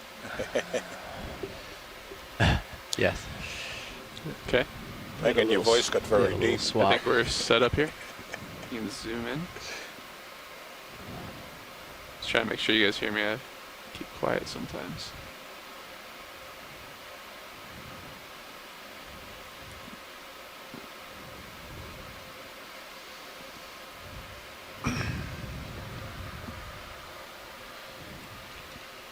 Looks good video.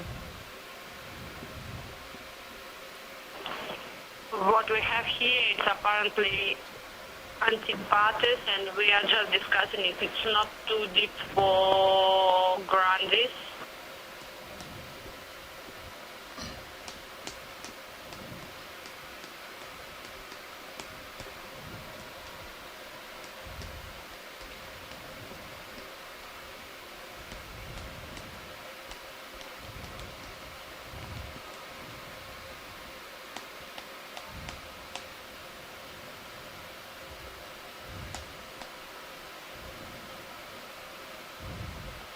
Anything else of interest here, Watchley?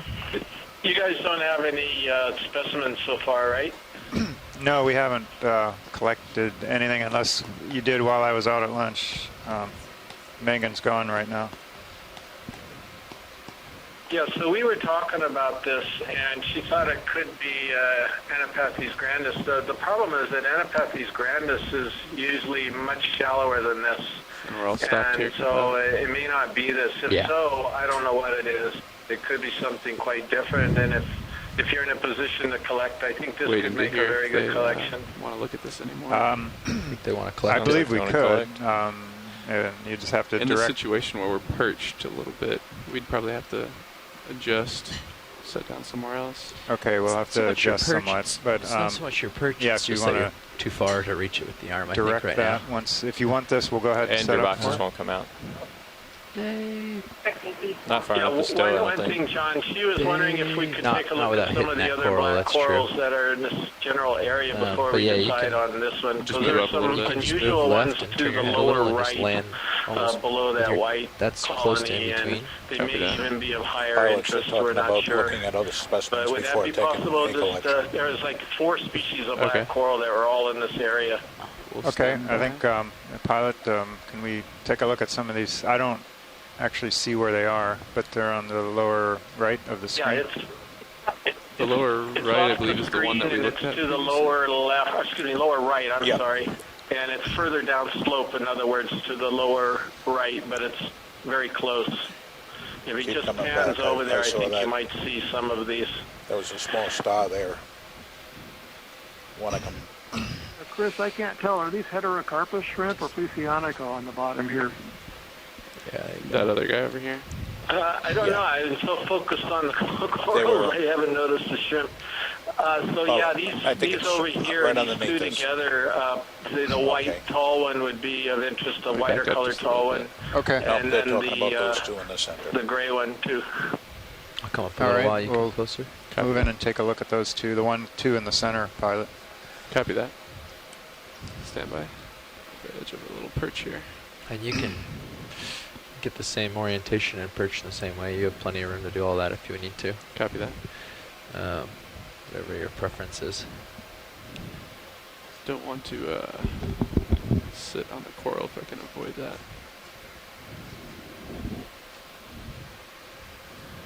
Any preference which one to look at first? They didn't say. Well, I don't think it Okay. matters. Let me see The if I can- closest one, whatever's most convenient. Let me see if I can get a view that'll let us look at both here.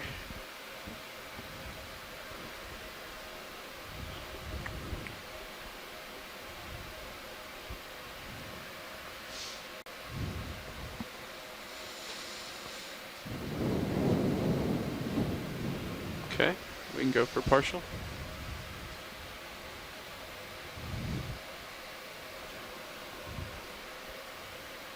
That's good.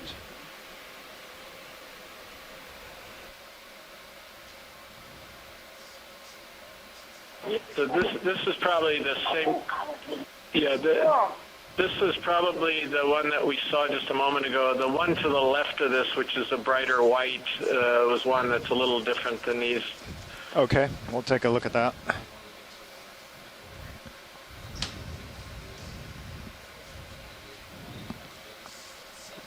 Turn just a little bit. Sorry, we're feeling some current here.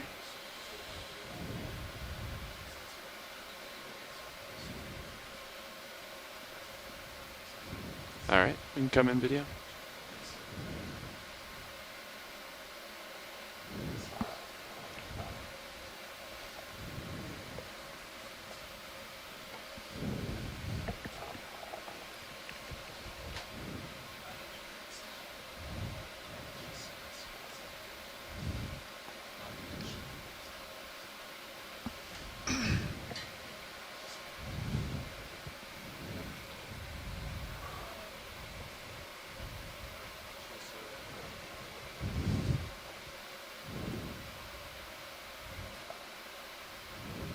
Once we're done getting a good visual of these black corals, could we look at the tiny little orange-red dots that are scattered around on this hard substrate? I think they might be the tiny little orange Astrophiura that Chris Ma was talking about earlier.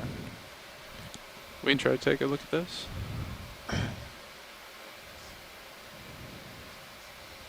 Okay. Actually, if it's possible, I would prefer the flat view. We are now just now along the side of the narrow side of the colony.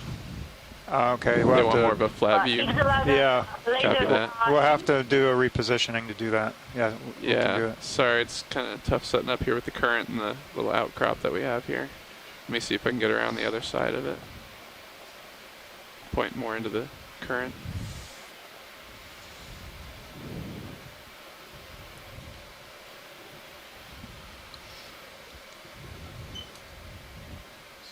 Just be careful how far you come around the tether. I think you'll be okay. Just keep an eye as you do it. Trying to keep an eye on my port side too a little bit. Yeah, you're well clear on the rail. Yeah, we're just nipping our toe on this outcrop. Yeah. Oh yeah, I see what you're saying. Yeah. We have the outcrop to contend with, and then we have the current pushing us into the outcrop. So, just a little tricky. Let's try here.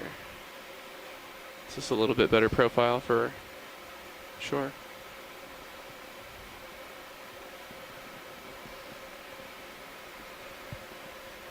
Does this look a little better angle, watch lead? We can come in video. I think that's going to be better. We'll have to see what. How's that, Tina? Yeah, a little bit better. Can we do a zoom at any of the small branchlets?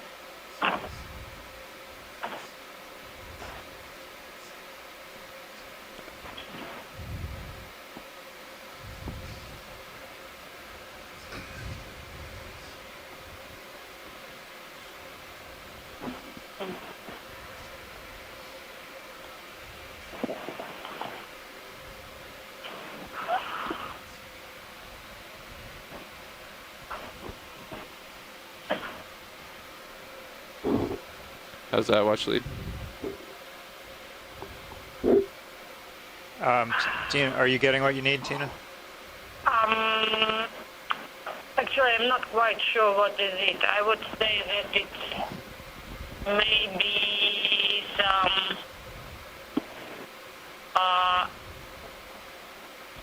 even antipatellar-like thing. It's quite hard to tell from the underwater. You know, generally we are having the samples that are already preserved, and here we have all polyps out, and it looks much flatter than it will be if we only look at the skeleton.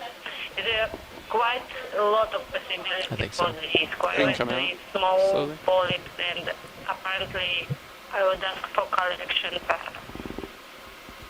All right, so any decision on collecting any of these three, or? And if it's possible,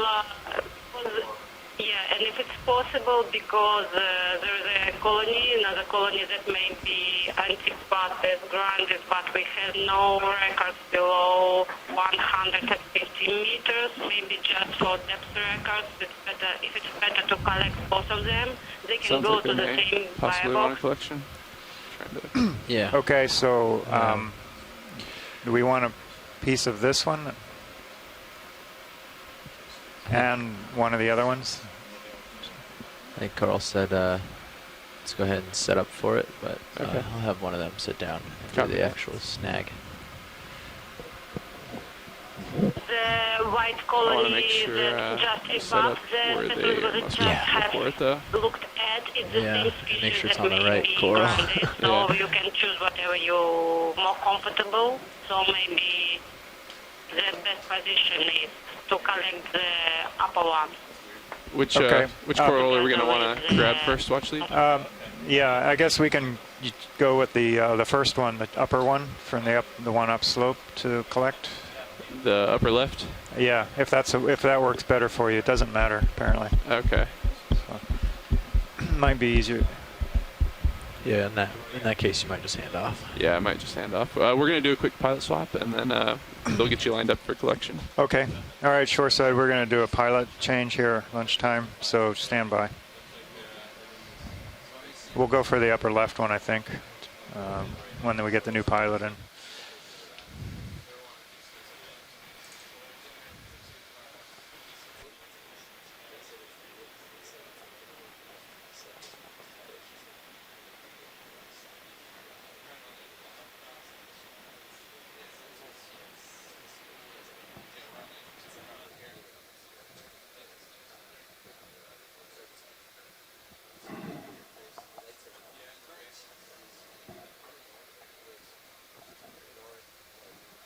And there are plenty of polychaetes at the upper colony, just above the fluffy one. So maybe this is good for associated fauna as well. I suppose that they may be from the family Polynoida, but we had not really good close-up to prove it.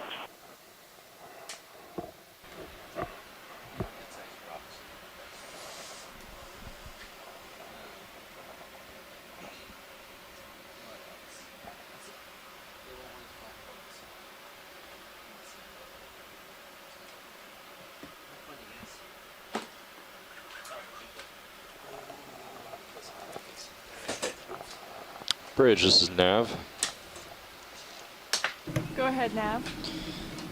Yeah, I just wanted to confirm that our bailout plan is still due east. Yeah, I can confirm that. Due east. Thanks, Bridge. Nav, we settled out from a move, I take it? Yeah, we that last move was called in 2137. It's 20 meters at point 2, so we were well settled out now. 10-4.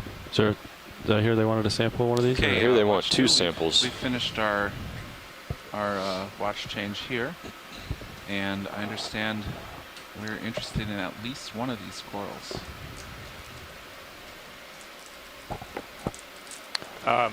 Yeah, pilot, that white one to the Nav. upper left of the screen. Yes. The way the port manipulator is right now, is it pretty much underneath the port swing arm, or is it still forward of the port swing arm, you think? I think the housing is probably close to under the swing arm. Okay, great. But I think the arm is well clear. Okay.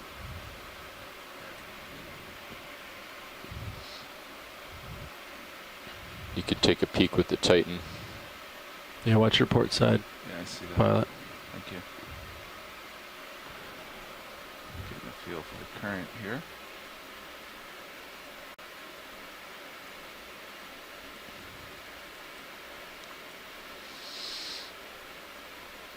Yeah, so the housing is just below it, looks like.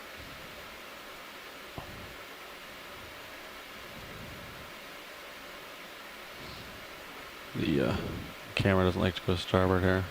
Oh, yeah. Co-pilot control lock me here. Just a little more down. good. I'm going to bring hydraulics RPMs up. Retracting drawer. Watch lead. So, do we just want a closer look at this, or we do want a sample? We do want a sample. Okay. We already looked at it. All right, great. Copilot, can you help me out with the easiest on this one?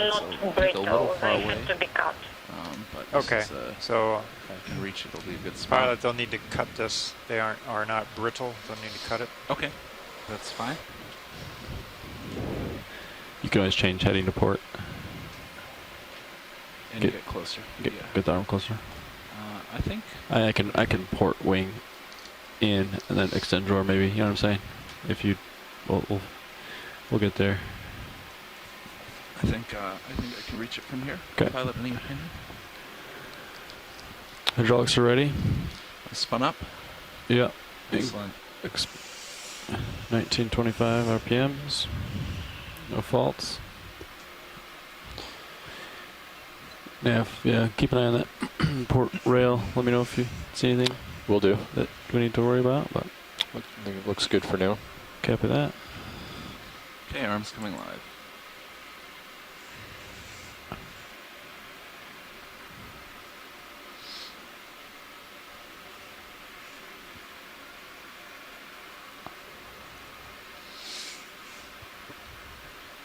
And video, can you come in partial on both HD1 and 2? I guess it's not that we requested. We requested the common one, the bluish, I think it's pretty far out. and not that one. Careful when you get to the extents of your elbow and your shoulder. What's that? Sorry. We set up to collect this one? You don't want this one? No, not this coral. The more common one, the bluish one. Oh, is it the one to the left? Above the colony, the fluffy one. Yeah. And that's too far. Well, you can go. You can try it. You're probably going to have to reset up though. Tina mentioned 2 colonies to the right I think side. they're talking about which colony they want to sample. Yes, and I both don't of think them it's to this the one. right of the colony. The one to the left. No, but Right there, this colony was not requested. Could either be this one or one in the background. Oh, I see. There's one even further away. All right, pilot. Not this one. Okay. Sorry. Which one is it? I'm not really sure. Okay. Which one do we want? The blue one over there? Okay, we want both colonies. They are both whitish blue. One is the flat one, and another. You have now 3 of them around. Okay. So It's the one is just up of the flat one. Point to it. Oh, you can take it. This has got to be it. You can take it from This here. got to be one of them. Okay. She said you can see 3 of them. Yeah, you're going to have to reset up. Yeah, it's blue. Yeah, and the flat one. Oh. Yeah, this one is good. Thank you.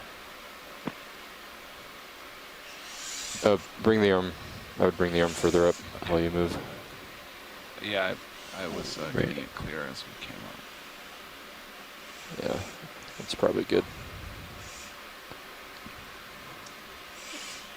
So I think that's one of the darker blue ones. This is a good start. She said you can see 3 of them.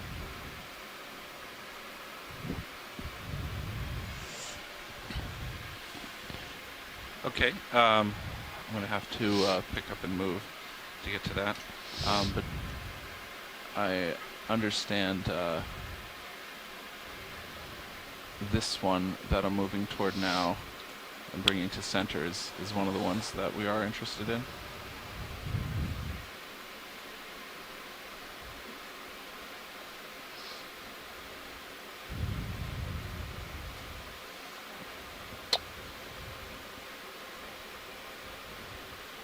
Co-pilot, can you hit it again? You're in. I think I heard her say dark, kind of bluish in color, and we could see 3 of them in view. Right. So I highly suspect this is it. This is one of them. Okay. John, this is the one that I have lasers on now. I think so. Tina, confirming this is the one you want. This one with the lasers on it. Yes, this is one of 2 we would like to have. Great. Yeah. Okay. Okay. Do like a partial zoom so you can see Yes. what you're going in for. Yes, a partial on that would be good. give you the whole species.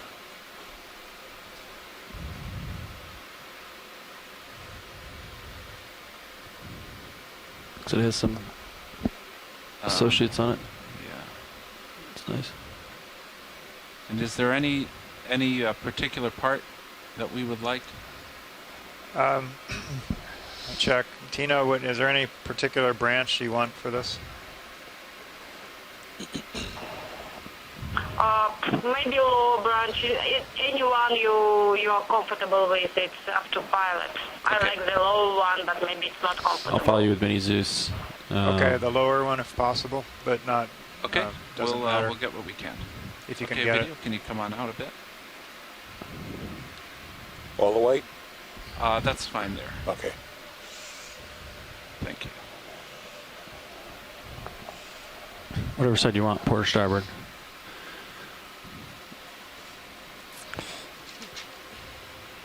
I think we're all open, is that correct? Yeah, just one rock sample in the starboard box. Follow me on Mini Zeus. Coming down. Thanks, Nav. And video, can you come in more on the main? Okay. I could go for there. That looks a little small. Maybe I'll spin around. And Yeah, it's good to have the cutters for a more on substantial the. piece.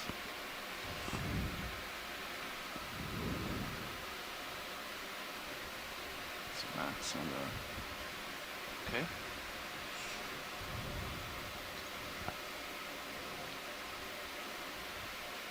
It's maxed out on wrist rotate. I don't want to do continuous.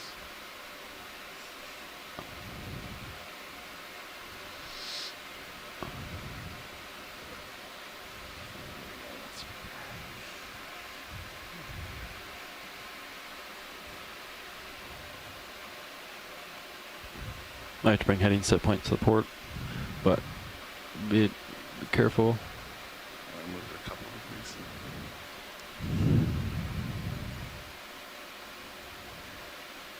Just don't want you to lose. Continuous wrist. Don't want to lose your toe, but look good.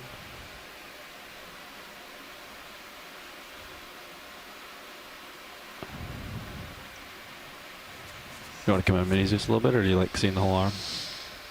That's okay on Mini Zeus. This is awkward.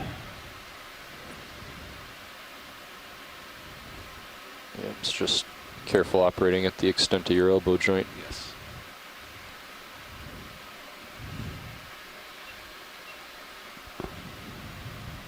Does that look okay?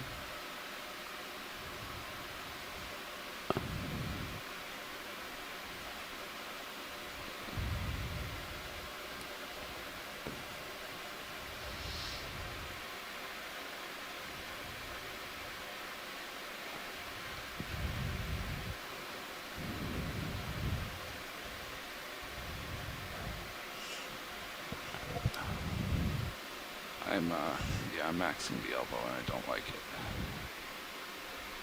How far up the colony are you hoping to cut? I was hoping to cut kind of above the left laser. Okay. I might be able to turn the jaw back and come in this way and get that part, which would probably be a lot easier. I'm going to give that a try.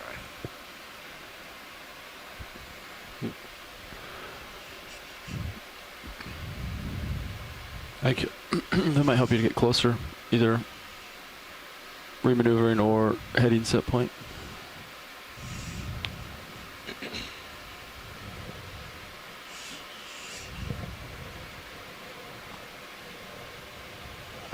So it's like just out of your reach, I think. Well, it was out of my reach from the other angle, but I think I can get in this way.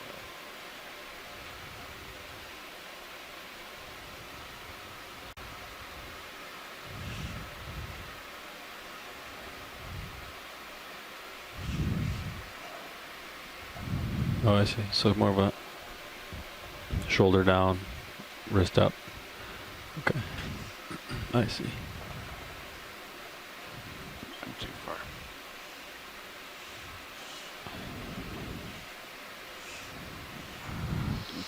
moving, hitting set point. Let's see if that helps. It's pretty far below me.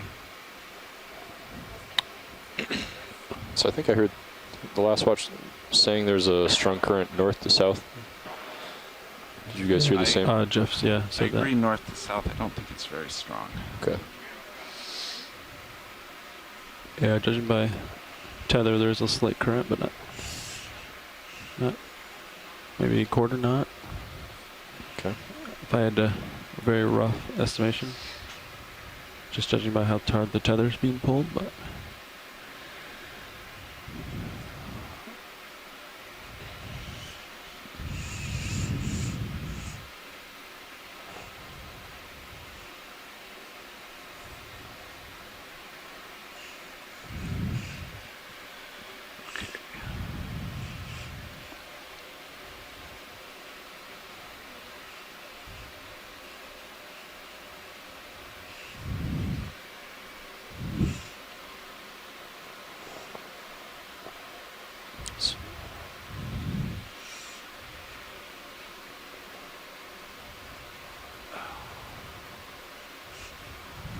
It's max elbow, isn't it? Yeah. Yeah, if you look at your port manipulator camera, you can see it's pretty maxed out. I can't reach it from here. I can get some of it from right here. It's up to you. I mean, we're not in a rush today. I mean, if you're not comfortable with this, you can take a few minutes to set up, reset up. It's up to you. I'm gonna do that.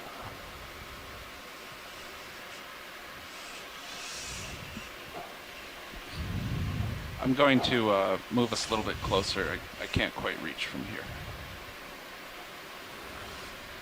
Okay, but I guess there was also that other colony. If this one's too hard to get at, there's one just down the hill that they also want a second sample from, the one next to it. Okay, I think I can get to it. I'm just a little far away right now. I was just going to tell that it's not necessary to sample this particular colony. Maybe the other one is much more comfortable for sampling. Thank you. Video, can you come out on main? I think it's next to the large white one. I could be wrong, but over there to your right, starboard. So we have just 290 meters to go over the next 4 hours. Average pace 0.04. Copy. So we have some time today. So. They want. Oh yeah, we're going to the top of something, so we can't really go along. Okay. Yeah, we're gonna run out of water.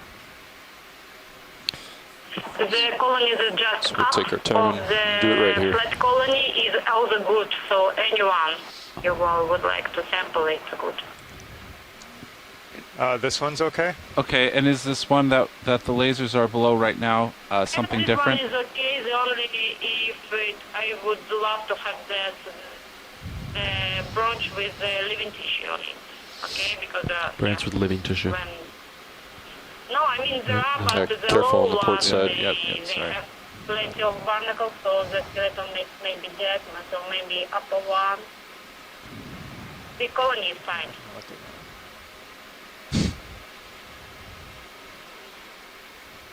Well, actually, so is this one okay? Sure. Okay, video, come on in.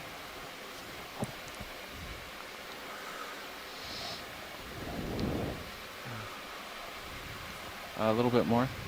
Trying to get some polyps. If we just... there are a lot of barnacles. So Tina, to confirm it, you don't want this one because it has this associate on it, the barnacles? No, it's not like this, but sometimes you have naked branches and only barnacles on it. It will be lovely to have a barnacle. So is this one okay? Just make sure that you have living tissue of the coral on the branch that you are collecting. It's okay. Okay. Okay, we'll get set up for this. Come on out, video.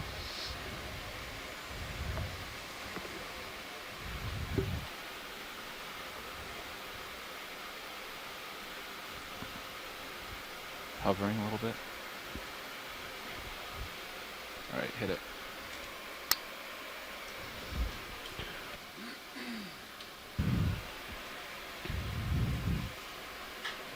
moving around a little bit. Change my heading set point. Yeah, you're plenty close now. Yeah. Trying to tweak it a little bit. Heading set point. It's quite a rock in that box, isn't it? It's a pretty big one. It's about a 12% Z-bias rock, so if you do the math on that. Is that a Jeff Lanning? Yes. Okay, we're still spun up, co-pilot? That's correct. All right. You are go. Hydraulics coming on, and arm is live.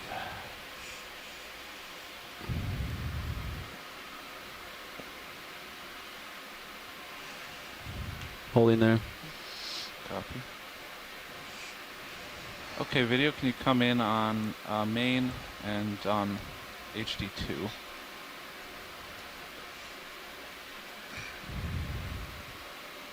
Is that good on main, or you That's want great. more? Okay. Thank you. And HD2, say when. That's good. Thanks.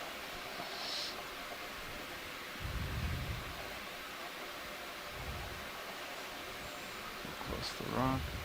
Okay, I think we definitely have some living tissue here. Go a little bit lower.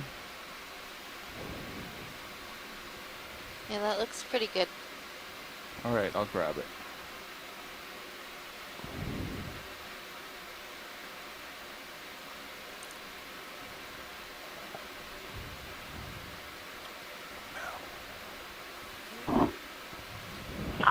Sorry, I just have to tell that it's impossible to grab them, and they are not brittle. They have to be cut.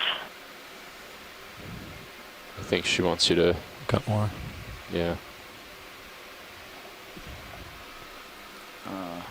Okay, we have a few small pieces of it, but we could try to cut more. Want me to zoom in? You think it's... Yes, come in. I'll tilt it up to it. Is this enough, Tina? I need a branching point, unfortunately. On the branching point. Okay. All right, we will try again.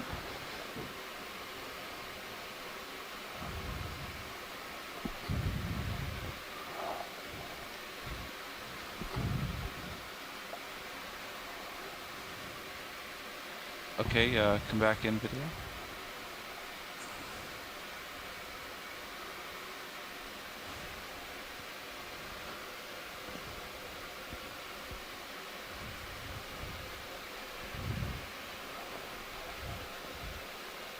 I try to get it way down on the, well. I know, but the angle's wrong. Yeah, you're gonna, what about, maybe coming from the right side, come to the left, wrist all the way left is an option. I don't think I can do that. I think this is the best shot. Doing this. There you go. Maybe give it like a twist, break some of them off. There we go. That looks nice. That coral got a haircut. Just a little off the top. Come on in, video.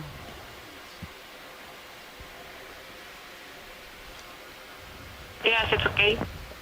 We're happy. All right. Okay, come on out. We will stow this. Let's go. May as well go port inner on this. And it looks like I can extend here. Do you agree, co-pilot? I can try. Slowly extending.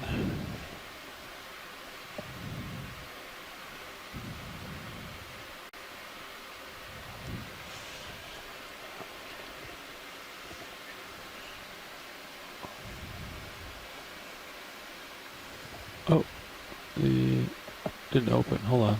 Okay. Oh, the pin. Yeah. Okay. Standing by. Port side.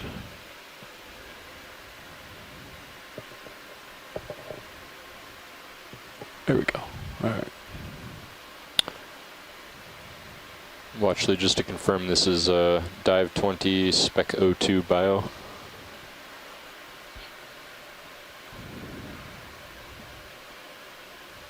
That's it. Okay. Go there on mini, please.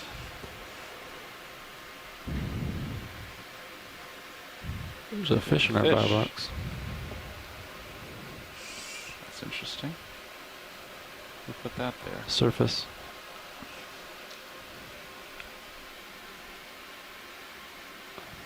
I don't think he liked going down so deep. Probably not.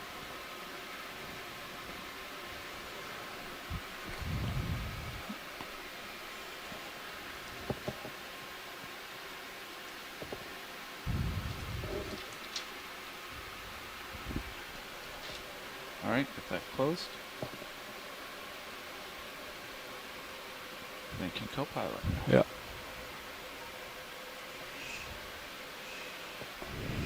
Help me stow. I think I'm a little twisted up. No, pretty straight. All right, thanks, pilot. I think they also want that white one too. Oh, That's it's nearly just to the off center to the right. Okay. I thought we knew what that one was. Didn't Chris say that that was? I'm not sure now. Tina, do we want anything else here? So the one to the left is the one that we know about. That's the Ophanopathes from Daniel Wagner. I think what Tina was talking about is the one that's sort of in center right now, the wider one. But again, if you know, we can survive without. Yeah, we can survive without it since we've been here for quite a while. Yeah, I think that sort of fuzzier one is the Dendropathes baco-taylori. I can give this camera. Did you guys get a good up close look of that? We did. I don't think that it's baco-taylori. In fact, it's more closer to what they call here in Hawaii Myriapates ulix. But we will survive without collection. Okay, it's quite, yeah. Dendropathes baco-taylori is a little bit different. Okay.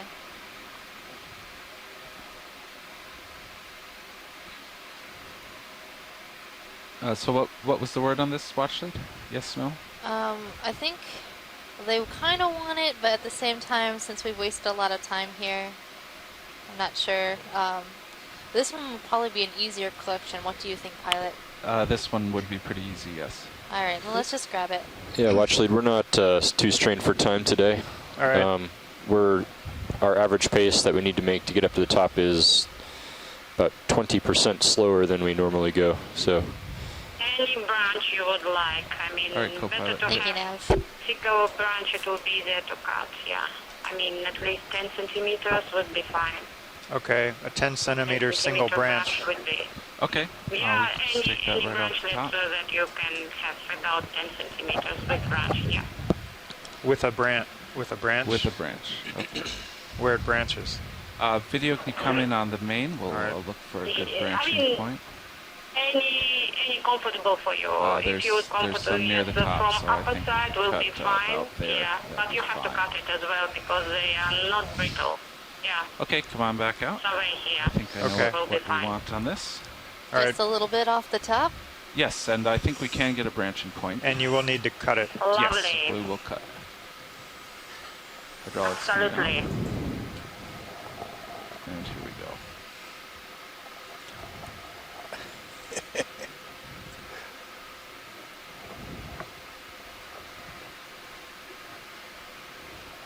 You come in partial on HD 1 and 2.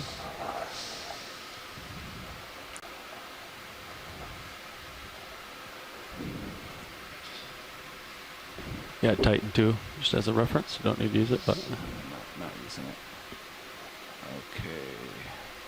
I think getting a little closer and we're good there. Taking it.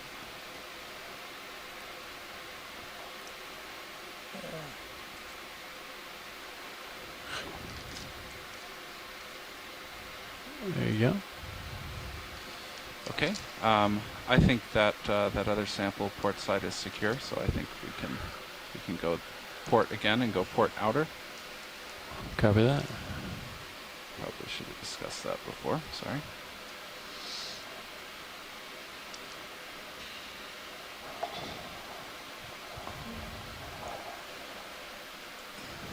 Oh, starboard side's hitting. Starboard box is hitting. You want me to try to bring it inboard? Starboard wing inboard and then go out? Are we hitting? Yeah. Perfect. No, I'll move. Okay. Want me to retract the draw or leave it partial? Partial's fine. All right. I'm just going to come up And and it go can into come to the same buyer box with, I don't care. I mean, they are growing close by. They can be put in the same buyer box. No, we'll put it somewhere else.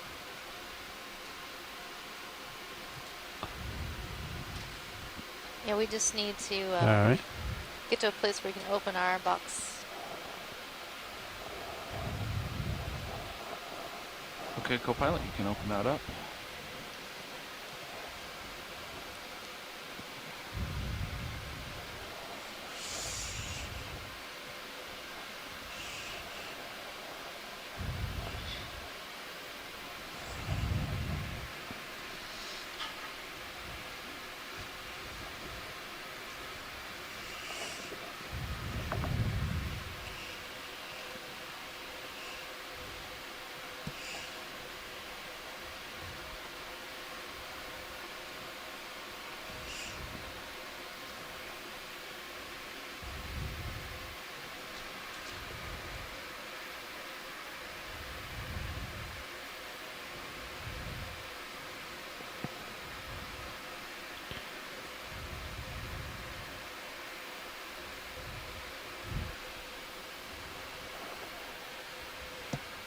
I'm clear.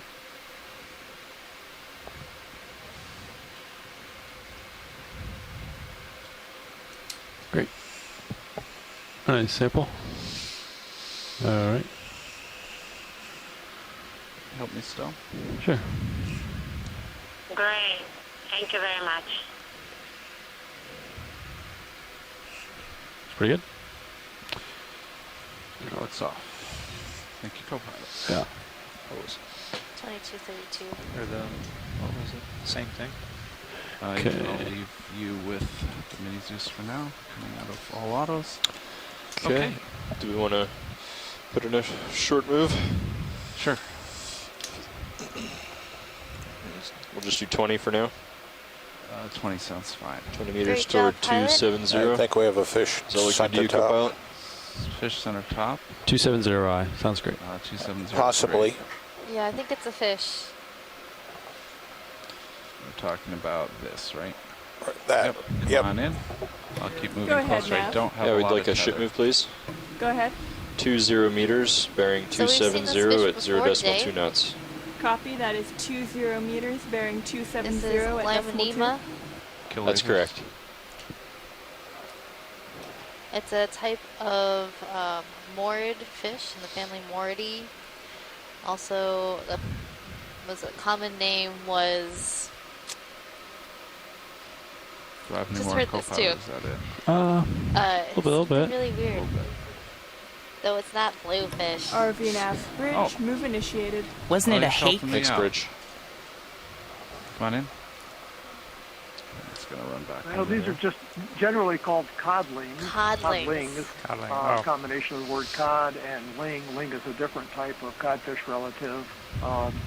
So these are in the family Mooridae. They're in the same order as the codfish and the hakes, but different family.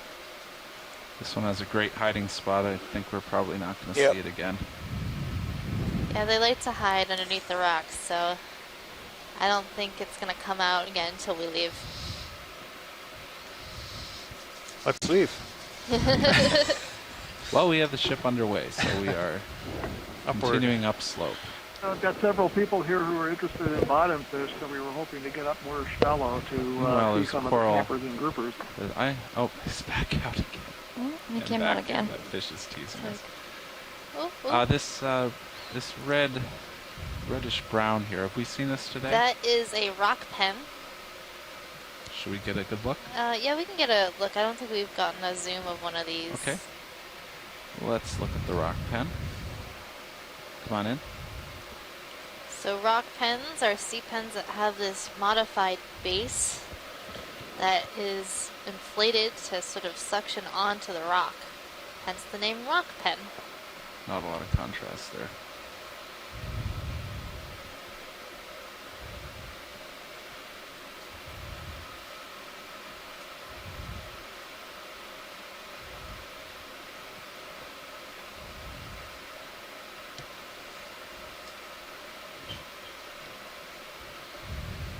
Okay. Whenever you're happy, video. All right, coming wide.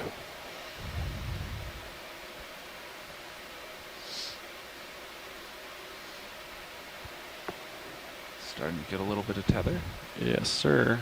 It's nice and shallow today, so we can react pretty quickly. We may have another fish over here. There's something in the water I column hope we at see least. some onaga. I like them. They're just really beautiful fish. I may be wrong. So while we're in between observations, we just want to give a quick shout out to our friend Kai, who's watching from the East Coast, one of our Come on in, Okeanos video. big fans. Let's go behind the Aloha, coral Kai. here. Aloha, Kai. Oh, it's another spike fish.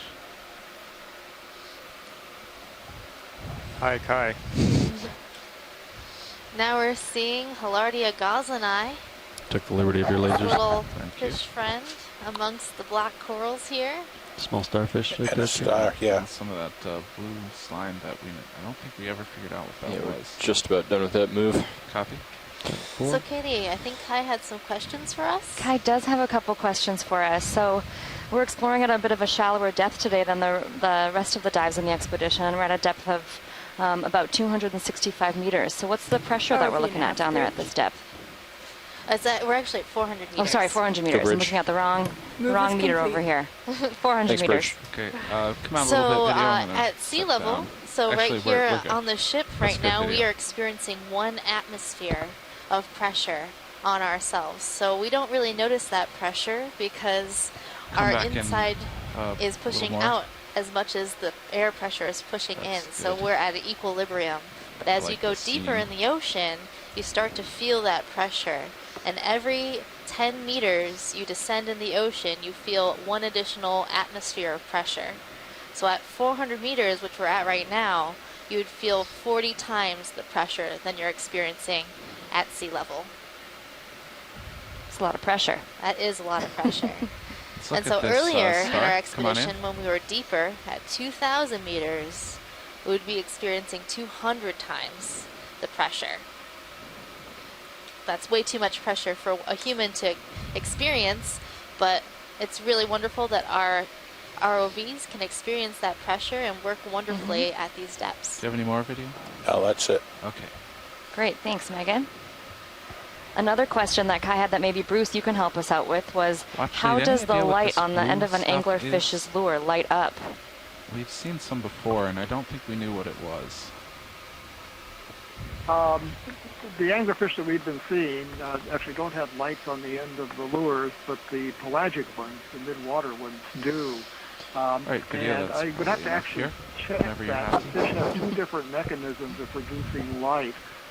One is to produce the light with their own proteins and enzymes, where there'll be a protein called luciferin and an enzyme called luciferase, and they can release the enzyme Let's go in on that fish. behaviorally to interact with the protein and activate the light-producing mechanism of the protein. But a lot of fish rely on symbiotic bacteria that live in conjunction with the animals, and the bacteria are what actually produce the light, and that's also activated by the luciferase in the fishes.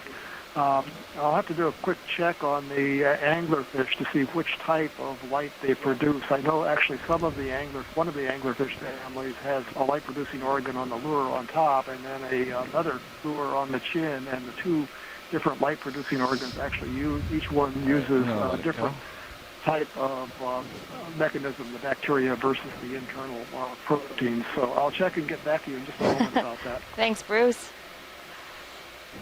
You're still centered up on that move, co-pilot? Yeah.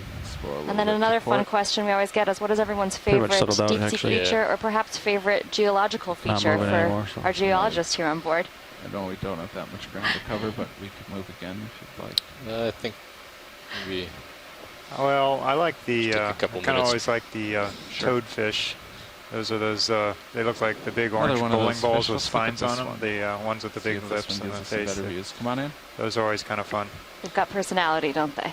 Yeah, they do. We saw today, earlier, we saw those monkfish with all the kind of all the funky teeth and like the beard. Those are pretty cool too.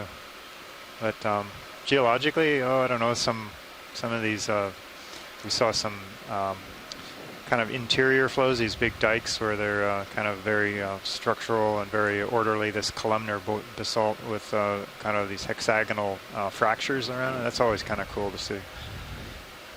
She keeps turning in circles. Yeah. How about you, Megan? Favorite sea creature, deep sea creature? Well, right now in this dive, my favorite has been the gold coral, but I'm holding out for an octopus right now. And the favorite geological feature that I've seen throughout the dives during the capstone mission would have to be those underwater carbonate mountains that we saw in the Marianas. They were just completely unexpected and absolutely beautiful, All right, let's like leave the this Alps guy of alone. the deep. Come on out. Maybe we can ask pilot and crew what their favorites are. Sure. Other folks on the line too, feel free to chime in with your favorite deep sea creature.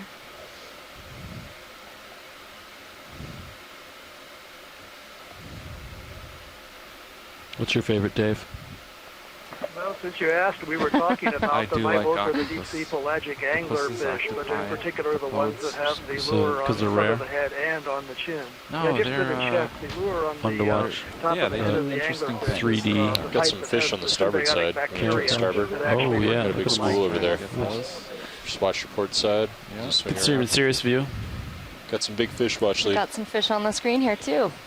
A whole school of big They fish. are amberjacks and they don't want to be in front of me. Now, these are more of the got more on the amberjack, port side maybe there. because They're they've been in the everywhere area except so in long, front. they sense the disturbance and they're coming I'll in to see pursue what's co-pilot. creating Let me the know from disturbance. Watch your and looking for food. wings. This is a large school of amberjack, Seriola dumarillii. Turning to starboard, keeping you in view. Copy. Looking good. Oh my god, there's a ton of them. So from what I understand, Bruce, this sort of slash through the eye is typical of Seriola dumarillii. I can't even say it. Dumarillii. Start slowing Watch down the a little Got port it. side. Okay. You're about to touch. Yeah. That's all the tether I have. That is an impressive school.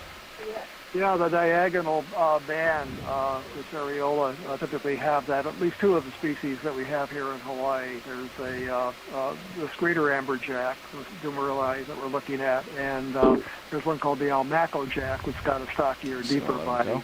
There is a third species that's the yellowtail that shows up here occasionally. It's got a straight stripe through the eye and along the body. But that diagonal stripe is a characteristic.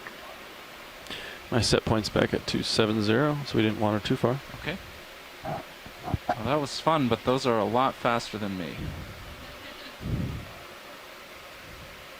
And they don't have a tether.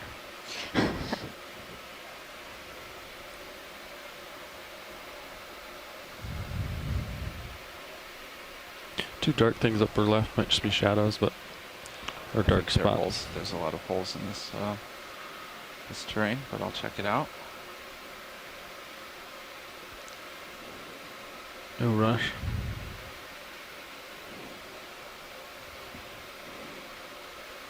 Well, we certainly have found the black coral. We started off seeing a lot of bamboos and then into a field of gold. Coral on your now we're port in side. blacks. You're about to touch. I wonder if it's topped by pinks. This designer mountain here. Yeah, yeah. The Pick your tier, own. yep. Tiers rock. of We'll come precious down to it corals now. on this little mound. Yep, dark rock. Hey, look at that. A rock for you. Wow, I That think looks that's huge. a little big. Yeah, too big. Yeah, that's. But yeah, I know. that one's too big. a large, relatively loose rock for a change. Number 2 of the dive. Oh, it's been a while too since we've seen a loose well, rock. There's another one, so we might start seeing pieces. It's a small one.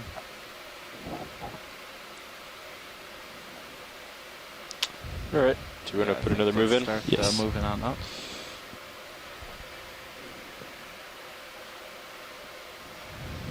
Just do 20 meters again. That's fine. Bridge, this is Nav.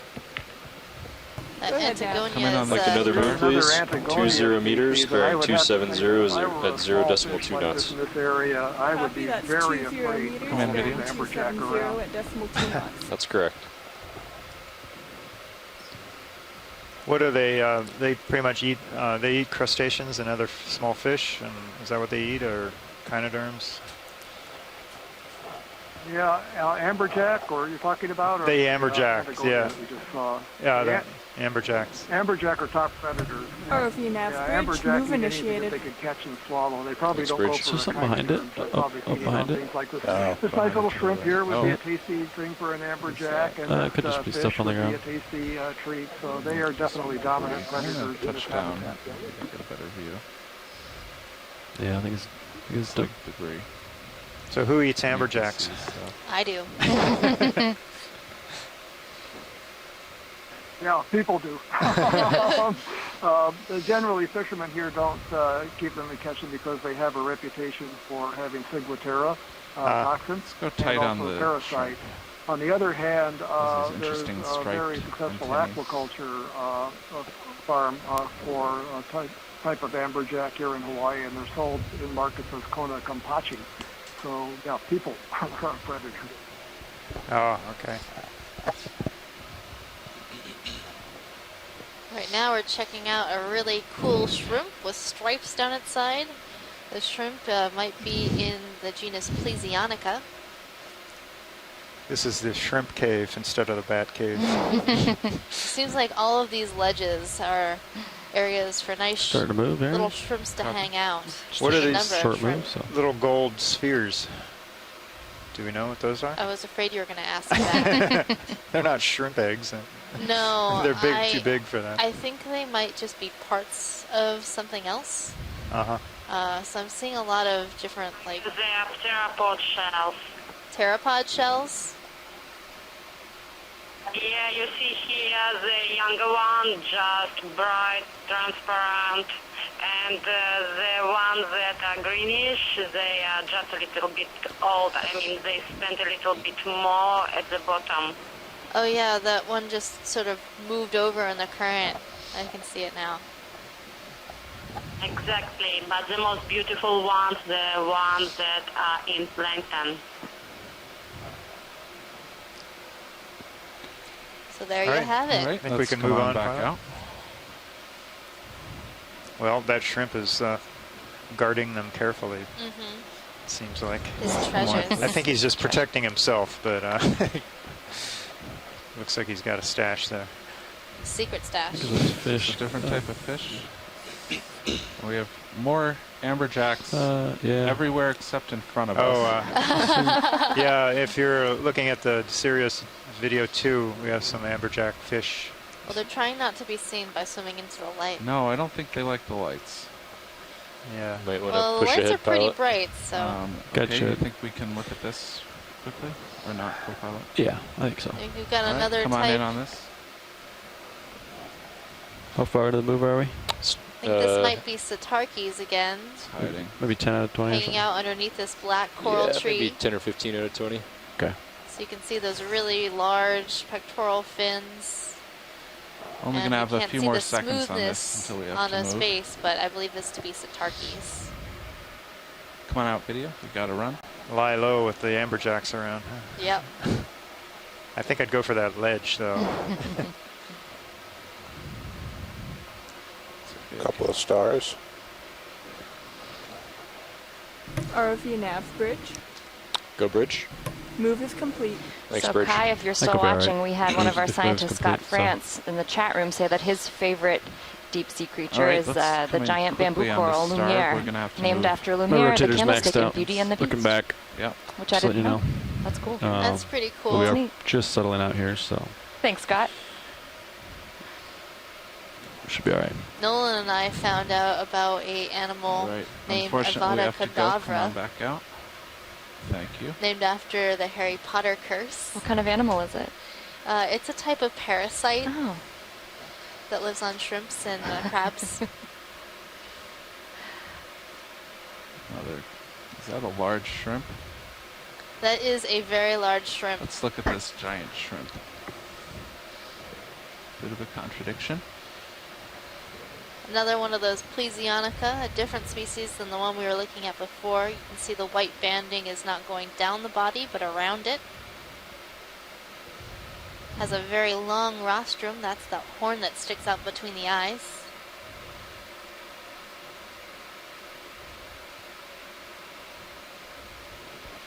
I bet they're tasty as well. I think we're good on this shrimp pilot. Okay. Come on back out, and we will move on.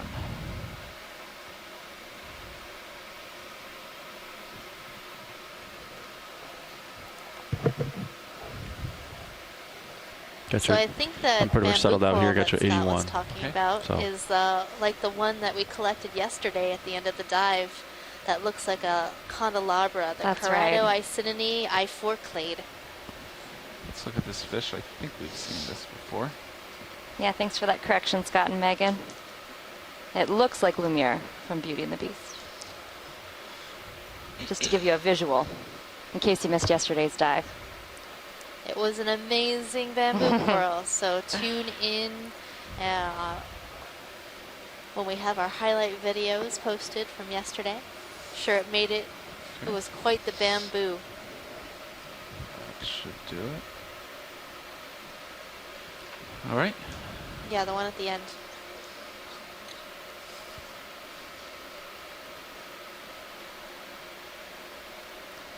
So even more Anagonia hanging out with these black corals.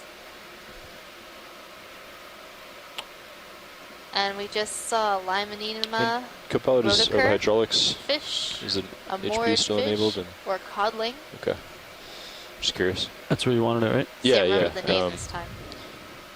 Yeah, just noticed the hydraulic comp dropped another step. Wasn't sure if it was turned off and cooling. So I'm seeing a lot of this darker, more solid rock sort of like scattered in between this more carbonate sediment looking stuff. Is that what that is?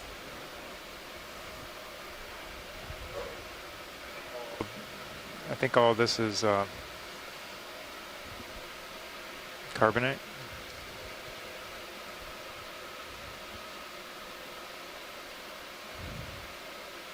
So at one point in I have a time, question from somebody here. They're wondering how many lights are on the ROV to illuminate things so well. well, we'll have to ask our ROV team that. I know it's a lot. 16 up There's front. a lot of little lights, small LED individual light packets, and each light has many LEDs in it, but they'd have to tell us how many actual light units are on the vehicle. And then there's also lights on the upper vehicle too.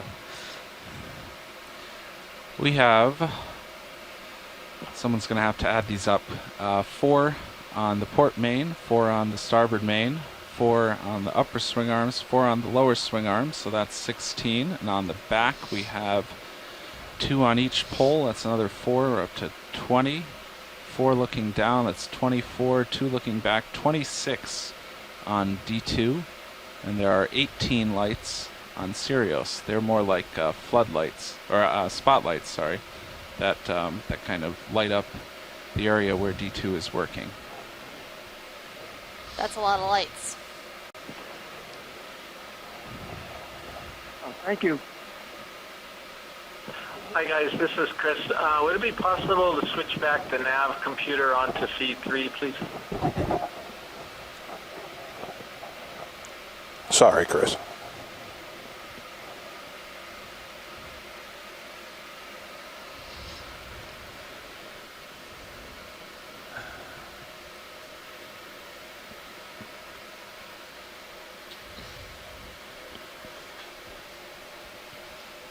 Kitty, do you tell us what your favorite animal is? I don't think I got a chance to. I'm always a fan of an octopus, as you know. But lately, what we've been seeing on this expedition, I do love those sea toads, those deep sea toads. Yeah. They're quite... So John and I are in the same camp in that way. They're definitely a favorite. Yeah, we just saw an anagonia fish swim into a little hole in the rock, trying not to be seen.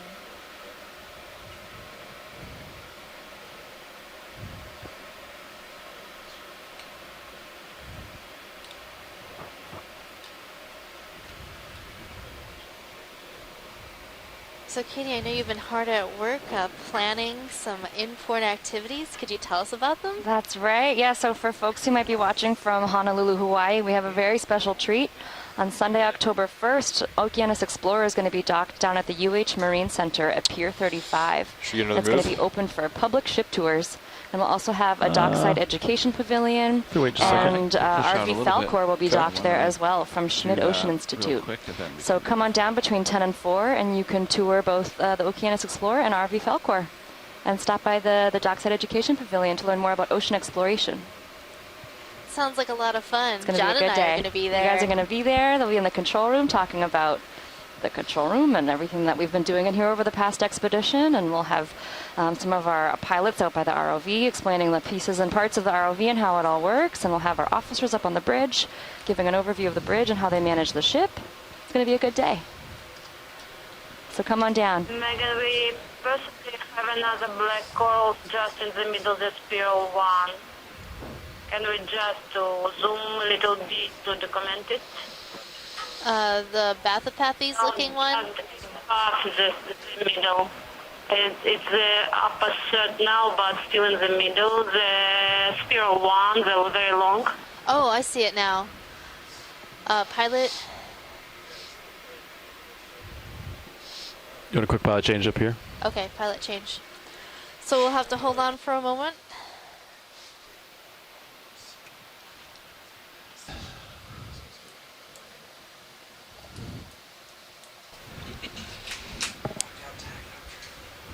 Oh. They wanted to zoom coral, Carl. Should be upper left, but I think Megan will tell you where it is. I think it,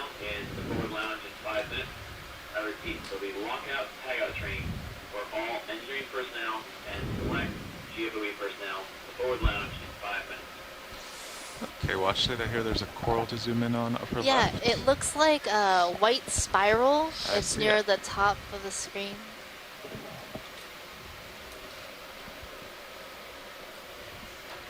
And yeah, Carl, just be aware you got the jack, large fish, starboard here too. You got the camera off to the port side. Gotcha. It's kind of tucked under the swing arm. You can see it in the Titan. See that there? There's a bit of current on my port side and forward.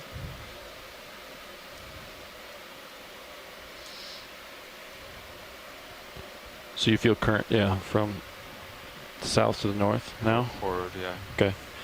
It shifted, right? It was from the north when I sat down. An hour ago.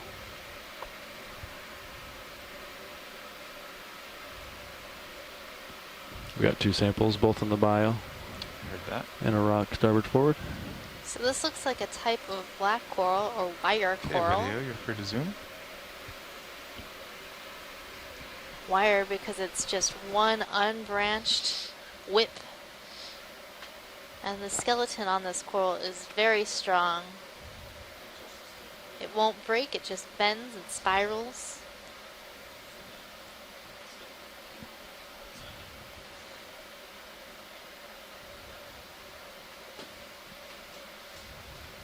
So I think this might be a Stichopathes.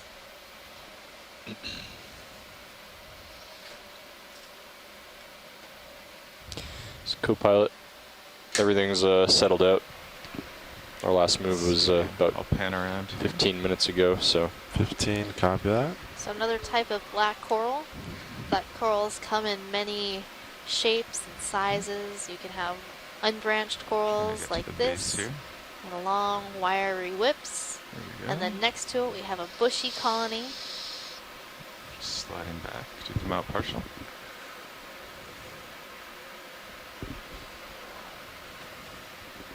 And those are also black corals.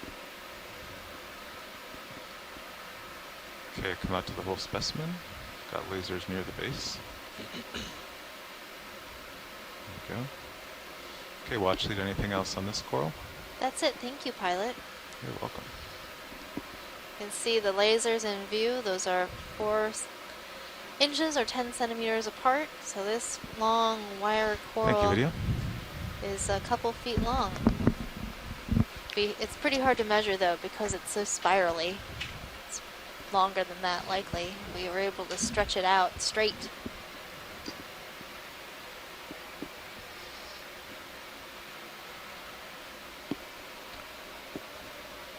So how's progress? Once we get to the top, there's not much else. Yeah, there's not much we can do except go down the other side. But we're our average pace from here on out is needs to be 0.04. So that's about what it was this morning. So yeah, which is a little slower pace than normal. But we're seeing a lot of good stuff. Yeah.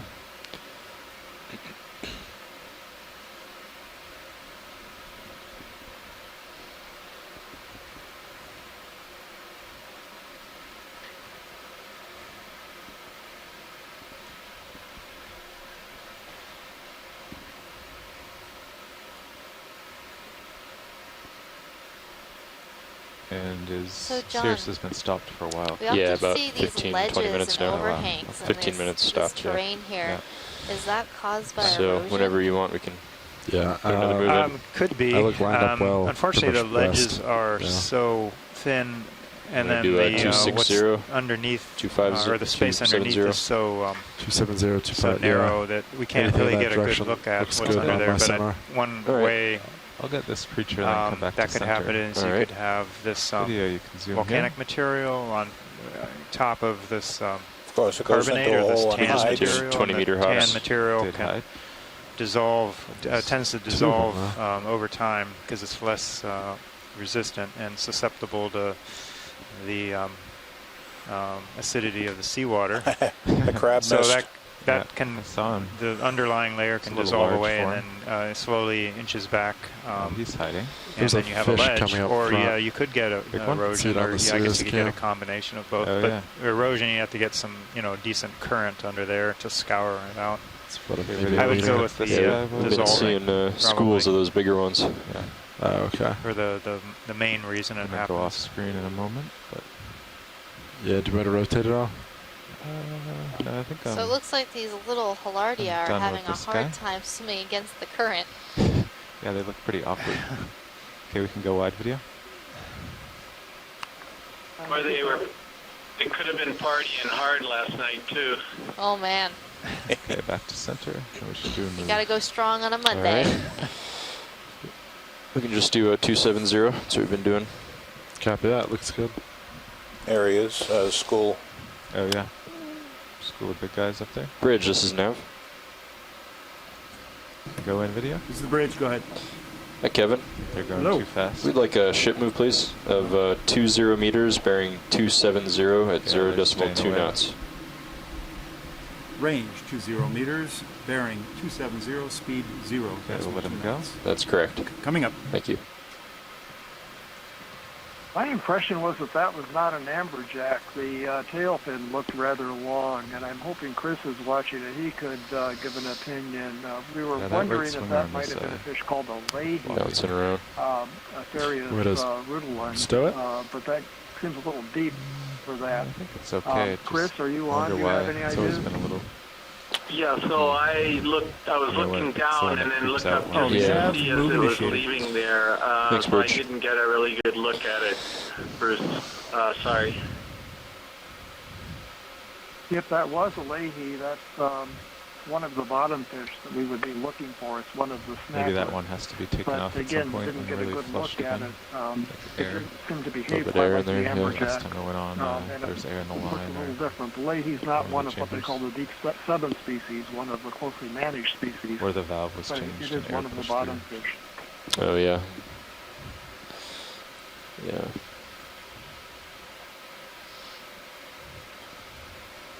So The surface current's been pretty low here. It has, yeah.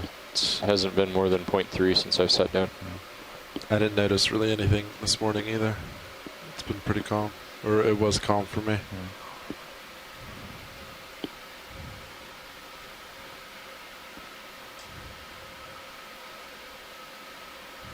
Just keep zigzagging around.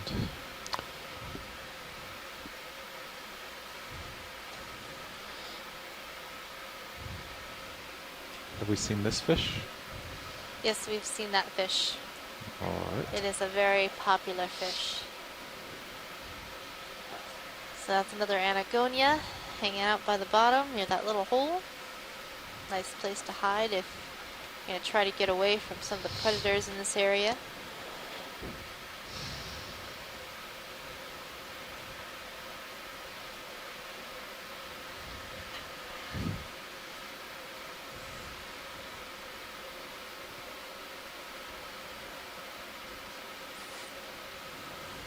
And now that we've moved up slope a bit, I'm not seeing any more bamboo coral, and I'm not seeing any bases of gold coral either. So it's a completely different community up here of mainly black corals.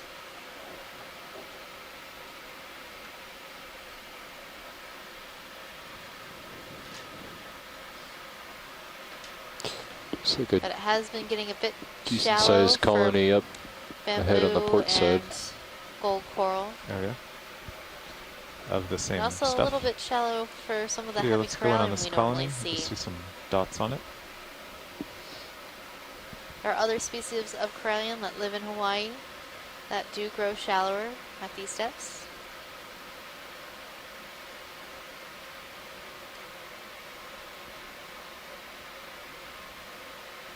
It's covered in barnacles. So we collected this black coral earlier, and on it you see these really interesting gooseneck barnacles. Tilt up to this big patch. Landing anemone. So I think we've collected a couple of these I've got gooseneck about barnacles 8-0 with pilot. Okay. I think that samples. moves With not too much another longer than black that coral, move. yes, and here Another at 3 least meters or so. just 2 species of goose barnacles we can see. The smaller riding one up and down the is generally associated with the black corals. It's something like genus Okeanos or something related to it, and there is a bigger one just up there. ROV nav, move completed. Thanks, You Rich. see some branchlets are white, with lasers. covered with Yeah, looking straight down at you now. hydroids, and 9-0. actually mostly barnacles are sitting in these places. But most of them are just covered by the coral tissue, and actually there is a skeleton underneath, and all these barnacles are covered. If they're cleaned up, they're covered with the Are black you ready coral for spine. whole species? Full specimen, I should say.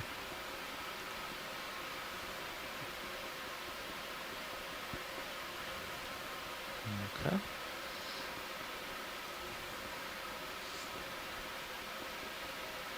All right, pilot.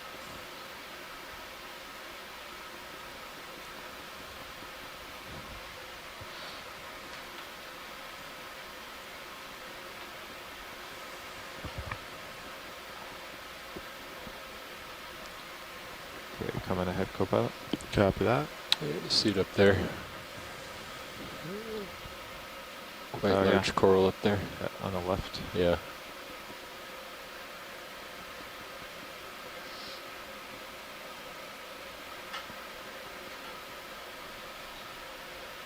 It's a big one. Can we request a zoom at this big colony with a fish just at the base of it? The common fish with Antigonia.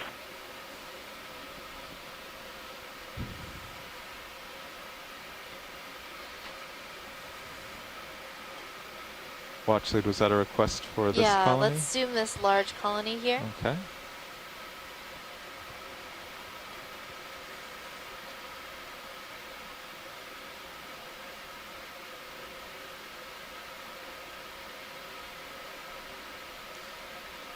I have a feeling that this colony is very similar or the same as the sample that we took earlier.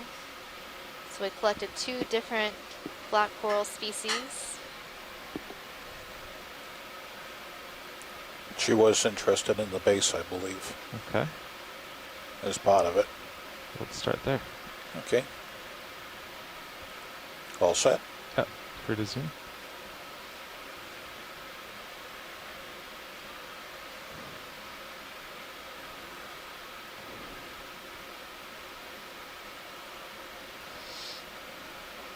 Looks like the base of this coral is covered with anemones. It's hard to make out the actual base. I guess it's down in the rock. Yeah. Yeah. Okay, I want to find some polyps.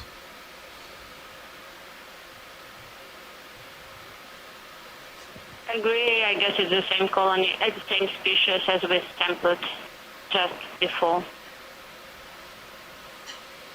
Okay, free to zoom.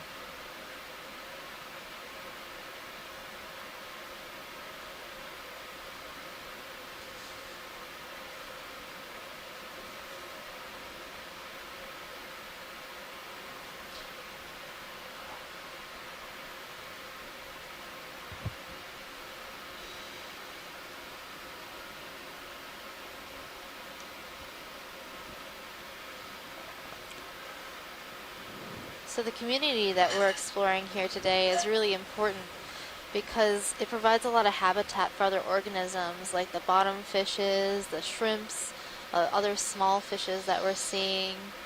Without the corals here, there wouldn't be as much habitat. And especially for those organisms that live on top of these corals. Like on this black coral, we're seeing some hydrozoans, as well as we saw some barnacles earlier. There was a shrimp in the branches, some anemones.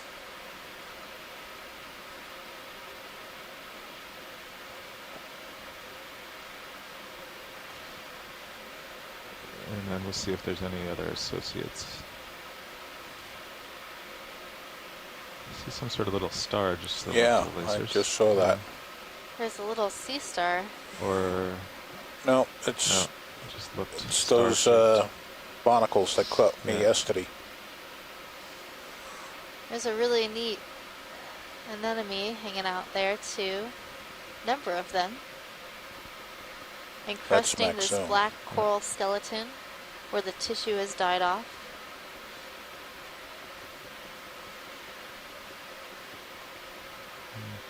Okay, I'll pan to port, see what's there. There's a shrimp in the upper left. Oh yeah. So Tina, with the samples that we collected today, do you want a piece in formalin as well as in ethanol? Okay, there we go. Yes, I would like a piece in formalin along with ethanol. Cool, I'll write Pretty that big down eye. and make sure we do that for you.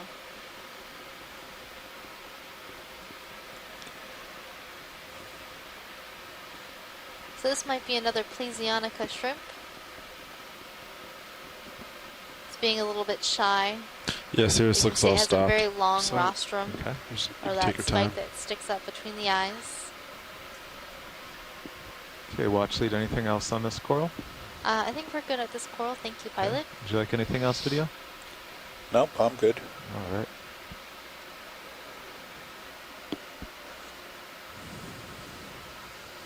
So right here in view, we have 3 different types of black coral. We have the 2 species that we collected earlier, and that 3rd Okay, are we wide species that we video? see is the Leopathes, that bright orange or Yes. red Taking the colony scene. that's right in between these 2 gray-white colonies. That's Max. Okay. And then Wide. right behind that, I think I'm spotting a 4th type of black coral, a Bathypathes. This is quite a diversity of black corals in this area.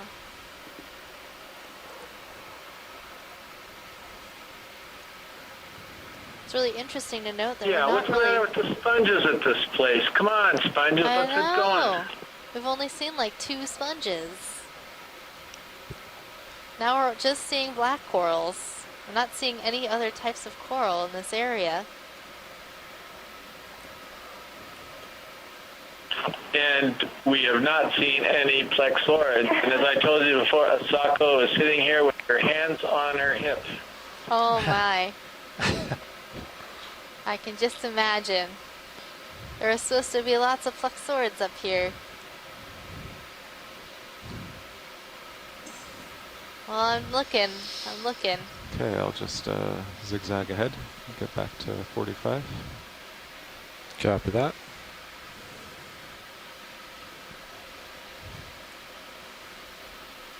Another star hiding behind the coral on the left. Oh, one of those urchins? Maybe not. I think that's a sedarid urchin behind that Bathopathes. We have imaged these already, correct? I don't think we've looked at this particular one yet. Okay.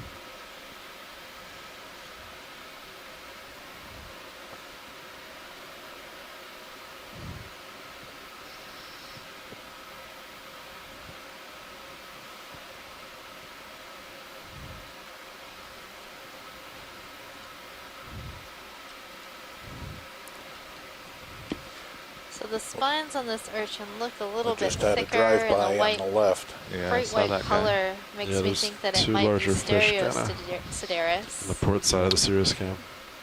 So as we zoom in, we're going to look at the top Okay, of the video. urchin. Good to zoom.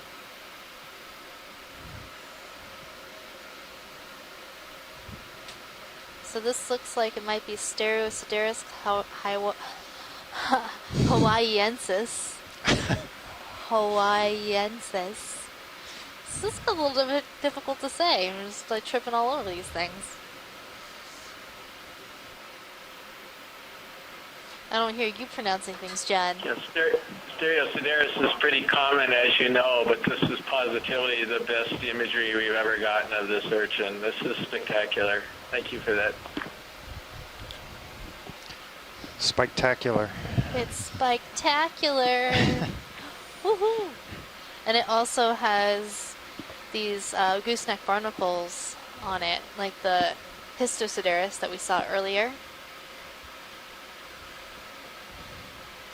Is that Mac's video? And those Can I might be... tell you a joke that comes from Tom Horrigan, who's the director of the Deep Sea Coral Research and Technology Program? Yes, please.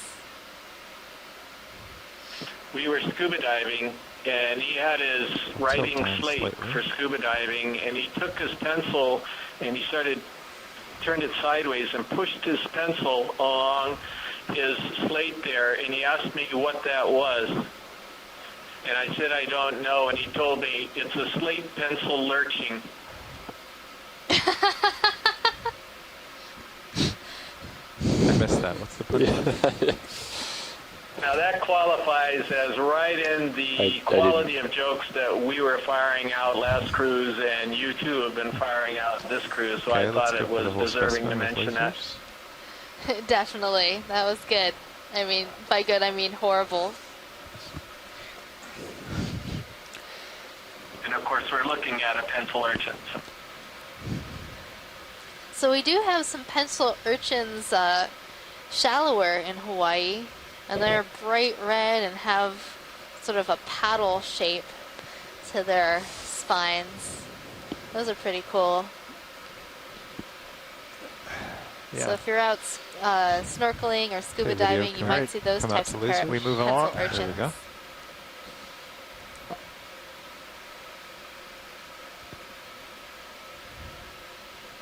All right, and whenever you're clear, you can go wide video. Okay.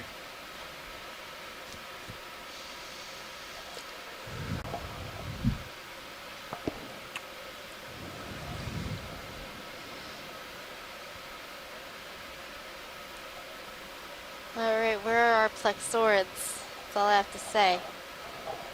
And my octopus. Yeah, let's keep our eyes peeled for octopus. Have we seen one yet today? No, pilot, we haven't seen one yet. This looks like... You're gonna be my lucky charm, right? You're gonna Yes. find us an octopus? Looks like the kind of cracks they'd be hiding in. Yeah, they like these little holes and stuff. Or to like flip over rocks, but I haven't been seeing a lot of loose rocks. This one looks like somebody carved it out. It does kind of look like that. Pre-molded, prefabricated. It's a perfect. I don't see anyone in Can there. we zoom that yellow, short yellow thing? Sure.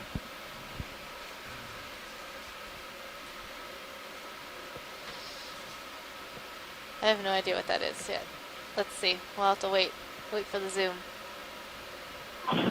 Scleractinians, Higuchi-Samnia, I think. I think you might be right, Chris.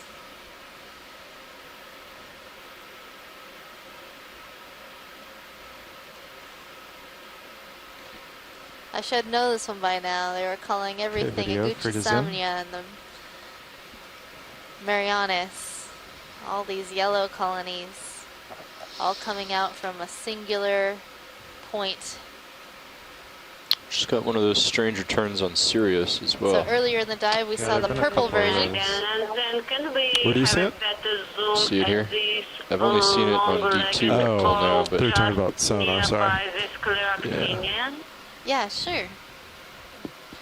So pilot, after we've got good imagery of this, we'd like to see this sort of stick coral that's on the right side. Sure. Video, do you have any more zoom? 270 meters. It's usually about 3/4 of depth. Yep, that's just about right. It's a new development to have it on Sirius.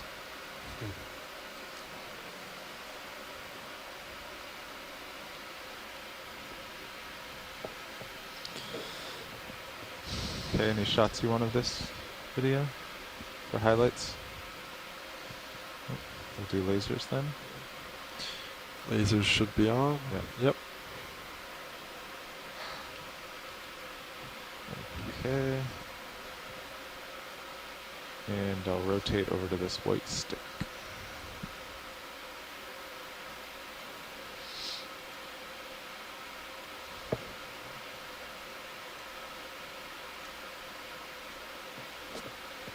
Yeah, that looks a little interesting. It's quite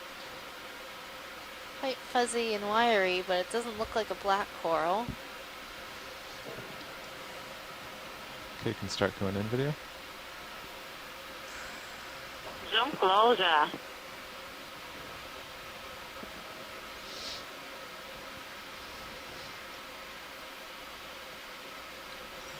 Asako, is this one of your corals? Asako is now So it's not wide awake and perpendicular looking to intently. D2, it looks perpendicular to the ship. Yeah, definitely. It's been perpendicular to the ship as it changes heading.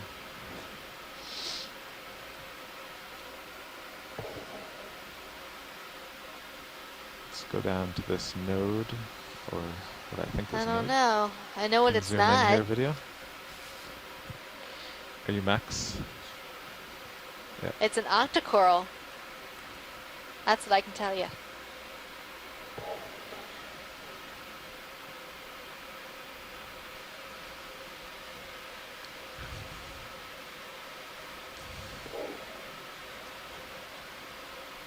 Chrysis? Tilt down. Maybe? It doesn't look quite right for that. What was your, sorry? Could you see the base? A bit? The base is behind the Higuchi-Samnia, so we can't see it from here. Tilting down. Okay, thank you.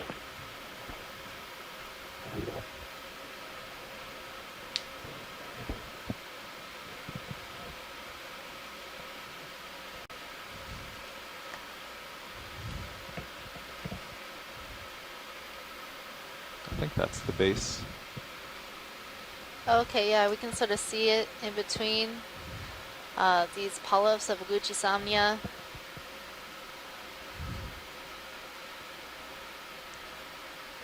I don't know, is this something we'd like to collect? We're in a heated discussion here, not heated, I mean active discussion. If we could hold this for a second. Okay.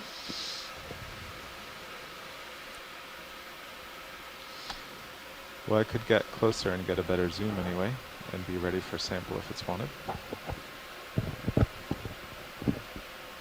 Looks like the current pretty much died out, huh? Yeah.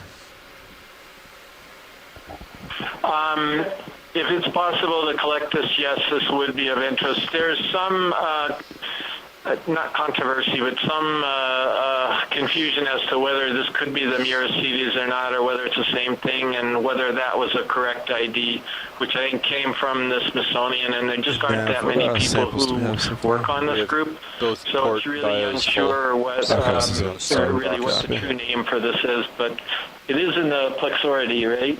Yeah, it is a Plexaurid, so.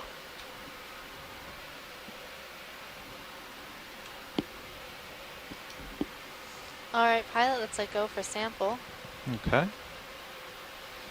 So I guess we'll have to do starboard inner co-pilot. Copy that. Set up for that. Alright, drawers ready. You are ramped up. Excellent.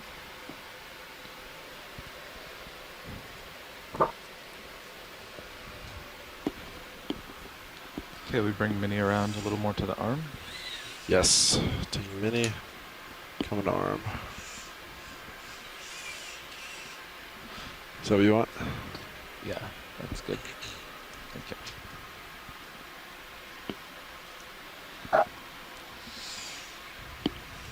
you. Okay, arm coming on.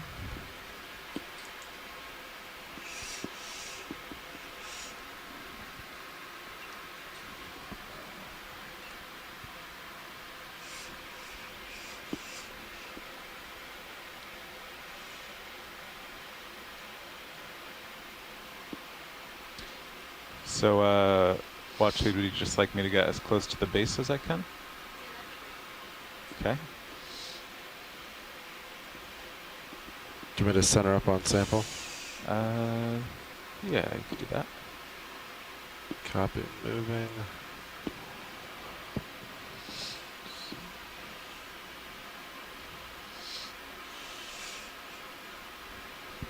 Might need the pilot, I might block it. Yeah. Yes, and it's better to cut it, not to break. It's not breakable. Working on pilot. Lydia, will you go in on Mini Zeus?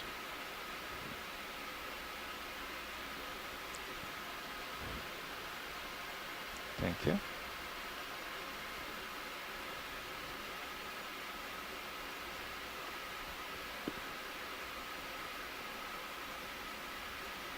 Alright, I have pilot if you want it to. Excellent. Yeah, that's a good view. Watch lead, how's this looking? That looks good, pilot.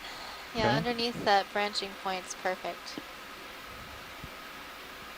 I don't have a very good stuffing angle.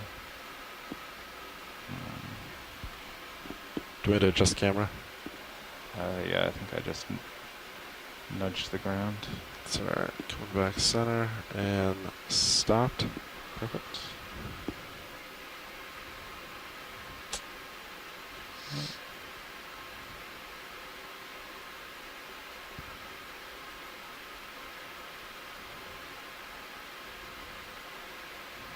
Okay, Vidya, you can come wide on Mini Zeus.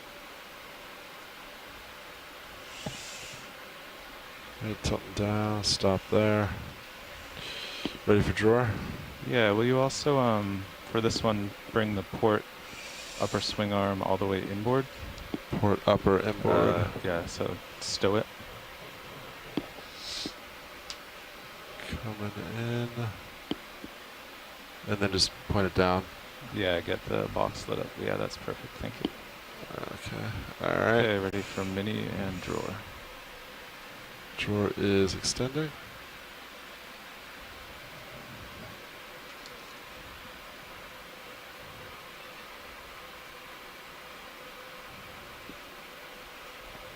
Oh. I touched the oh yeah. wall, might have knocked you free a little bit. Here, I can come up a little. Or you think winging inboard will clear it? Yeah, actually, it's a good Try to port idea. inboard. Shark. Yeah, shark. Alright. Port wing Shark coming was curious inboard. as to what we were doing. Alright. Another squalus Mitsukuri. Try staying again. Okay. I think it's just pushing it away. Yeah, Okay, I'll just good come luck. up into autos. Copy. Because there's not much current. Okay. Coming up.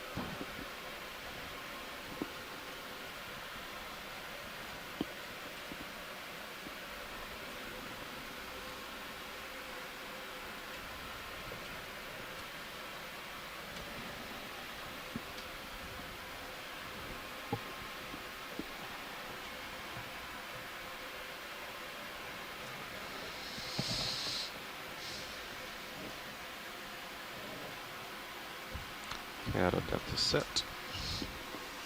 All right, I'm gonna keep extending. Okay. Coming out.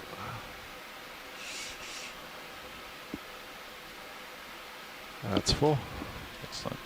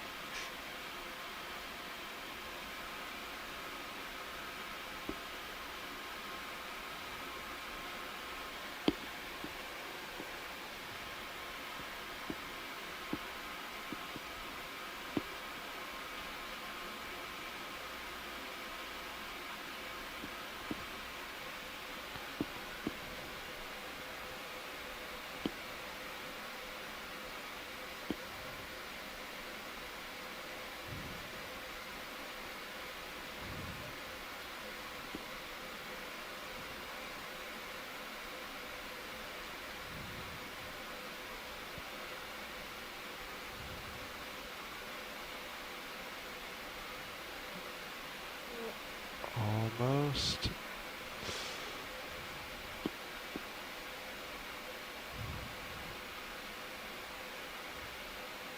That should fall in. All right. Retracting.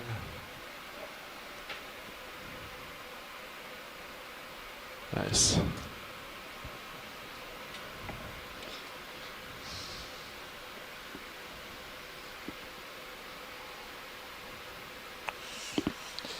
Nice. That collection was really breathtaking. Breathtaking?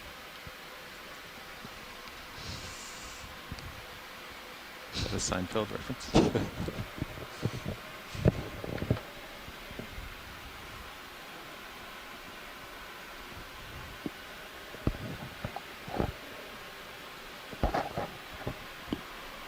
Okay.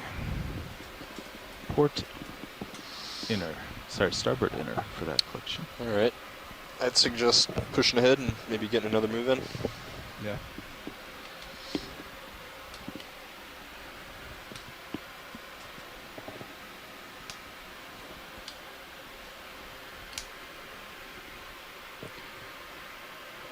Okay, watch lead. Anything else around here before we move on?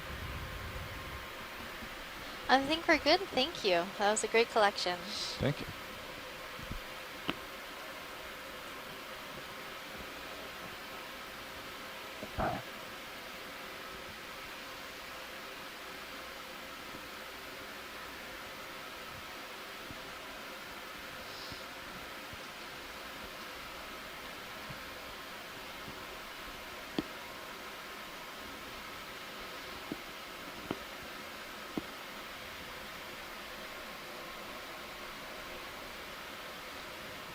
So if you're just joining us, this is Megan Putz, your Should I go ahead and biology call lead. it in? Yeah. Okay. So John Smith, 270. your geoscience lead. Yeah. And we're here great. coming to you Bridge, live this is from Nav. the Okeanos Explorer. We are currently This is at Bridge, go Middle ahead. Bank, Hi, Bridge. We'd like to request a move just of outside the 20 Papahana meters Mokuakea bearing Marine National 270 Monument at 0 in the decimal 2 Northwest knots. Hawaiian Islands. 20 meters. We are exploring for the 270 first degrees, time 0 this decimal 2 bottom knots. fish That's environment correct. Coming up.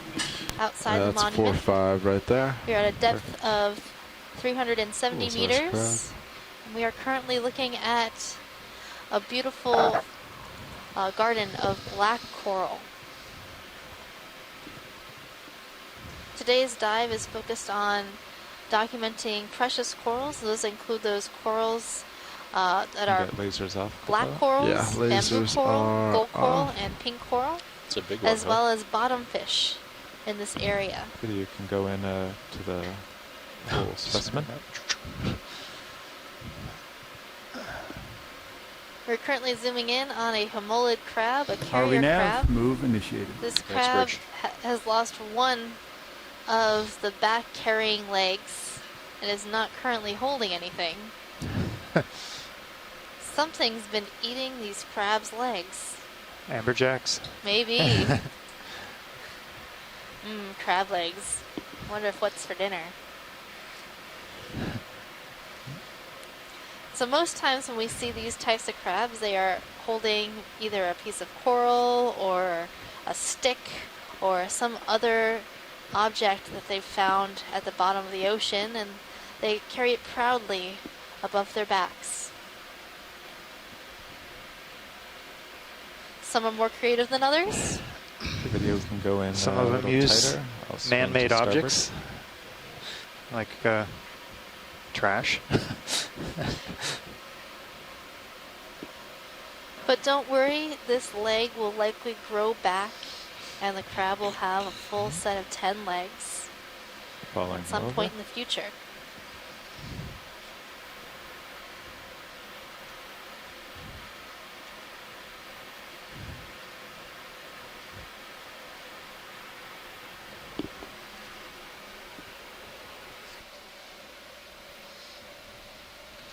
You know what I learned a couple winters ago, Dan? What's that? Lead the motion.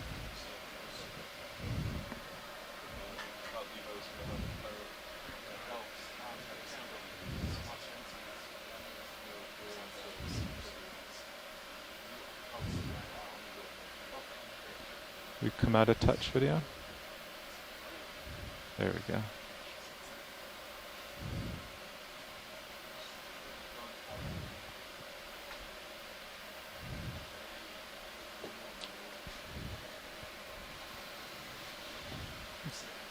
Okay, well, he's not doing much more. I think we're done with him. Can go wide video. There's a shrimp carrying something right behind this guy. Oh yeah. A shrimp carrying something? Spinning to starboard. Oh, that is a very beautiful, Wow. I think it might be a squat lobster. Yeah. Or is it a shrimp? Can't tell. It's just But taking check off. out the when it colors tilts on up. that. So Yeah. this, Where did it go? There he is. yeah, so this is a squat lobster. It's Baba munida flexora, Okay, starboard. and it's a very common squat lobster in these bottom fish depths. And I suspect that some of the bottom fish, like Edilus carbunculus, Okay, actually tighter. feed on these. We That's found Max. squat lobsters Oh, in their very stomachs. But how's that for a beauty? It's very colorful. It is pretty much the most Ship beautiful should be about done, spot lobster co-pilot. I've ever Okay. seen. I mean, check out Looking those down colors. at you at 80 Purple degrees. and yellow, Still looks complementary good. colors, just make you say, hey, look at this. I can do all of the fashion.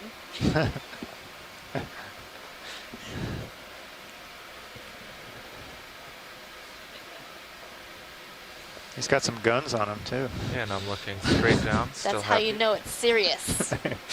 Serious about fashion. I mean, check out all those like little spines along the ROV side. nav, Very, move complete. very Thanks, Bridge. regular white spines with Move the is complete. bright Right, red pilot? claws. Happy with that video? Don't Yeah. mess with that All squat right. lobster. Looking Yeah. Max That back. just at shows you. something in yeah. the We background. got lasers, co-pilot. Sure. There he is. He's just a tiny little guy. Oh, we lost the lasers. Yeah. There they are.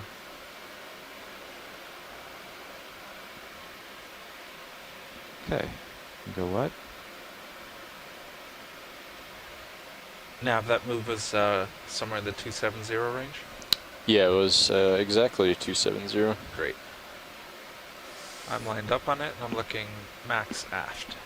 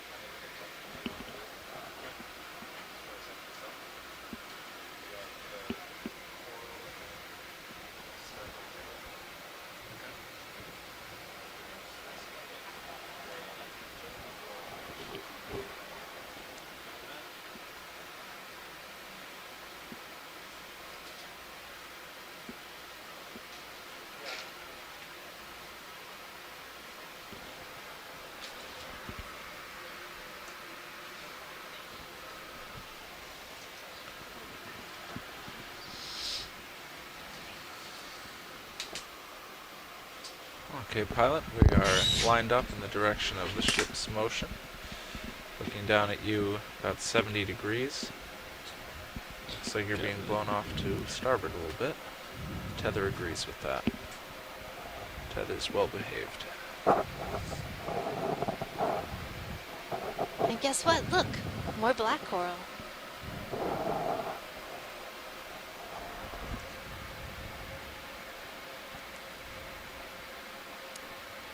So I'm seeing a number of Antigonia, those little fishes with the red stripes. Seem to be quite common here. Pilot, could we possibly zoom that white colony ahead of us? Yeah.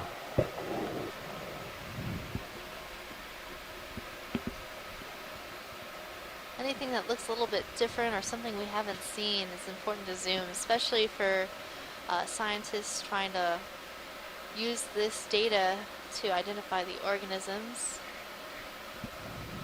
Most of the time we can't identify anything without getting a nice close-up view of the polyps. But there are certain individuals and certain species that really do stand out and we can ID from far away. And having these zooms is really important to being able to characterize the area. So we can't zoom every colony, but having a few will let us know a little bit more about it. So this is a black coral that's been overgrown with a zoanthid coral, type of coral that lives on top of other corals, and that's why it looked a little odd to me, because we actually have two corals on one skeleton. The black coral, whose skeleton it is, and the zoanthid coral, these orangish or yellowish, whitish polyps that we're seeing.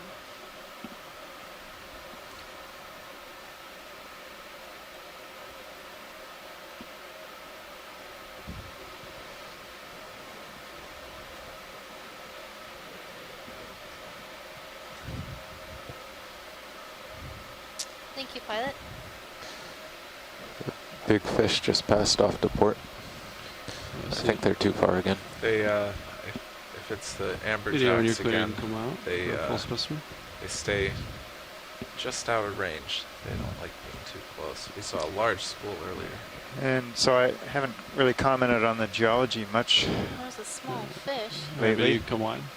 Tell us about the geology, John. I'm super excited about this. Oh, look at that. No, you're not. You're looking at the fish. But I like fish. That's okay. They are moving faster than geology. We can look at the fish.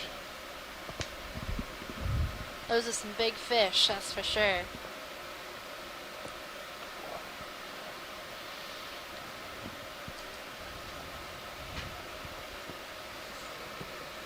So what's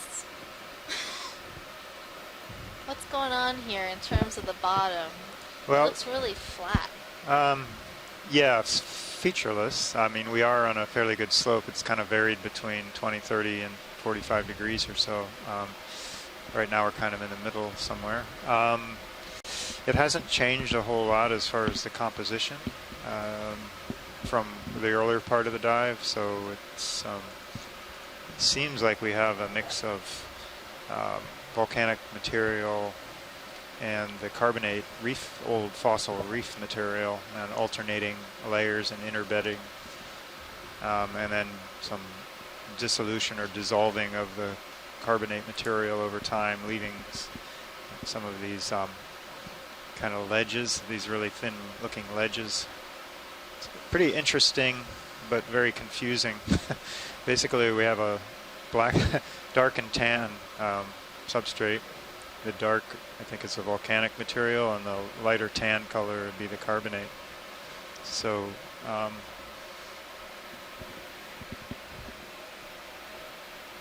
we probably had alternating episodes of both.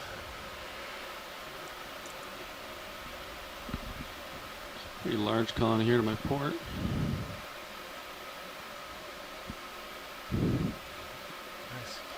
And we have a shark coming straight through a black coral.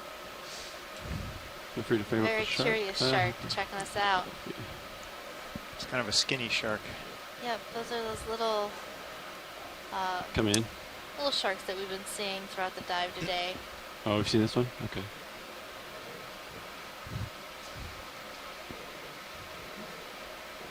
They're called I'll let it go with you.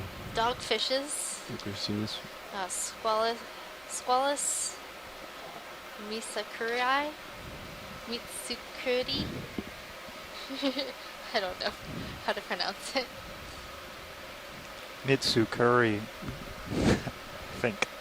But we do have a native speaker on the line.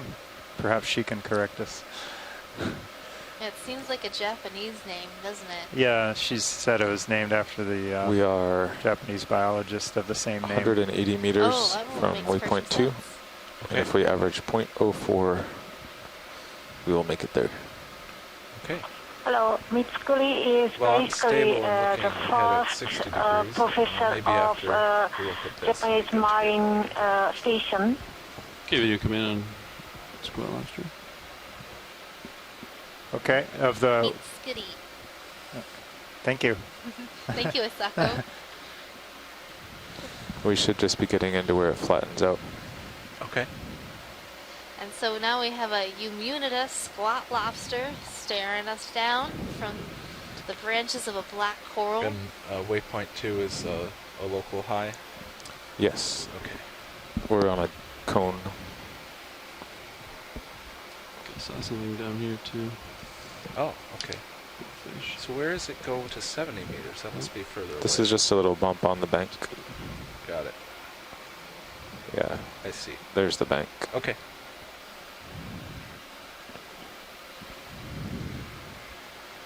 This is a pretty big colony. You can see in the screen 2 red laser dots. Those are 10 centimeters or 4 inches apart. Just to give you a sense of scale of how wide this coral colony is.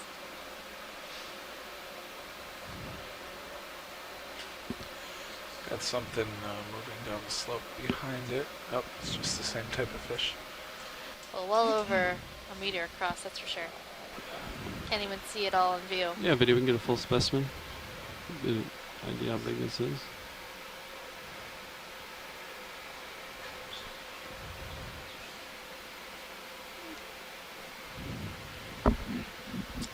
What a beautiful coral.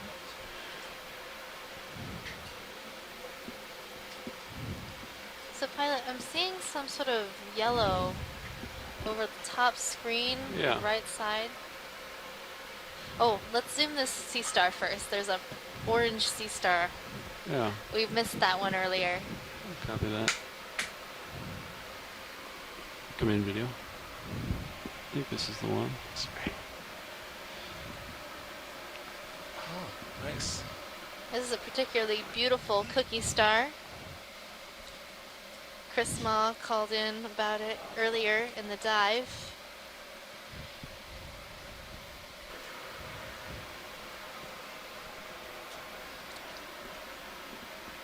So the name of this cookie star is Spherodiscus Ammophilus. Has these alternating ahead, watch bands two. of darker orange and lighter orange. Very distinctive. And a great observation. Of Yeah, our this off bottom cookie time star. will be, let's see, in about 2 hours Video on your clear, maybe we can and get 20 lasers minutes. flat for scale. And we are on track to reach the top of this feature.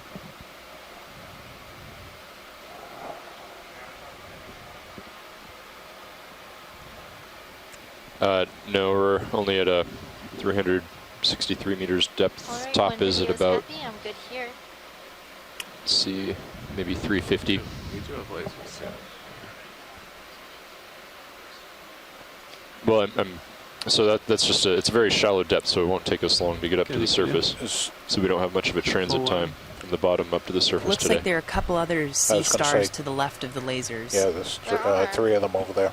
That goes to show how you zoom in on some place Is that that a doesn't look large like there isn't hermit crab to the hardly left? anything Yeah, that's what on you the got. substrate, but then there is plenty of stuff to see. A number of different types of sea stars and a hermit crab. Yep. Oh, there it is. Yeah, you come in on hermit crab. Just leave lasers to go past them.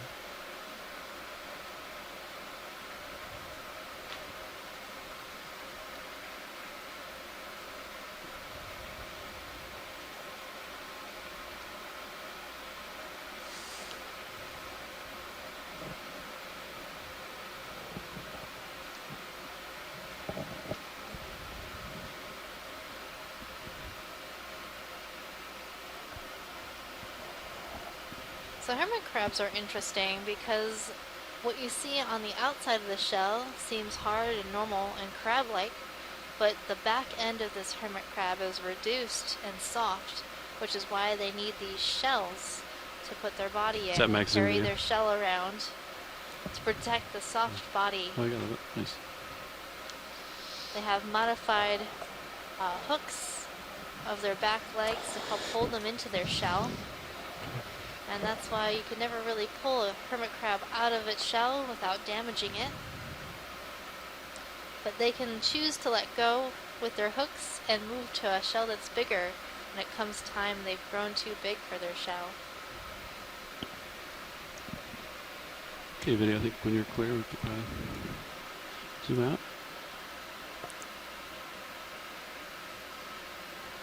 The whole colony. And this hermit crab's having a little bit of a snack as it travels along the bottom here at Middle Bank. All right. Recommend moving on and pushing up slope, getting a move in. Yep, we can do that. I still like anything in the 270 range. Yep, sounds good. Yeah, I was interested in that sort of yellow-looking material. Yeah, we can reach up that. by those black corals.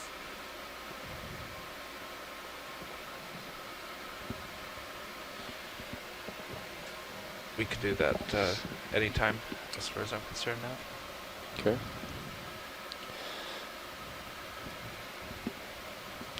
What do you think, pilot? Oh, just 1 second. There's no All right. delay, I think, so.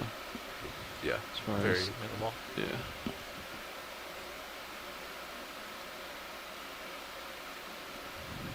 Okay, video, you can frame this It up. almost looks like the base of a gold coral.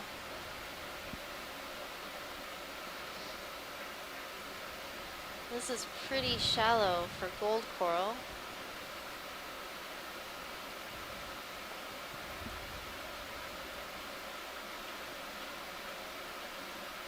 But this base has been here for quite some time.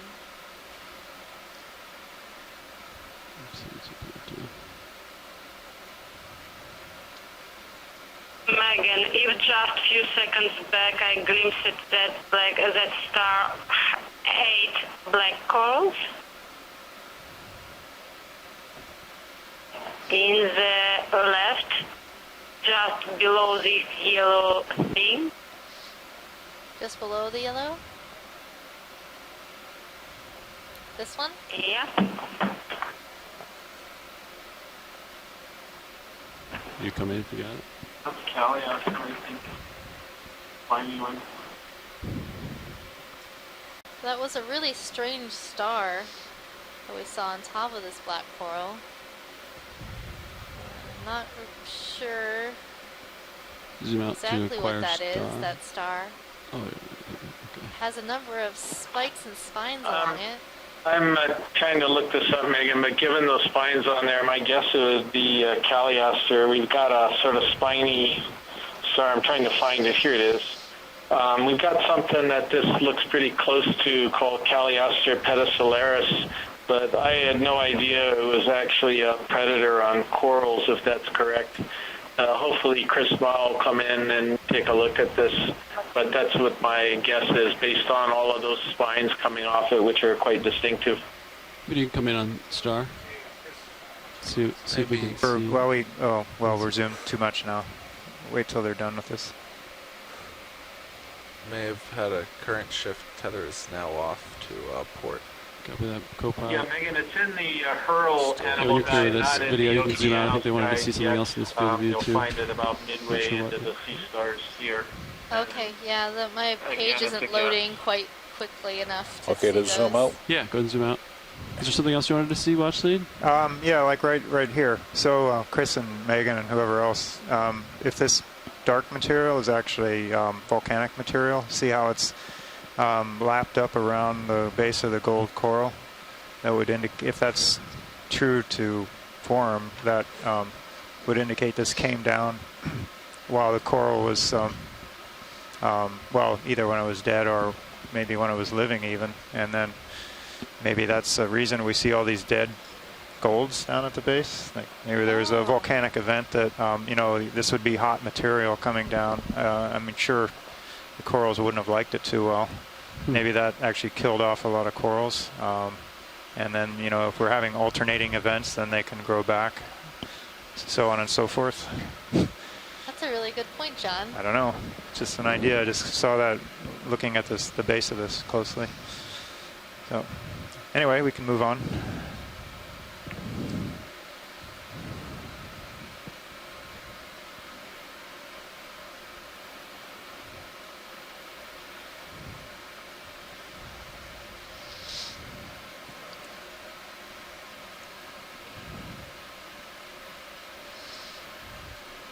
Okay, video can come on. All right. I'd suggest moving up slope, pilot. Copy that. Right. Looks like there's a little bit of a line do of it. these along this area, which is typical behavior for Bridge, corals. this They'll is nav. tend to line their fans up in the bridge, same go ahead. direction. Like a ship move, please. Along 20 meters, the bearing current. 270 at 0.2 Another one of knots. your favorite fish, John. Oh yeah. The grumpy fish. 20 meters, bearing 270, speed 0. That's what I like to call them. They look so That's grumpy. correct. So they inhabit grumpy this depth range too, then, huh? Zoom in video. Yeah, so this is the Chaunax, not Chaunacops. Oh, look. No. You can see the lure right on what you would think is the nose. It's a little frilly lure to attract prey to come nearby. You know, Getting a for little the shimmering in shrimp the that water needs as a well. little Yeah, I bit think of a there's hat. current blowing. ROV nav, Yeah. move It's a beautiful initiated. hat for a shrimp. Thanks, Bridge. And those Move vein has been shrimp, initiated. They wander a little too close and nom Move initiated. dinner. So the interesting thing about this fish is that you would think, like, who would approach this animal? It's so obviously colored. But the fact is that the yellow and the reds are all going to turn black at these depths. And so visually, this is going to look just like the substrate. If you see the sort of mottled substrate that it's sitting on, I'll bet with all those splotches, it looks almost identical to it. So in ambient light, it's natural light. This thing is going to be almost completely invisible and probably has very effective coloration, even though we can't quite picture it ourselves when we illuminate it. Yeah, he certainly does kind of have that same modeling or same camouflage as the background. You can see all the little rocks and Sometimes pieces if of you pull away whatever the red coral stuff will holdfasts blend that in. are on the substrate. So it probably does blend in quite well. All right, video. Chris, I thought you were going to say that the interesting thing about this fish Hold on, are listen the here. little sponges around it. That's what I thought he was going to say too. You know, I guess I got distracted by all the color on this fish. I'm afraid he kind of whooped the sponges with respect to appearance. He lured you right in. Oh. Come in video. Get your jokes now, folks.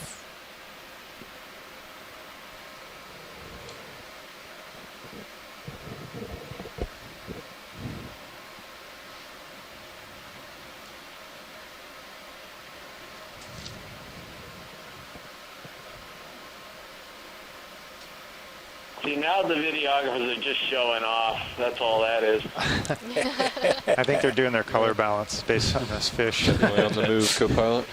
All right, video can come on. Yes, I see that. I'll keep moving here. Thank you.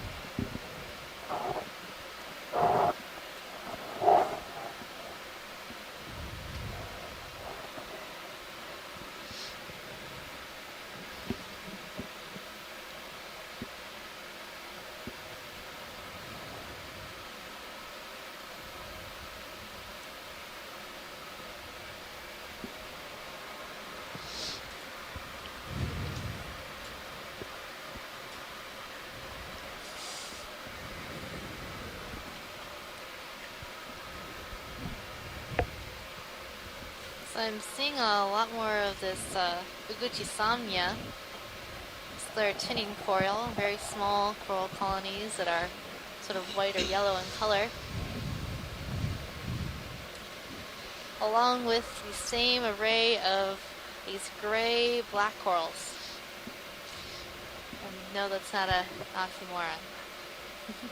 They're gray black corals, John.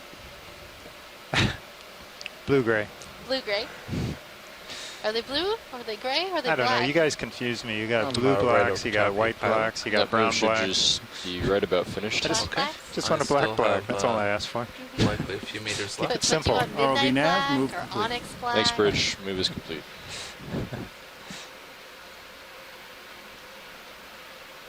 Ew. Oh. Hello.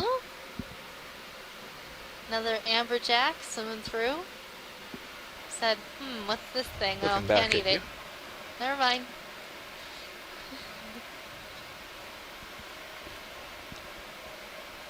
He got close and realized how big we are. Do you need to zoom in this? Well, with that last view, I Watch it. think Yeah, we've let's take a decided look at that the this one. fish that we thought might have been one of the deep water snappers was not. It was just another kahala swimming away. I'm moving beyond you, but I am keeping track of the tether. We still look okay. Copy. Take a quick look at this then. So this Video coming. coral is Leopathes, a type of black coral. And you can see a part of the coral where the tissue has receded. You can see the black skeleton on this coral. And that's why we call this black coral. I forgot to add orange black. Orange black. And pink black? Yeah. Is this more pink or orange to you? I don't know. See Somewhat it. in between, but Look- now look more like- closer up it looks pink, but at first to me it looked orange. Yeah. Is it more of a coral color? Ah, coral black. Oh boy. And thus the But origination. it's pretend to be touch coral. Yeah, video. We can get a full specimen. But yes, this No, is keep a moving. good I example. think I've settled out, more or less. Copy that. Oh, fish. There's a new fish for today. All right, video. Let's try to chase the new fish. Yeah, Coming this in. is one that we've rarely seen on these dives. This is a band Zoom out fish to, in the keep it in family view. Cephalidae. It's Austonia hawaiiensis. The species was known in the islands for a long time, but it was just described, just given a name a couple of years ago. And that's likely a female because of the shape of the fins. The males have longer tail fins and pelvic fin rays. So it's a bandfish in the genus Austonia hawaiiensis, and rarely observed. So I don't know, it's not very cooperative. It would have been good to have gotten better video of it. I think he's hiding underneath there now. Yeah. I had some hiding. Alright, It's good try- hiding spots here. Trying to. Maybe it'll come out in just a moment. She seems a little shy.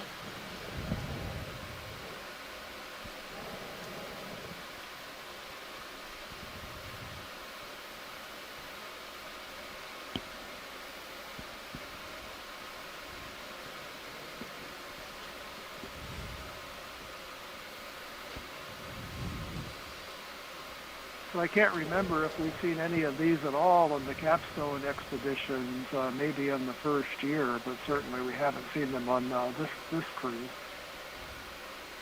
Yeah, I don't think we have this in our guide, so I don't think we've seen it.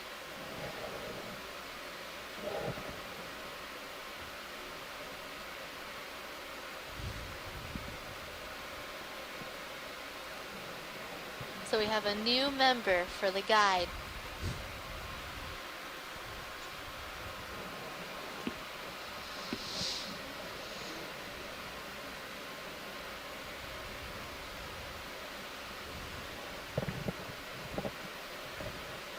Why is it called a band fish? Do they play instruments? You can like kill lasers, if that's alright. Yeah. Well, that's good. I wish I could say that was so. Some members of the family are much more elongate and band-shaped, much more strap-like in their shape.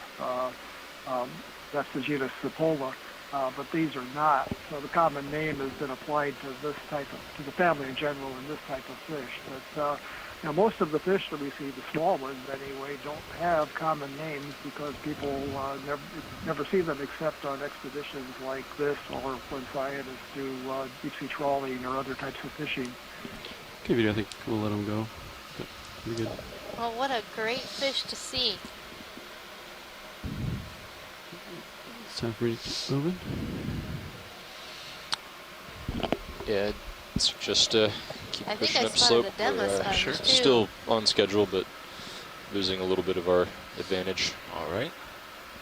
Yep, I went ahead and logged that already, but at the same time you said around white ones, I'm pretty sure are demo sponges, but that's as far as we can go with those, because who knows what these mounding sponges are that are really don't have any distinct characteristics.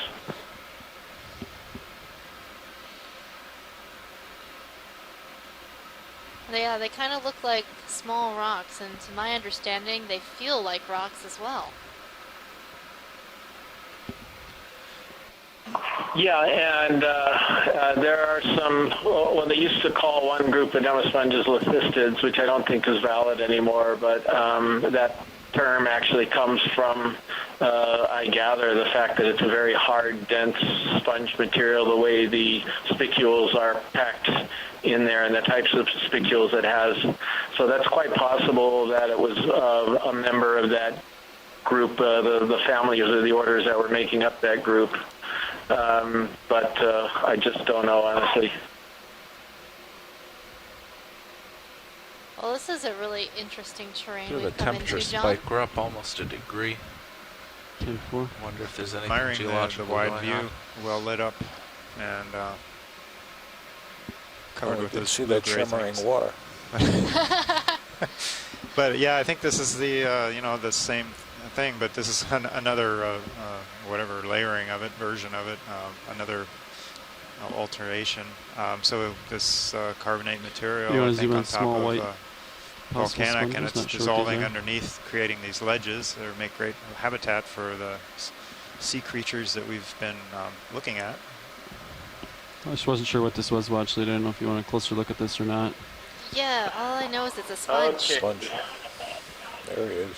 Go ahead, Chris. Yeah, so this is a little bit unexpected. One or two things, and the name escapes me at the moment because we don't really know this very well from Hawaii, but I need to do a little digging here and then I'll come up with a name for you.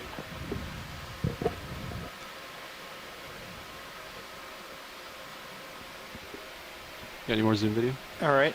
Actually, Megan, you might see this in the 2016 new version, which I don't have handy. I've just forgotten what the heck these things are called.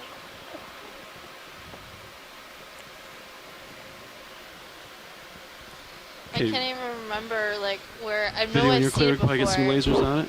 Go probably you can turn my But I lasers back can't on. remember We'll what it's See how called. big they are. Yeah, so we'll log it as that sponge. And leave it at that. you know that sponge. So I think I found it. Is it Silocalyx wilsoni? Oh yeah, that's the one. I just found it too. Thank you so much. You put us out of our agony. Appreciate it. While we're here, we can try to grab what's on this coral here, maybe. My pleasure. See if this is any different.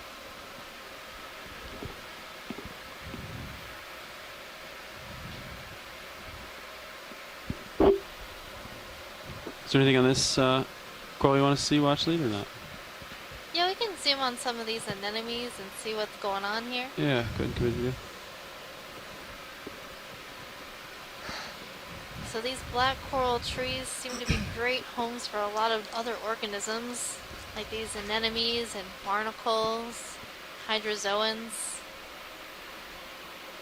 Seeing a couple different types of hydrozoans, perhaps. It just goes to show how important the habitat coral trees are to this environment. Without these corals here, we wouldn't have this habitat, and these animals would have no place to settle and grow.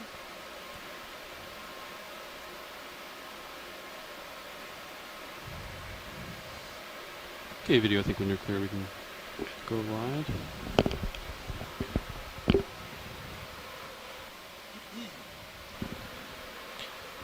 So Watchleads, you may have noticed some shimmering which is associated with temperature differences. We're seeing temperature jumping around by as much of a degree. Do you think that could be associated with any geological activity, or is that just mixing because we are so shallow today?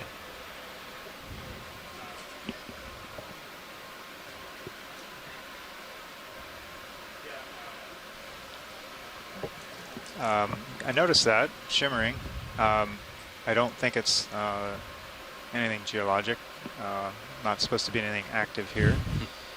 I think probably just like you said, we're shallower and there's some mixing going on that we don't see it deeper down.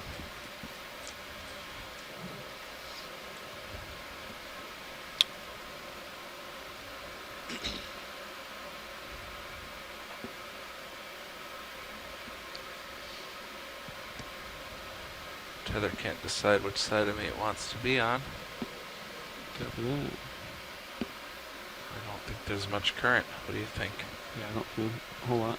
Kind of This shift. sort of wiry colony is interesting. It has a yellow something growing over it.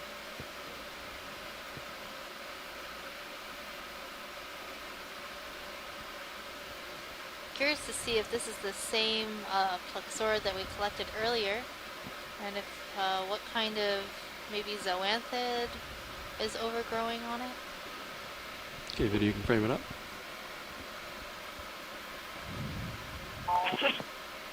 And you can come in.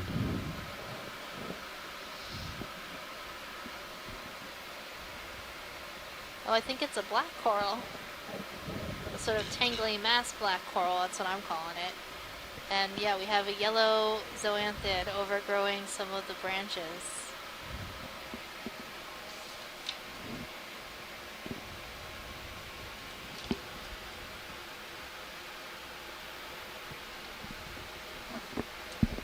So I think, Chris, you said this might be Athenopathes? So Tina is not sure about that ID, but I'm pretty sure that that's what Daniel concluded. Aphanopathes, right? That's what you said? Yeah. Because that, yeah. I'm going to try to find the reference on this, but that's what you think it is. Maybe I'll come down to the base, see the branching points. It's hard, kind of obscured right now.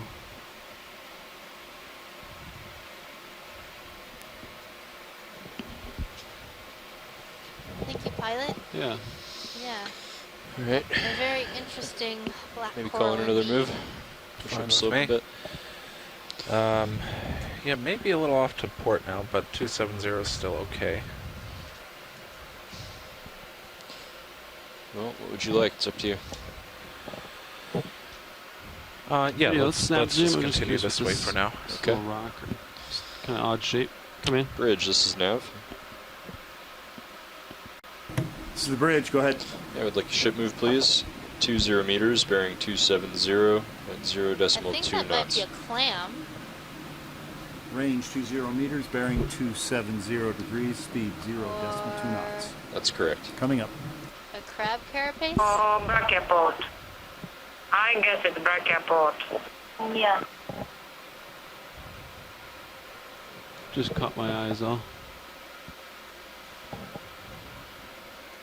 And then we see that really colorful Babamunida sneaking down into a nice hole behind it. That's his door. Pilot and Nav, we oh, it's giving us the evil eye. we collected some of that blue slime maybe a year ago. Thanks, Hey, Bridge. video, I think Find out what that is. when you're clear, we can come wide. I don't know. Operations meeting is being held in the floor lounge. He's not looking at us, John. He's looking at you. Yeah, Didn't want me to take his Taylor's just blowing up rock-like behind you object. now. Yeah, it's all right. It's off a little bit to port now, which is where it has been for a while. I was just thinking about going Yeah, I think starboard. I see a few more of those sort Yeah. of clam shapes on the rocks over by the lasers. Pushing in right now. We have plenty of tether.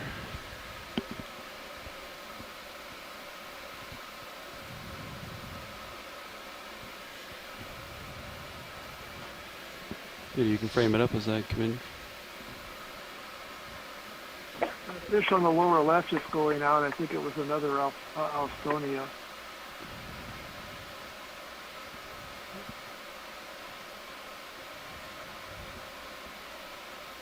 Yeah, it looks similar, doesn't it? Yeah. So are these the same brachiopod? I This think one so. off to the left. It's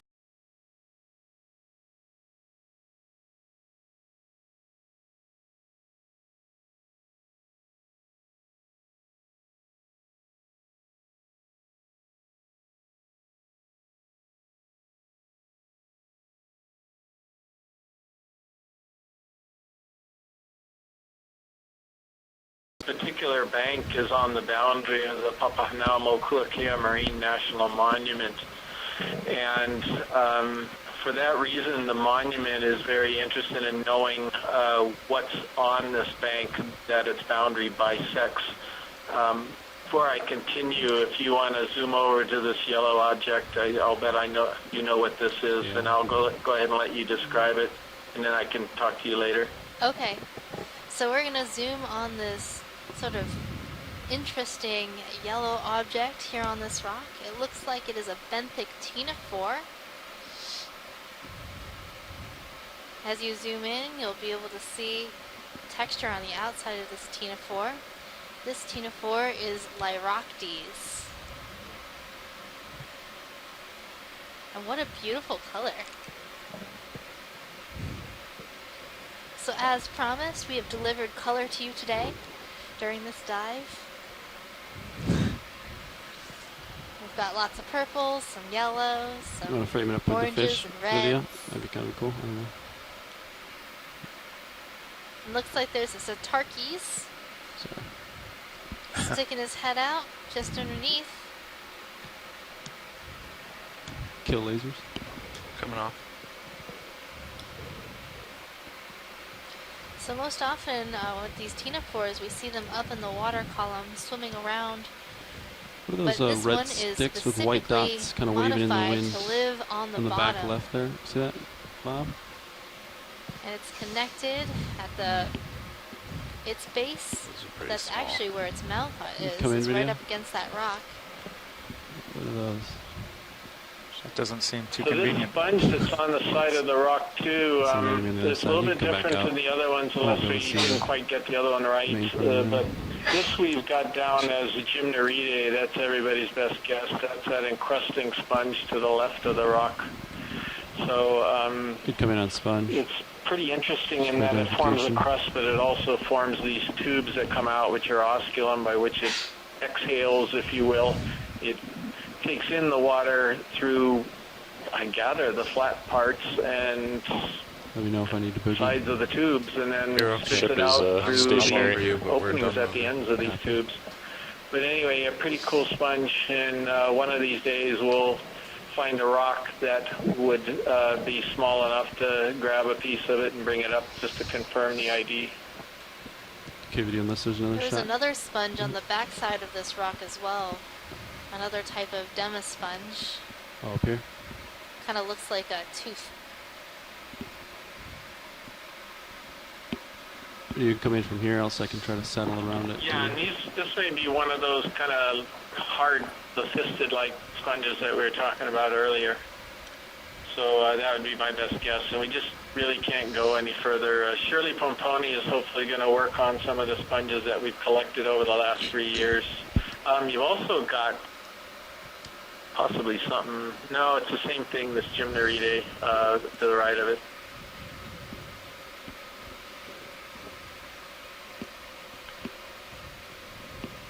Watch, did you no closer look at any of this or not? I think this is a great view right here. Okay. We're seeing a lot of different things, and then we also have these corallimorpharians, those small little anemones with the little white balls at the end of the tentacles.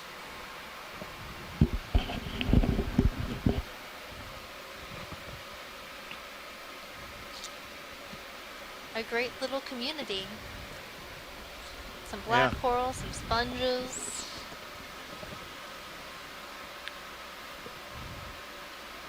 And they're all getting along, aren't they? They Fish are. too. Everybody's getting along. Isn't that great? It is beautiful.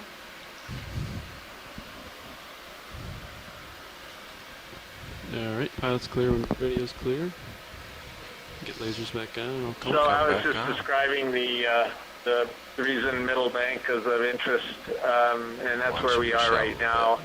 So it's aptly named, but it doesn't really have a Hawaiian name, or it does, but maybe I've forgotten what it is. But it is right between the main Hawaiian Islands and the Papahanaumokuakea Marine National Monument. And as I said, the boundary bisects it. That's why it's of considerable interest to the monument to know what's just outside of their boundaries. And we did a dive years ago at deeper depths inside this part of the bank on the western slopes.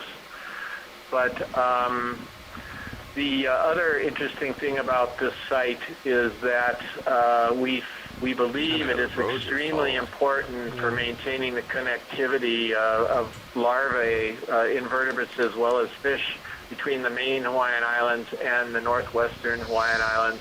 There's some modeling work that was done by Dr. Anna Vaz while she was here getting her dissertation at the University of Hawaii that suggested that it was actually a crucial connection point. And that's another reason why it's of intense interest by the monument as well. So it's fantastic that we're seeing a really spectacular community at this particular site. Black corals here, and earlier, if you were paying attention or watching the video, I don't mean you personally, Megan, but I mean the public, if they were watching the video earlier, saw spectacular gold corals and some precious corallium and some other things, and a lot of fish as well.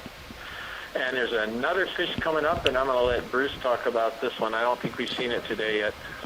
Should I get another move so you can stay more on top instead of too far ahead, co-pilot? Let's wait until after this fish. I'm not seeing any Still difference. waiting to see what I thought I saw what appeared to be a small shark. He's hiding now. Numbers 4. Look to the left of the boarfish. He's talking red and white in color here. Yeah. Come in. Oh, I see it now. Okay. Is this one? Yeah, well, we're getting into shallower depths now, so we're starting to see some different types of fish. This is a basslet, just kind of related to the groupers, sometimes placed in a different family. This is a Plectrantheus species. We see these at different times. This one is called Plectrantheus kelloggi.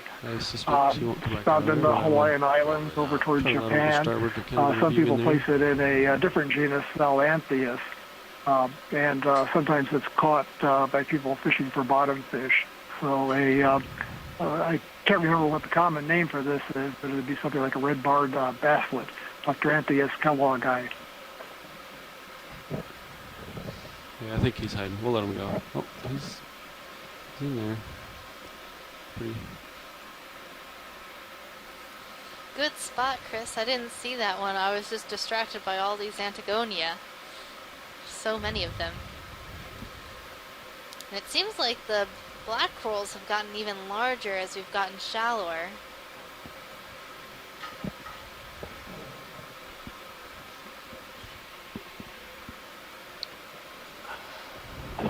So we may have another little orange fish there hiding under the ledge that could be something new as well. It's just right of center right now. And he's kind of tucked in there between the black corals. I don't know if it's possible to do a snap zoom there. But I think he's new. Meters bearing 270 at decimal 2 knots. That's correct. Maybe a scorpion fish? Yeah, maybe not so new. Yeah, this looks like one of the Pontinus macrocephalus from the size of the head, and I see short cirri over the eyes. It's one of the eyes. So this is called hogo,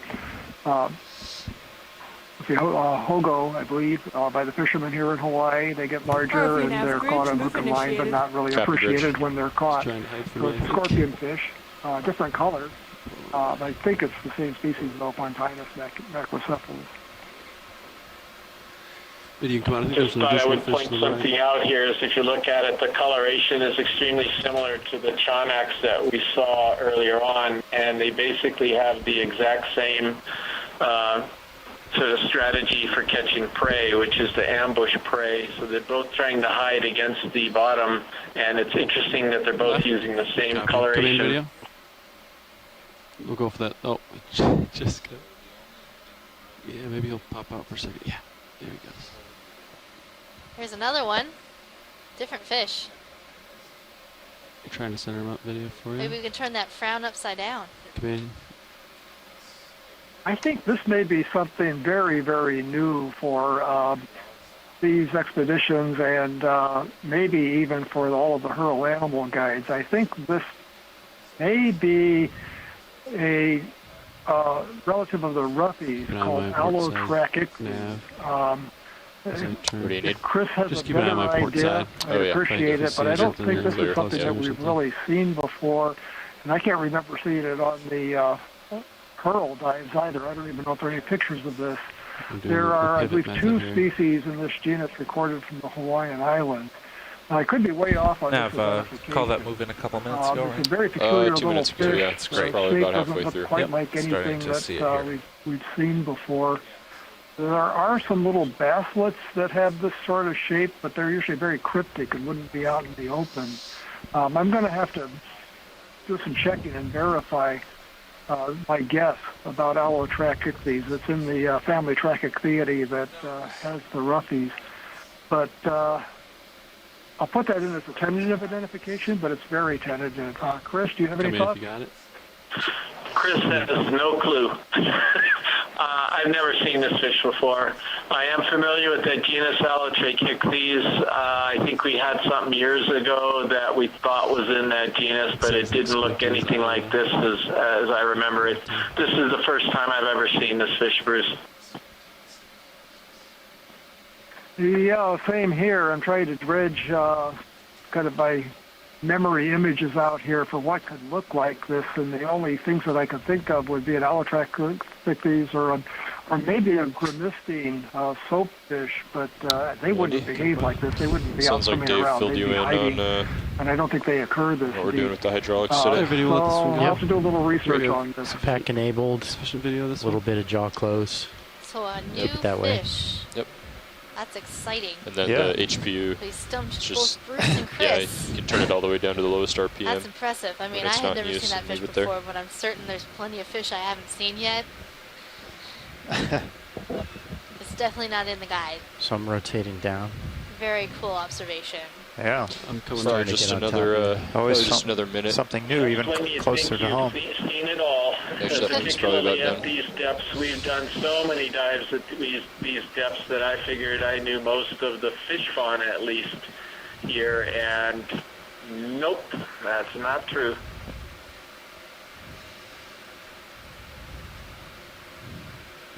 ROV nav bridge. Go bridge. Move is complete. Copy. Ship move is complete. Quite a dense community up here.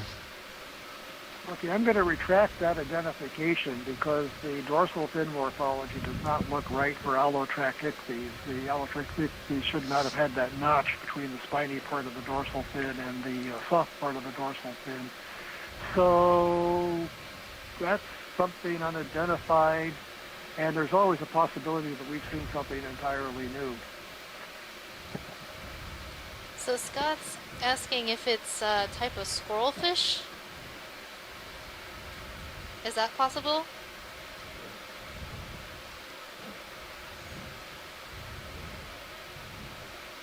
She's asking you, Bruce. She ain't asking me, because again, I have no clue. Okay, I'm sorry, I missed that. There was somebody else asking a Rotating question up. here. Could you repeat that, please? Oh, so Scott in the chat log is asking if it might be a type of squirrel fish. So I don't think thin so. one to the Most right. of the squirrelfish Go ahead, are come either in. bright Center. red or have stripes on the body, and we're pretty familiar with Actually, have we the seen this one? Yeah, we've seen squirrelfish that we Okay. find here. So okay, now we're looking We'll at let the go then. Limonema rhodokur again, more at a Good copy. see. The general shape of that fish most closely resembled the silkfish in the tribe Grimistinae of the family Epinephylidae or Serranidae.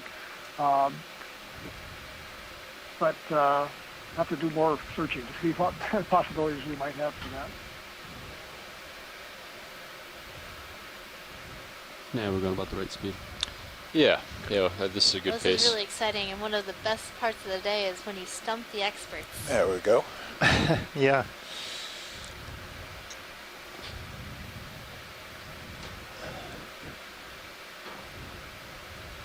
We'll let it go video. We've seen these a couple times, I think.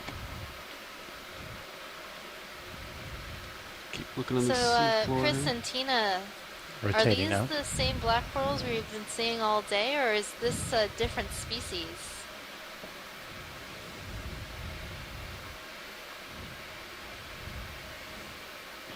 Megan, I have feeling that it's a different species too, and it's so common. And the question is if we still have possibility to collect a specimen from it because it's so common here. Probably looks like the port lower sagged a So little if we bit. collect a specimen, that will Gonna be our final collection bring it back for up. today. Copy that. We can wait to the end because they are very common if there's nothing else. Okay. Go for purple fish. Video, come in.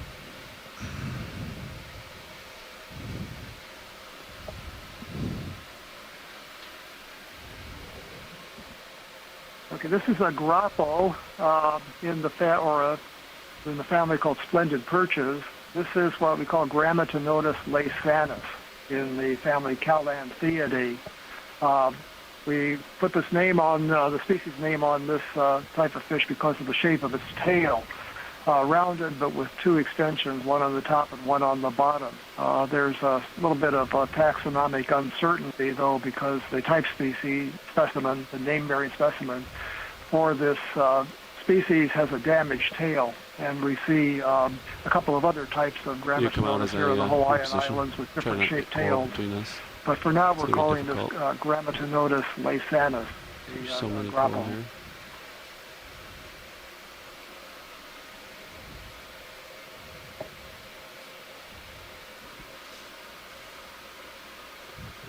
Well, I really like that fish. It's a very beautiful color. Purple and yellow. Come in. And those of us who do submersible dives or other observations of these sometimes shorten that name Grammatinotus and use the common name Grammy for these fishes. We call it, just call this a Grammy. That's an adorable name. Come in, video.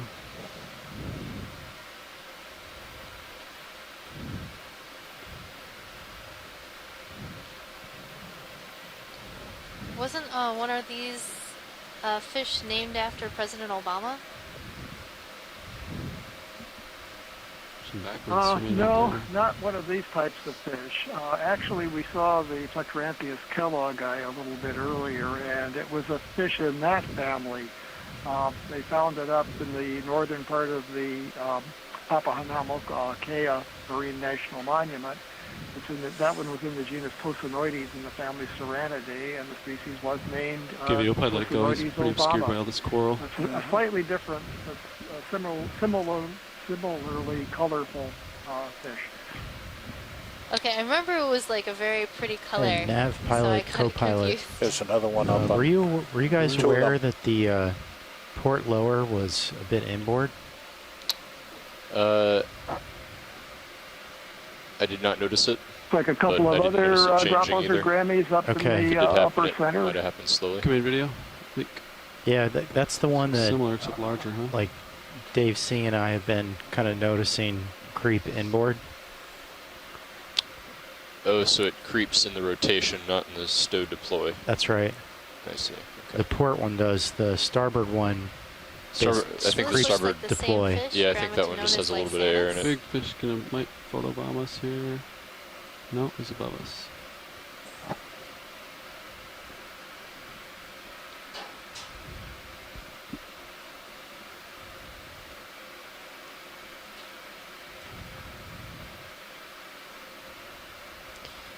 So once he's done with this fish, I'd So suggest Bruce, the long filaments we'll on put the in a move tail, and are those move up slope. typical of the specific sex of the fish, or do both females and males have that? 270 look reasonable to you still, Andy?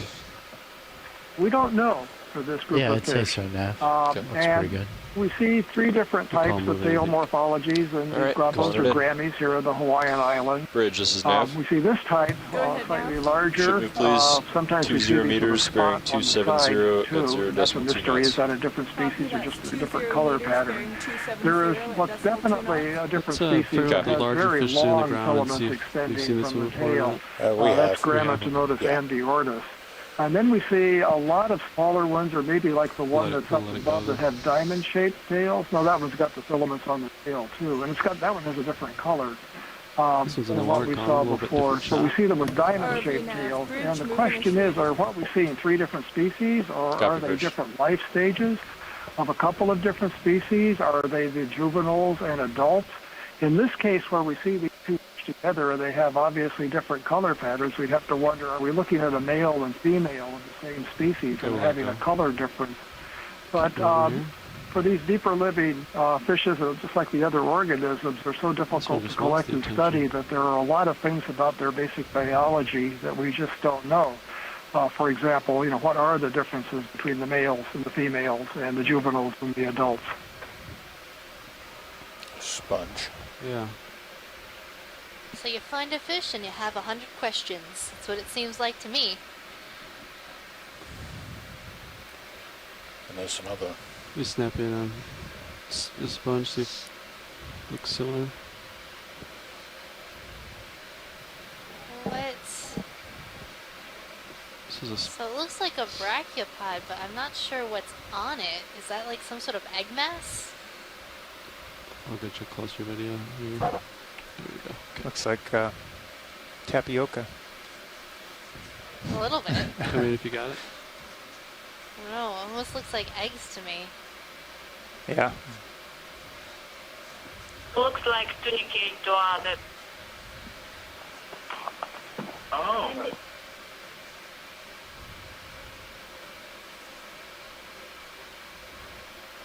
Like I see a little black something inside each one of these round circles, so that's why I think it's eggs. Or, tunicate, tunicates can be colonial.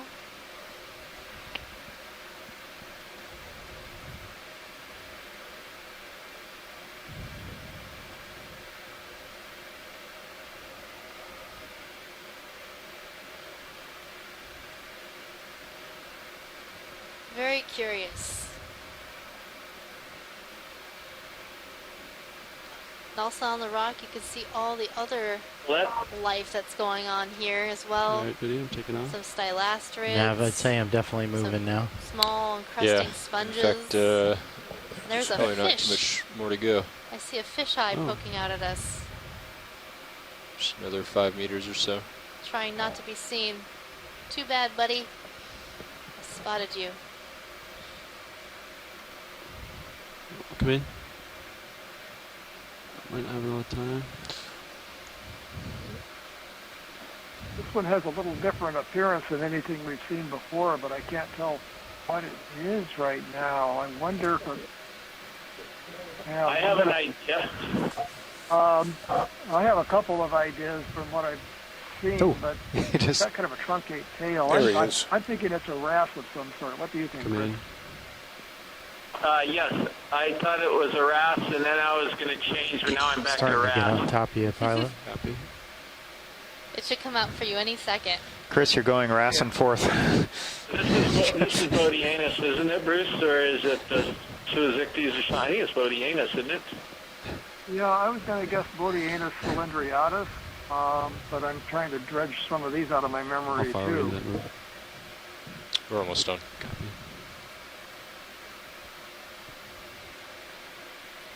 ROV nav bridge.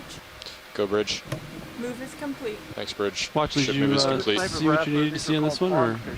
The ones Yes, down here pilot. are more slender-bodied and smaller video? than the shallow water Yeah, I'm ones. starting to go past you now.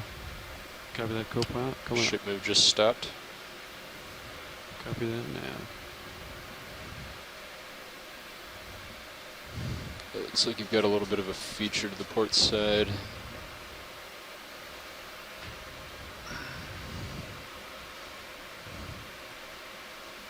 You talking about the bright spot in Sirius sonar? I was just sitting on the port rail here. Look at that. It's like covered in black coral. Every single one of these little ledges and ridges, just lines and lines of these black coral colonies. Megan, I have an idea that it may be Antipatella, but it was not reported from this part of the world. I mean, mostly south or from the Atlantic, but never from Hawaii, to my knowledge.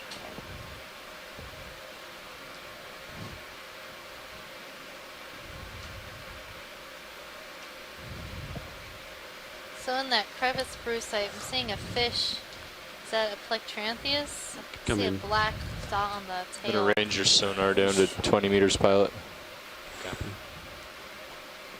Yeah, I think this is another A rat. lot of moving subjects down. This is a different genus and species than what we saw before. This is Polylepion russellii. And then in that crevice there are a couple of other spotted fish. Rotating They the might be Leiopropoma maculatum. Susan Sirius. I take that back. That species would have dark spots on a lighter background. And there are a lot of epigonus species, these deep-sea cardinal fish in here. Oh, the fish with the spots are Holardia. I think you're settled out, co-pilot. So we have lots of epigonus, a couple of Holardia, Yeah, pretty close and to it. Polylepion russellii, which is a different type of wrasse related to the hogfishes. We notice now that we're above 350 meters, almost by magic, we're getting a different assemblage of fishes. Go ahead and come wide when you're clear. It is magical. I'm loving all these fishes.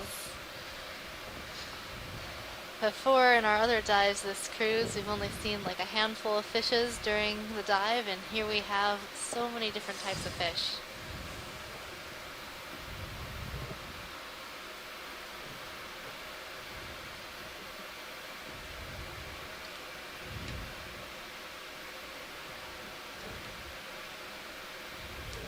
And what's going on with the geology here? Well, just before we zoomed in, we saw some really big, massive near vertical walls, as far as I could tell, of outcrop. This looks like your typical carbonate. This tan or lighter color. Fossil, so these are drowned fossil reefs basically that make up the platform, the features on the middle bank or platform. When it was more closely at or above sea level, the reefs formed and eventually drowned because of subsidence of sinking of the mass as it moved down the chain on the plate. So why do they sink? So John, I'm really confused. Can you describe the difference between atoll, bank, and geo? Well, the geos are where seamounts formed out of. Well, they're all in general formed formerly of volcanoes that grew up. So they're volcanic. The geodes grew up and had a whole, presumably life as an island, a high island above the surface, and eventually wore down through erosion and subsidence and changing sea levels. And then reefs formed on them after that happened, long after the volcanoes became extinct. And then eventually those wore down and sunk as well. And so get a flat top on those that largely caused by wave action and erosion. The banks, I guess, are similar, but they're I don't know. I guess we refer to banks because they're not as deep as geos typically. Okay, video, let them go. More range that you could actually reach with scuba diving or some kind of technical diving. And then the atolls that's kind of a bank but a hollowed out center, so to speak, and there's a fringing reef around.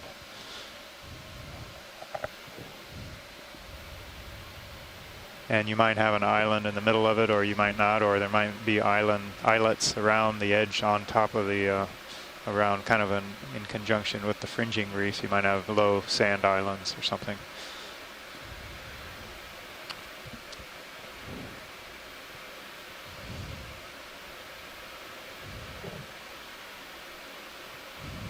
What's that guy inside the cave? I'm worried to be obscured very easily. Yeah.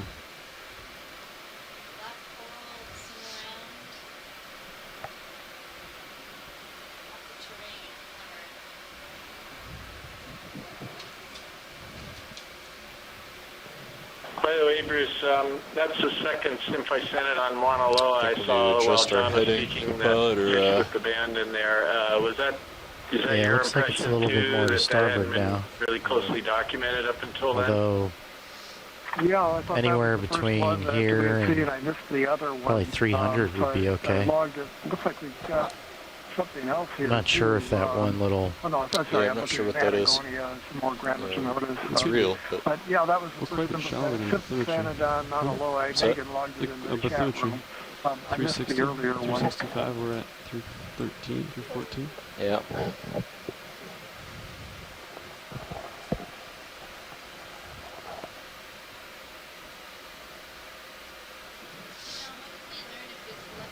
The brightest return looks like it's around 270 something, or 280 something like it kind of depends on want me to try and how, line up on it? I guess, how good Yeah. carbon it is Sure. in terms of geochemistry and dating and what kind of fossils it may have in it. Looks like we're so possibly this looking carbonate down is the other just side kind of a that slope. consolidated reef Port. material, or it's the remnants of coral reef.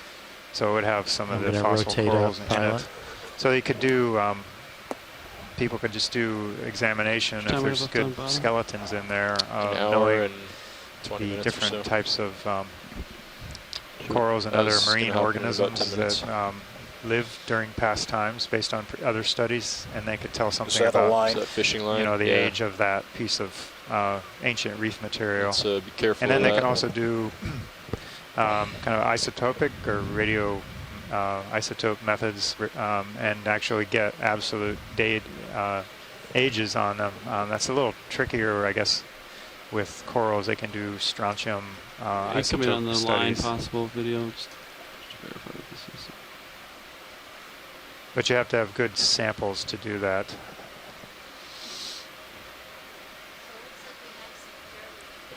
Yep.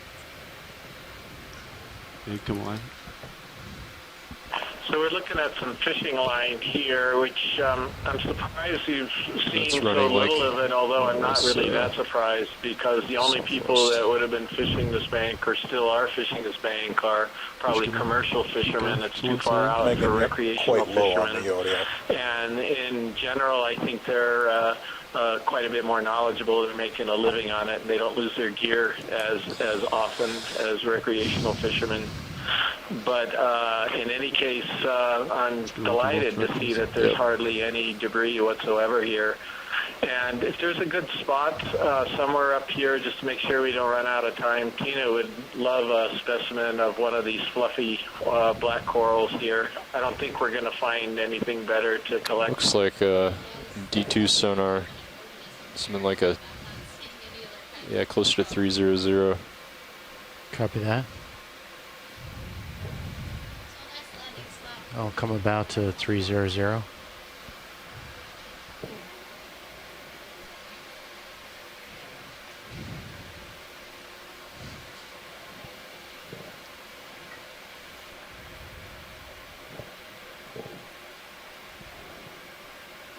You can bring the lasers back on. Video, you can snap on this fish. Have we seen this one? I think we have. But I think so. you think so? Okay. Yeah. Okay.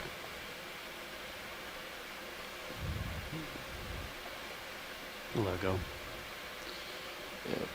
So Chris, I keep seeing these sort of mustard yellow lumps. Are those demo sponges as well?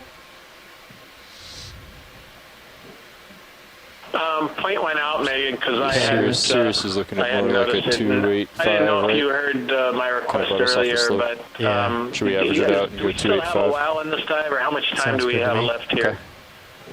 Okay, pilot, I'll line up at 285.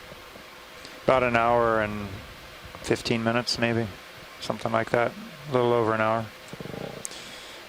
We can go ahead and call it in. Okay. Well, it's just whenever you think it's appropriate. Tina would really Bridge, like this is Nav. collection of this black coral. I don't think we're going to see anything else, given the whole summit's covered It's with this like a ship move of 20 stuff. meters, And maybe bearing even if 285 it's got at one of these 0.2 crinoids knots. on it would be great. Can you zoom in video? Copy that. It's 20 well, Tina, you meters, describe what you bearing think this 285 is. at decimal 2 knots. That's correct. I think it's antipatella. This one, the yellow thing is a barnacle, I guess. Yeah. But the black coral is quite possibly antipatella. I can go through that.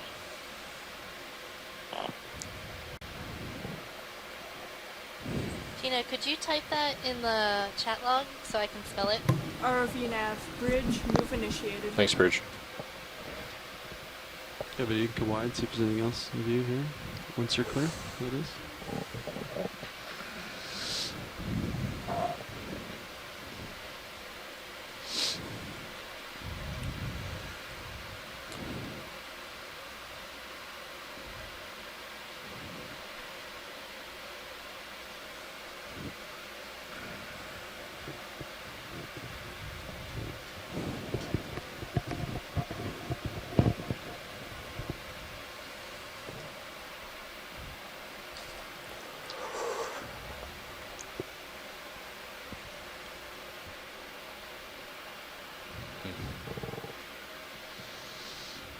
I'd say I'm already moving. Great.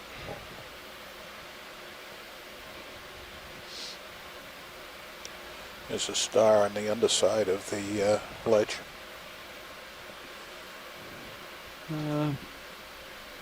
So it sounded like they wanted one of these fluffy corals potentially. Yeah. So maybe let's. You can probably grab it, Dane, if you want to swap out. Well, yesterday we had a You can take it if you bamboo want. garden, and now we have a black coral garden. I got a good one yesterday. Seeing all the colors of the It's precious up to you. corals If you want it, you around can here. take it. We'll see what when they ask for it. What's that? I'll give it to you. Actually, this genus Antipatella, it's quite shallow water one, relatively shallow. It's generally known from depth down to maybe 140 meters, something like this, and it's known to make a very dense community. It's just monospecific community, but it's the first time I'm seeing this by my own eyes. Thank you. Yeah, I'm not sure if that genus has been reported from Hawaii yet, so it'd be interesting to know. Chris, do you know if this genus is known here? A fish inside of this. No, Coming out. Chris doesn't. Chris never heard about it as well. Oh, okay. Could zoom out whale video. So you can barely see little redfish. Here he is. He's going to come out now. And it's a different type of moored. Bruce, do you want to describe that one? Okay, I think I just logged, unless We'll stay there this was a second one zoom until around. maybe the fish comes out I just again. wanted to Okay. Lima rotor curve, but maybe that wasn't it. That was a different kind of moorhead, a different kind of codling. Give me just a second to I think come in the out. genus Pisciculus. Probably scared. So, You can grab the starfish a couple while we of different wait. Just a species. second. I'll Down watch my here, other maybe cameras to see if Pisciculus it comes sterops. out. There can is see another that. genus that's escaping me, right? Gadella. That's similar, but it didn't quite look like a Gadella to me. The way to really tell them apart is to flip them over and look for the presence or absence of a light organ on the belly. So I think Pisciculus, probably Pisciculus sterops. But Chris, do you have ideas? Yeah, I thought I didn't see the coloration of sterops there, but Pisciculus seps, I would totally agree with that. I was thinking something more like Rhodopinus, but just because it was pretty much uniformly red along its entire body. But again, he was pretty fast and didn't get a super good look at it. Oh, and you're right about that. I shouldn't have tossed out a species name because there are other possibilities. I think we're seeing a different kind of Interesting. fish now by Yeah, the sea it's star. for That's a 50 small meters Plectranthia species, shallower than but we expect. different species than I'm not seeing anything the on Kellogg guy that we serious saw sonar earlier. beyond However, this 40 fish meters is or so. mostly hidden by the coral, so I can't really get a good look at That's it. clear. Could Going be something beyond totally him different, to like a the little other sunken fish. fish. Copy that. Centering up fish in background. Starting to get on top of you, pilot. I think that move's done. Move's done. Copy. Yeah. Yeah, I don't know. It kind of looks Yeah. more like a small scorpion fish. Yeah, you're right. I see Siri over the eyes now, so it is a scorpion fish, and it could be another juvenile Pontinus with those Siri, but difficult to see behind all of the coral. I'll keep moving here. Yeah, we need to clear cut all this coral, huh, so we can see the fish better. Yeah, definitely. It's a little off the top. Be careful what you say. Chris Kelly will stop you from talking about that.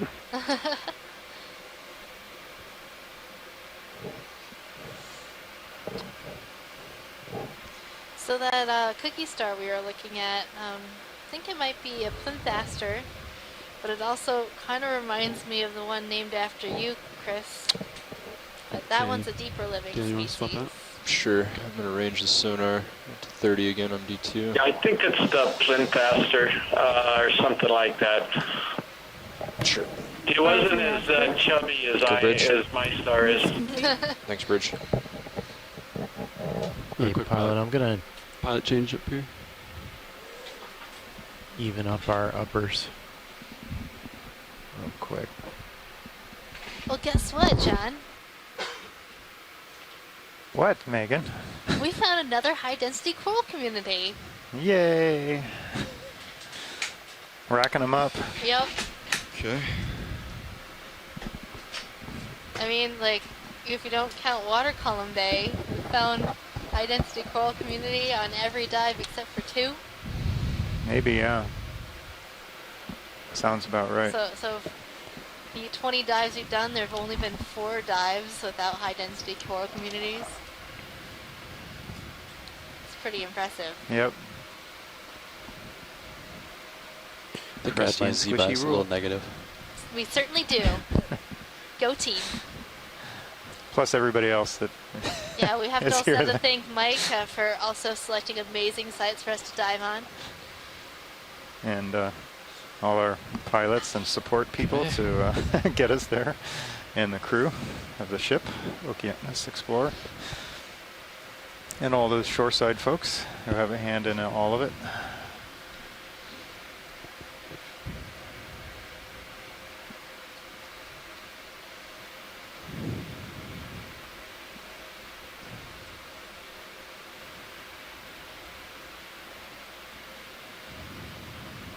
Is this the top?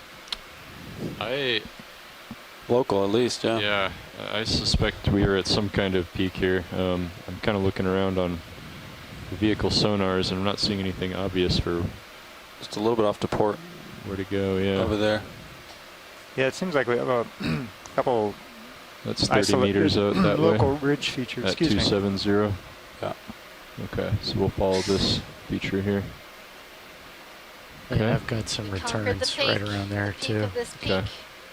Cone Peak. Cone. Just gonna So, saddle around you here. gotta come up with Right now on creative the names. 7-0 Go down, Middle Bank. pilot. On Good Sirius. Remulac.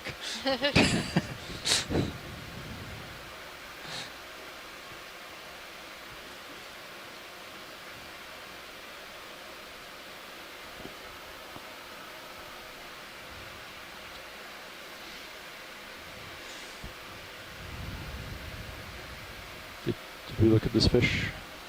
Not sure. We'll take a quick look. Sure, take a quick look. Yep, we've had them. Yep. Okay. All right. There's another one hiding down in the, Yeah, I think crevice. we've seen that one. Yeah, That we've looks seen like that a one too. Grammy Yep. All right. in there, in that tiny little crack. A good So are place to these the hide. yellow things you're talking about, Megan? Yeah, those like sort of mustard yellow lumps on the rock. Did you see that? Okay, pilot, I'm at 284 right now. I'm going to swing I just around saw to that 270. when he zoomed in there and Tina pointed it Yeah. out as well. And, yeah, I would agree. It's some type of a sponge, I rotate now. guess, or a tunicate. But if it's a sponge, it's going to be a demo sponge. Okay, I'm coming around to 270. Okay. I would say maybe just go ahead and get a move in. Okay. 270? Sure. Let's try it.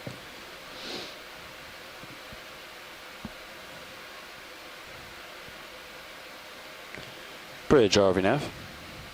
Go ahead, RV nav. Yeah, I'd like to move 20 meters, bearing 270 degrees, speed decimal 2. Copy, that's 20 meters, bearing 270 at decimal 2 knots. Good copy.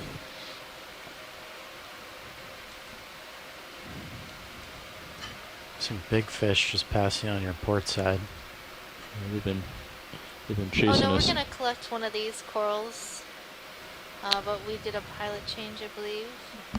Oh, there's a And whole so pilot, school. Whenever Yeah. you see one of these black corals that Check looks it out. awesome, Yeah, like to they've collect swam one of by it. us a couple times. Oh, Anyone copy. will Yeah, do. so we've seen this before, but it's still really cool. RV nav bridge, move initiated. Move initiated. A Thanks, nice Bridge. school of amberjacks just swam by. So would you like to hear some fun facts about amberjacks? I would. So we catch them plenty of times when we've been out surveying for Survey here. bottom fish. This is back in the late 1990s and early 2000s. And even though we're bringing them up from the same depth as the deepwater snappers from 200, 250 meters, they don't seem to expand their gas bladders out like some of the snappers. So they come up in really good shape, and I suspect that it's because they do a lot of vertical migrating, and so they are kind of adapted to move up and down very large differences. Also, there are a lot of them here in Hawaii, but they are not commercially caught here, even though they're tasty. It's because, at least many years ago, there was some ciguatera poisoning associated with that species, and as a result, it's kind of blacklisted from the fish auction, I think. And so it's just not fished, but it's a huge resource. And the other final thing about it is these are probably the most voracious predators at these depths, and every fish down here ought to be scared to death when that school goes swimming over them, more so than sharks or anything else, because they're extremely powerful, extremely effective predators. So Chris, could you explain what ciguatera is? Excuse me, what was that, Megan? Could you explain what ciguatera is? Ciguatera is a type of poison, if you will, that accumulates in tissues of fish as it moves up the food chain. It's originally from a dinoflagellated type of algae similar to the red tides that you see, and it starts out with fish that are feeding on those dinoflagellates, and then they get eaten by bigger fish and then get eaten by bigger fish, and the toxin just keeps getting concentrated as it goes up the food chain. Seriola is a top predator, so by the time whatever it eats that's got ciguatera poison or toxin inside of it, it's pretty concentrated. But the thing is that it's been years since anyone ever got poisoned. And I'll stop right there because I wonder if we could zoom in on this coral where the lasers are on right now, if you could. All right, Yep, go ahead. Yeah, I saw it and I was like, let's zoom this. This looks like it might be a plexaurid. Rotating down. Great, thanks.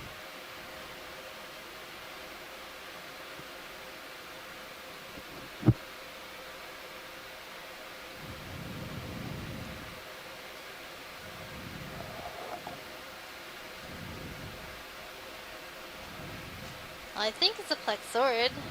Asako, do you have a better ID for this coral?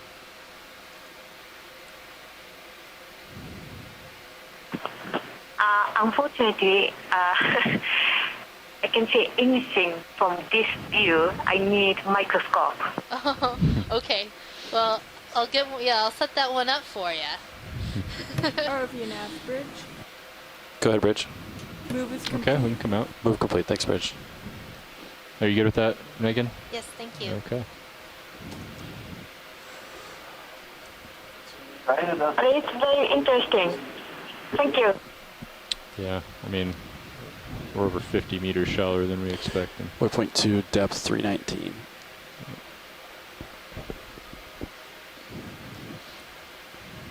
Oh, you checked the... so they're just labeled. Gotcha.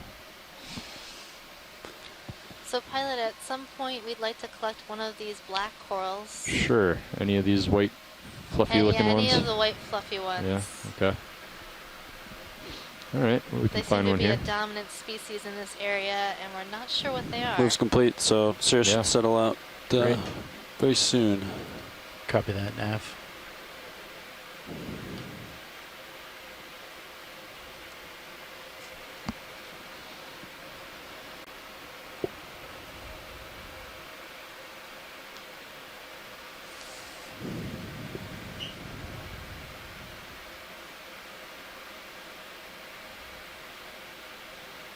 Yeah, there's a lot of them, huh? A little crab there. Give a quick zoom of that crab before I set down.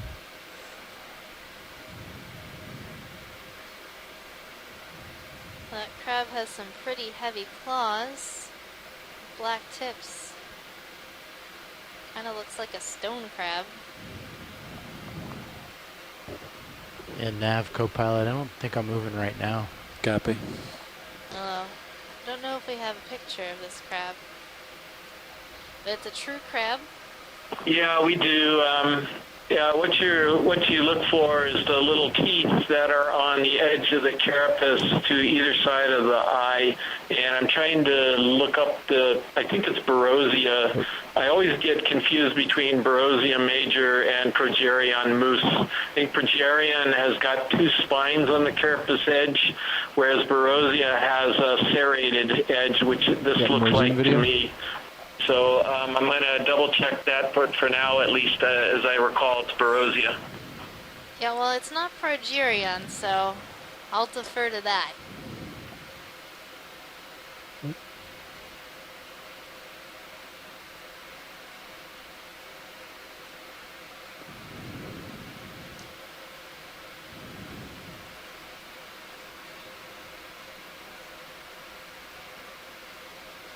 Yeah, I'm pretty certain. I wish Bob Moffat was here. He retired from NOAA Fisheries a number of years ago. He used to know all of these things and helped us out a lot. But I'm pretty sure a dead ringer for Barosia major. And this is fantastic view that allows for a fairly comfortable ID on it.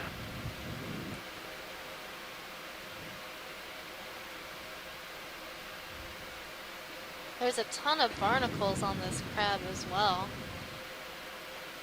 I wonder... Oh. Oh. Zoom out a little bit, video. Just a touch. Yeah, right there. This crab seems to be a bit territorial about the little living space it has found.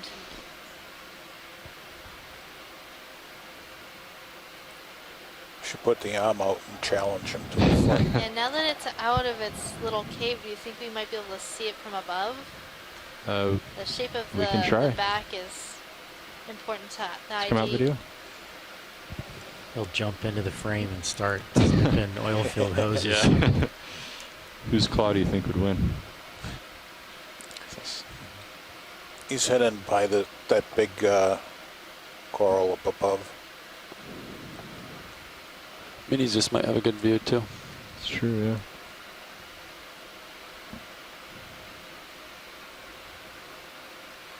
Oh no, there he is. See, from this angle, we'd be able to see how many spines rotating on the side up of a the little bit. carapace there are, and the shape of the carapace.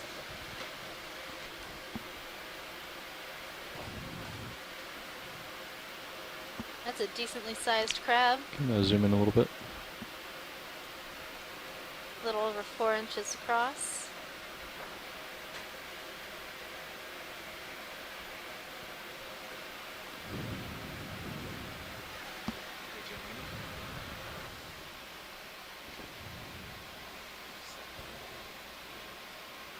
So Megan, in the Hurl gallery, you'll see a couple pictures that I actually added from Bob Moffat from specimens that he collected, and you can clearly see the difference between Progerion and Barosia, and this is just a dead ringer in my mind for Barosia major.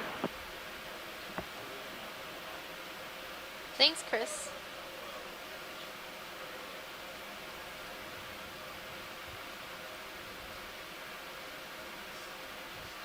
What a great view of this crab.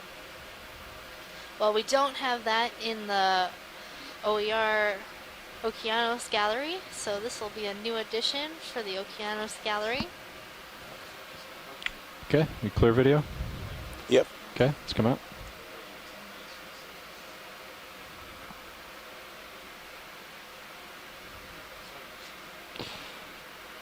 All right.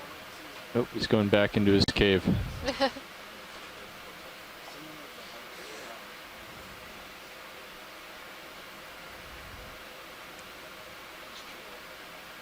All right.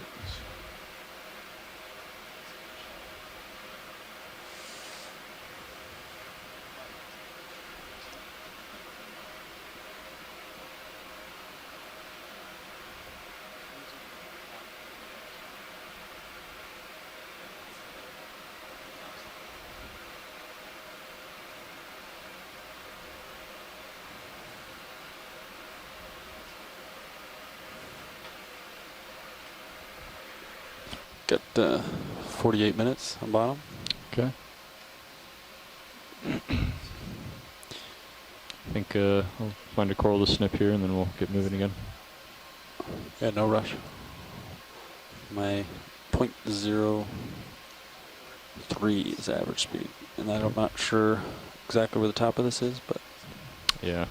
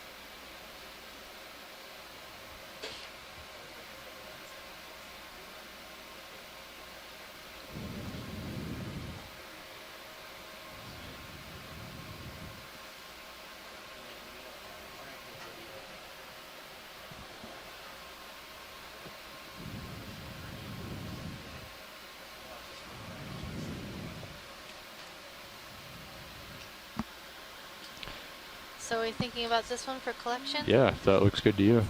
Looks good to me. All right. Let's see. So you want a branching point, right? This is a good one. Is this a good one? You want to zoom in video a little bit? It's okay, just a little bit thicker branch if it's possible. The upper one is good, yeah. should be able to get a bunch of it. I mean, I Starboard outer's don't open. mind if it will be branches The several larger times. box is open, so.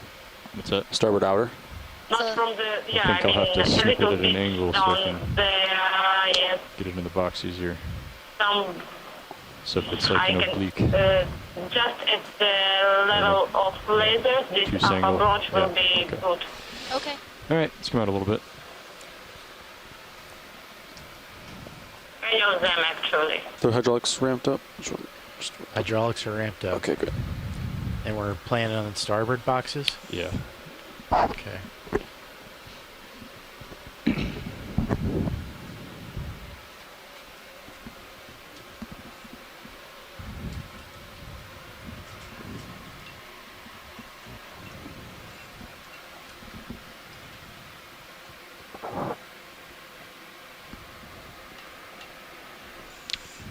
Okay. Hydraulics ready? Yep. Great. Do you like the view of the Mini? Yeah. It's pretty nice.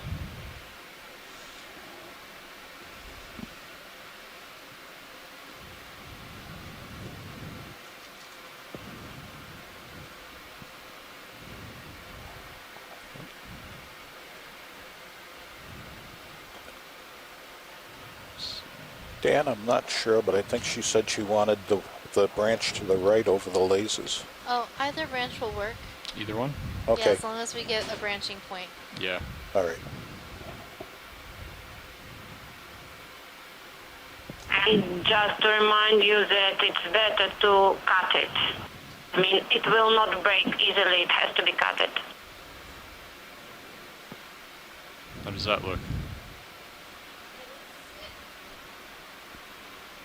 Looks good to me.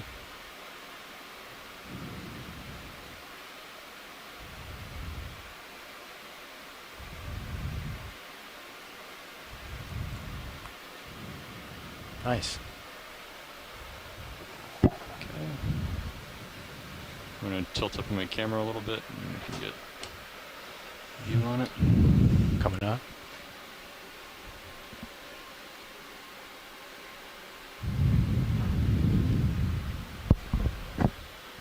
Great piece. Okay. Yep. I might have to come up for you to open the box. It might go out, but probably not all the way. Yeah.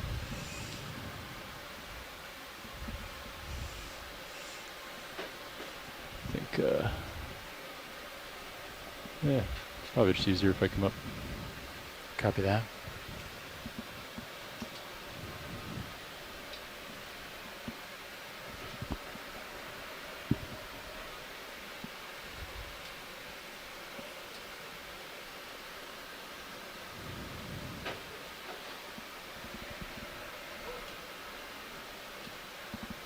Do you want me to get the mini Zeus centered on the starboard boxes? Sure.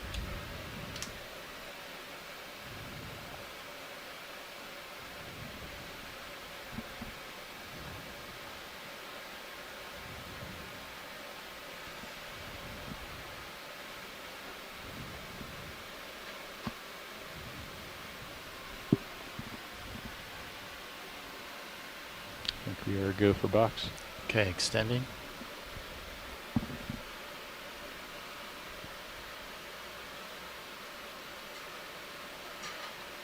Fully extended. Okay.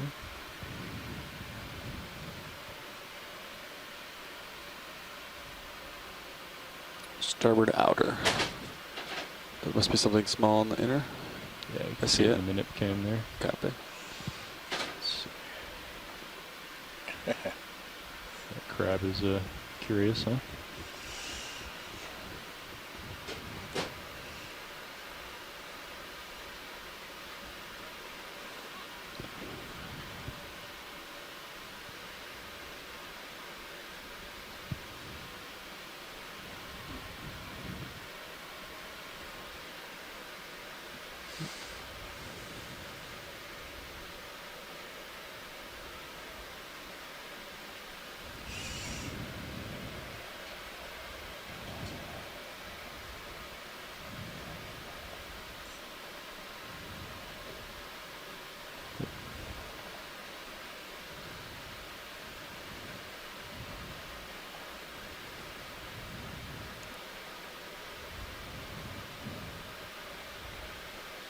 Thanks, Bob.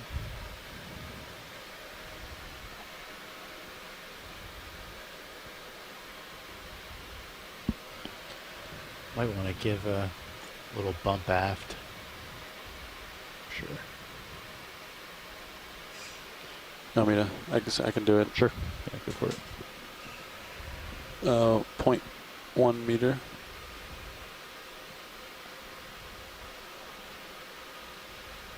Give you another one.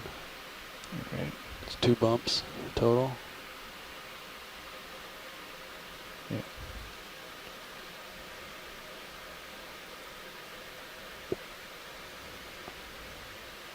Yeah, if I remember, I like swinging my shoulder inboard, but careful with mini Zeus, but I can try and get you better lighting.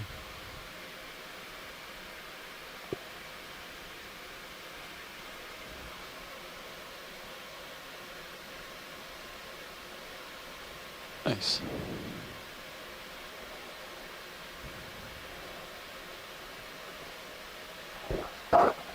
Okay, retracting. Go for it.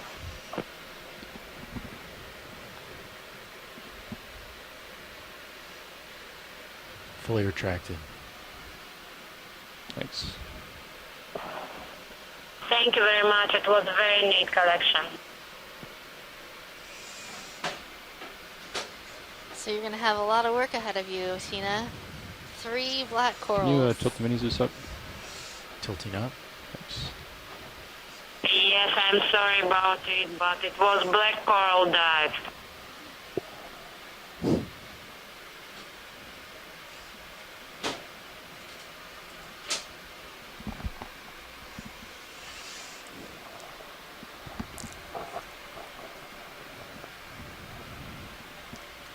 Right.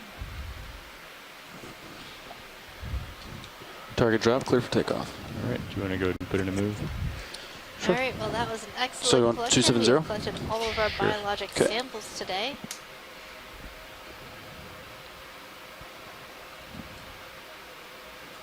Bridge RV nav. Go ahead, RV nav. Yeah, we'd like to move 20 meters, bearing 270 degrees, speed 0.2 knots. Copy, that is 20 meters, bearing 270 at decimal 2 knots. Good copy.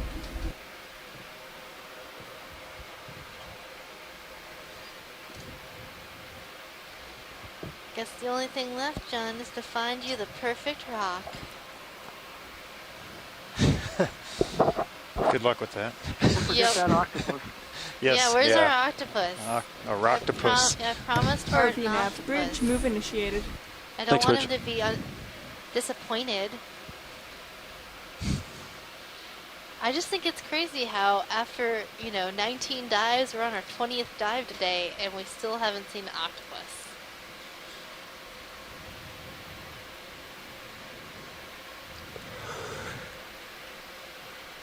Well, I guess that makes the whole cruise a failure, huh? I guess so.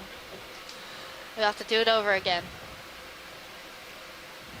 Yeah, I mean, corals without an octopus that's kind of like eating Aunt Jemima pancakes without her syrup. Totally right, Chris.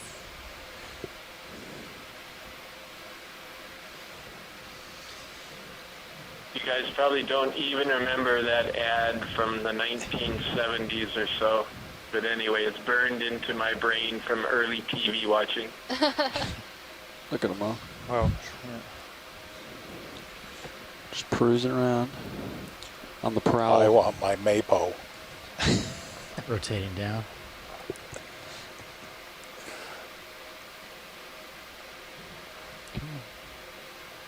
You're starting to come underneath me. Lot to port coming, yeah, from Here we port. have Just, our amberjacks coming through once more.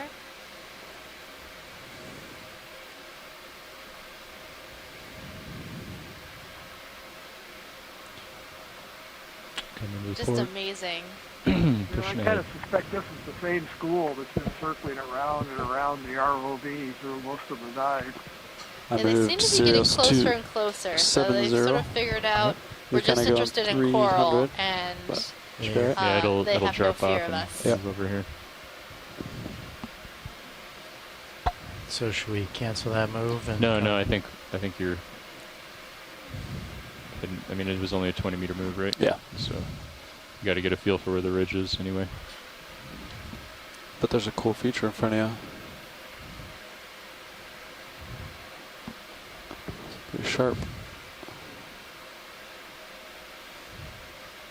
Yeah, it looks like there's more off to my starboard now. Yeah. Like around 300, 315, something like that. Okay.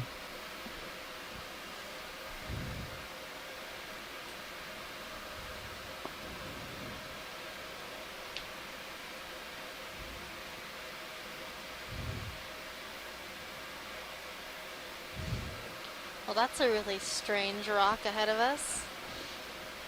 Yeah, I was watching that coming out in the distance, coming up. Don't really know what's going on there yet until we see the other parts of it. It just looks like it's uplifted from this angle, but I don't think that's the case, unless it fell down in there. Rotating up. Or it's just outcropping. We'll see when we get up around it.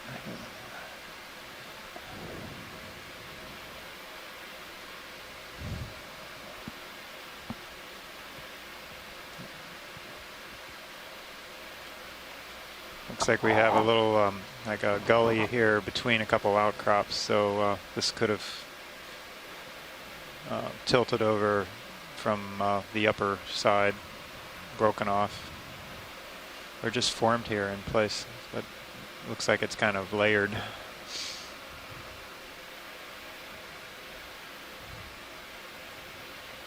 Hard to say, there's so much biology on it.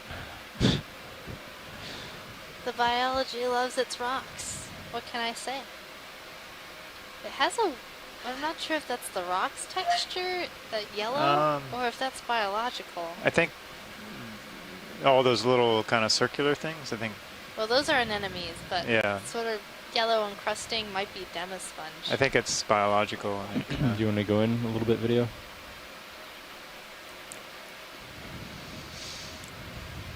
I did see a larger fish over to the left. It's gone now, so there's no point in going to look for it, but it was moving more slowly than the amberjack, so I suspect we're getting into an area where we might see some of the snappers or larger fish of interest for commercial fishermen. Bruce, is there a certain way to sort of guarantee we can see them if they come by? Like no, unfortunately not. The only way that I know of to guarantee that you see them is to take some bait down and have bait to attract them. I should have brought some bait in the rock box.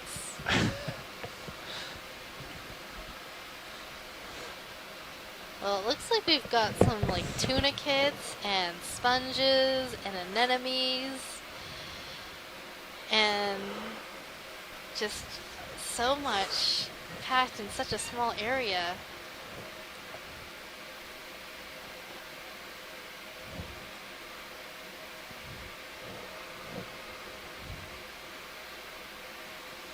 So all those sort of yellow crusting bits, that's demisponge, crusting demisponges. All these little cups are anemones. Got some hydrozoans, the little branching pieces that are yellow. That look sort of like small corals. Then we have these coralliomorpharians, these anemones with the white balls at the end of the tentacles. And of course our black coral, all in view. That's a really dense aggregation of life right there. And you thought I was joking about not being able to see the rocks underneath. I know. It's like, oh, That's come full. it's giving me a hard time about biology. Oh, well, it's very true. What, Ready for another move? what Or? is in the middle of that rock? Are those fish? It's I'll let you oh, up you mean ahead. Let's Yeah, just those snap like zoom and then I'll heads look around on the sticking side. out. I don't Look at know. the fish first. Snap More, zoom. eels? Yeah, fish. Go ahead, video. Or eels, whatever. Eels. It's an eel city. Oh, I see what you're looking at. That's amazing. I didn't know they Or grouped no, together like they're that. Wow. How many? There's like You just helped me watch my over swing half a arms dozen. co-pilot. Say 8, Will 9. do. I can go see. Yeah, One, we got a two, bunch of three, space right now. 6, 7 or so. 7 I see at least heads.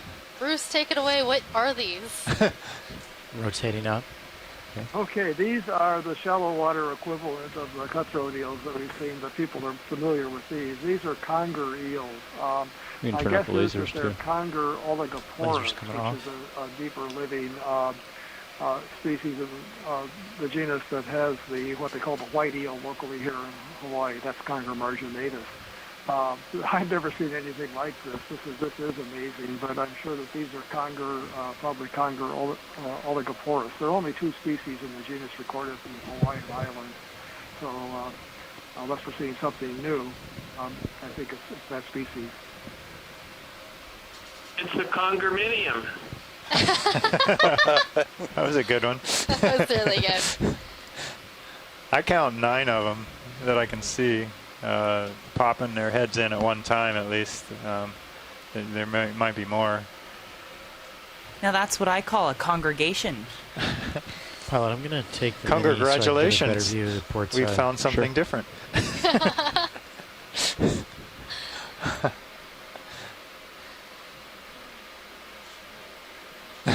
That is weird. Yeah, I wonder why they're grouping together like that.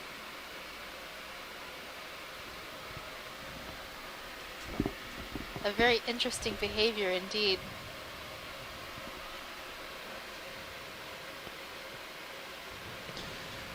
Okay, I'm gonna get a little wider shot video. Just zoom out a little bit. Yeah. Yeah, Pilot, I don't think you should come in any closer. Okay. Holding here. Oh, there's one up there too. That's crazy.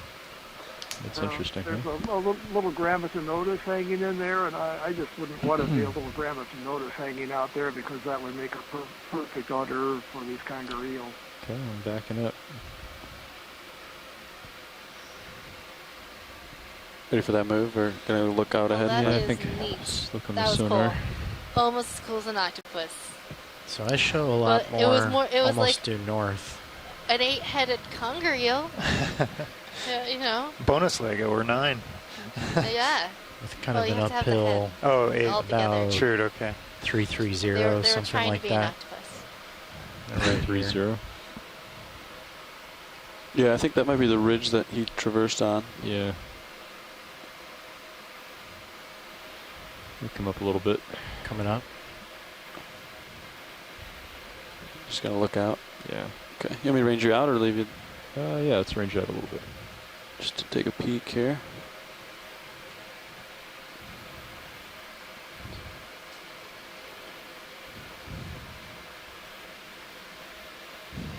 I'd say we're pretty close to the top. I guess it's And another you're gonna want to go like. So Yeah, I'm it not was seeing swimming like anything one. beyond this rock. That's 25 meters away, so there's something over there. Yeah, that's. Yeah. That's gonna be the way. So like 300. Yeah. Rotating down. Yeah, we'll do like a 300. That sounds good. Does that sound good to you, co-pilot? So Sounds good. just Okay. another little Coming fun about fact 300. about those call it. amberjacks. They don't bite Bridge their RV now. prey. They swallow their prey Go whole. ahead now.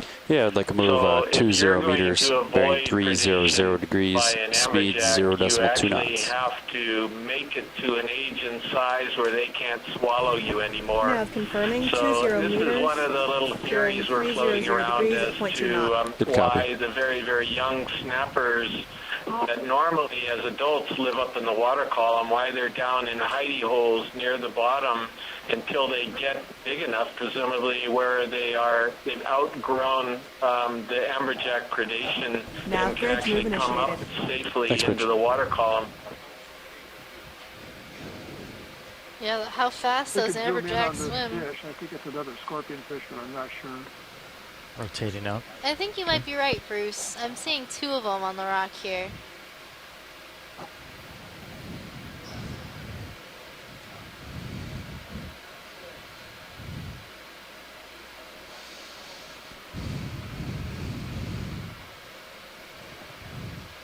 You want to do a quick zoom? I do. Hi, Roland. Hey there. Which guy? This one here. For those of you on shore that may not be watching the navigation feed, we're pretty much at the summit of this feature, and we still have like over half an hour to go. So that's why we're kind of taking our time looking around at things here. There's local highs and local lows here, it seems, on the summit, but we're pretty much at the top of it. So we'll zoom out. Looking around at what's interesting. Did you say to look zoom at. in? Zoom out. Okay. Yeah, thanks. I think they've seen that before. Rather than charging for There's another an eel high tail point. at the top, left. Yeah, we just saw them. There was a whole pack of them in the, Yeah, I was watching like in in the that room. crack. Another thing about the conger oligoporus is that's one of the species that's known only from the Hawaiian Islands, so it's considered an endemic Pack of eels or a pack of eels? Yeah. to the Hawaiian Islands. Rotating down. Similar to wolves. Not seen any cephalopods yet. No, not yet. Ship is Come moving, on, Pats. octopus. Or septopus. Tether Either look one. to you, Andy. Was streaming out I think the best pretty strategy well. for finding Okay. octopus would be to go Standby. find a pile of rocks and start turning them all over. And I haven't perhaps even collect seen a pile of rocks yet. well, that's what I mean. We got to go look for it.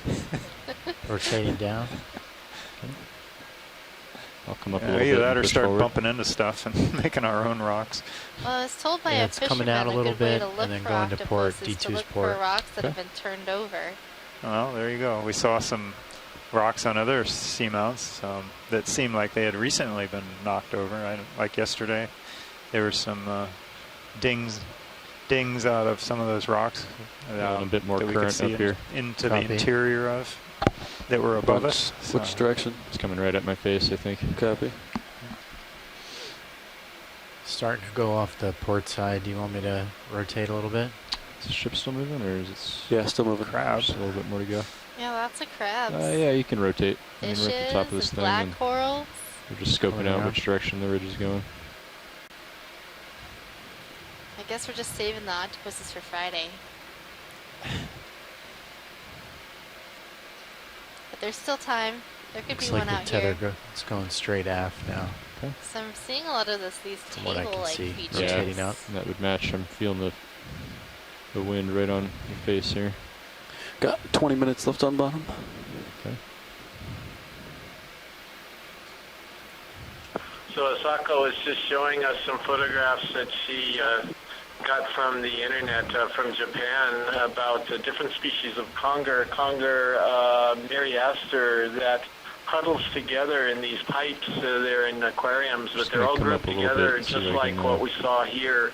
Anything And on D2 sonar. I don't know what Can your raise thoughts that are sonar about back this, in if you'd Bruce. like. I never really It's at thought 50. of congers doing that, We would but get something. perhaps that's what they do during the day, and they come out at That's night, probably the forage top, at maybe, night over the bottom, and then go into these caves and groupings during the day. Is that possible? That's got to be the top up there. Well, you've got the observations, so yeah, it's more than possible. It seems like it is. I know with the shallow water ones, the few times that I've seen them on night dives, they're usually solitary. Okay. They have a different color pattern. But Hang that's out a here for a little different bit. species. That's kind of their It's marginated. 40 meters away, But with 280. the pictures that Asako found and what we just saw, it seems to be Could go around it. seems to be the fact. Maybe they just Yeah, I like guess the cuddling. point is that I guess the point is that in deeper water, sometimes you think that the perception of day and night is not nearly as strong as it is in shallower water, obviously, because you're getting kind of going from blue to black, something like that. But here, even though we're 300 meters down or 1,000 feet down, we still have clearly enough light. We've had the lights out in the submersible at these depths, and we can clearly see it's like a moonlit night. That purple thing. But there's enough light for visual predation. And so it's not surprising that you would have fish that are vulnerable perhaps to predation, maybe from these amberjacks, to seek shelter during the day and only come out at night. Yeah, absolutely. We know from submersible dives, when we turn out the lights on the submersible at these depths, you can see the silhouettes beneath the color patterns on the fish with the ambient light during the day.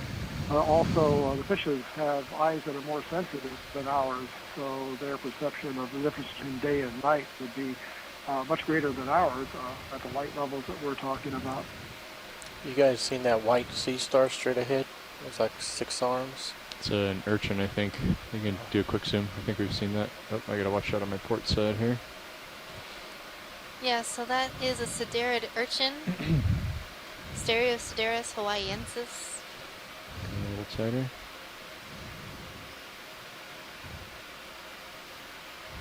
And on this rock, we just have a covering of small anemones. Maybe a small gastropod or snail. Some demasponges. So all those sort of lumpy encrusting bits that you're seeing. Let's come out. Looks like it's being hugged by a sea star. Rotating up. Okay.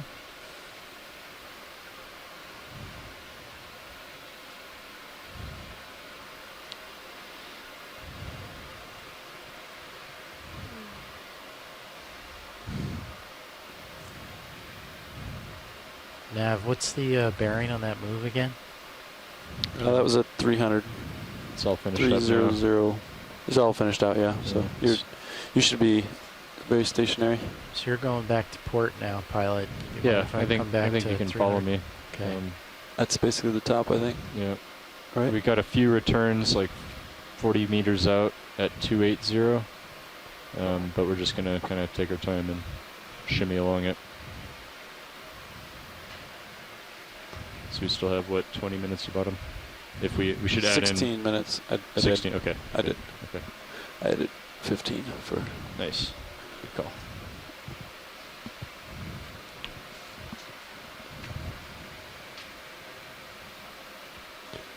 So these rocks up here seem to be covered in Rotating something up. else. Okay. I'm seeing a very dark rock with encrusting things.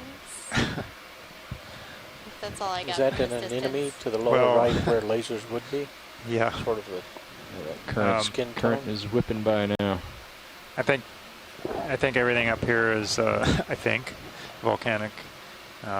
This is a little unusual here. What do we? Well, I it's a think little, there's it's a little something. darker than the other brown material. Hey, can we zoom this? Sure. Go ahead, Roland. I think it's like covered with anemones or something. It kind of mimics manganese crust, doesn't it, from a distance? I was like, what? That's crazy. Just like a whole bunch of crown warfarians. Stop it! Now the biology's messing with me. And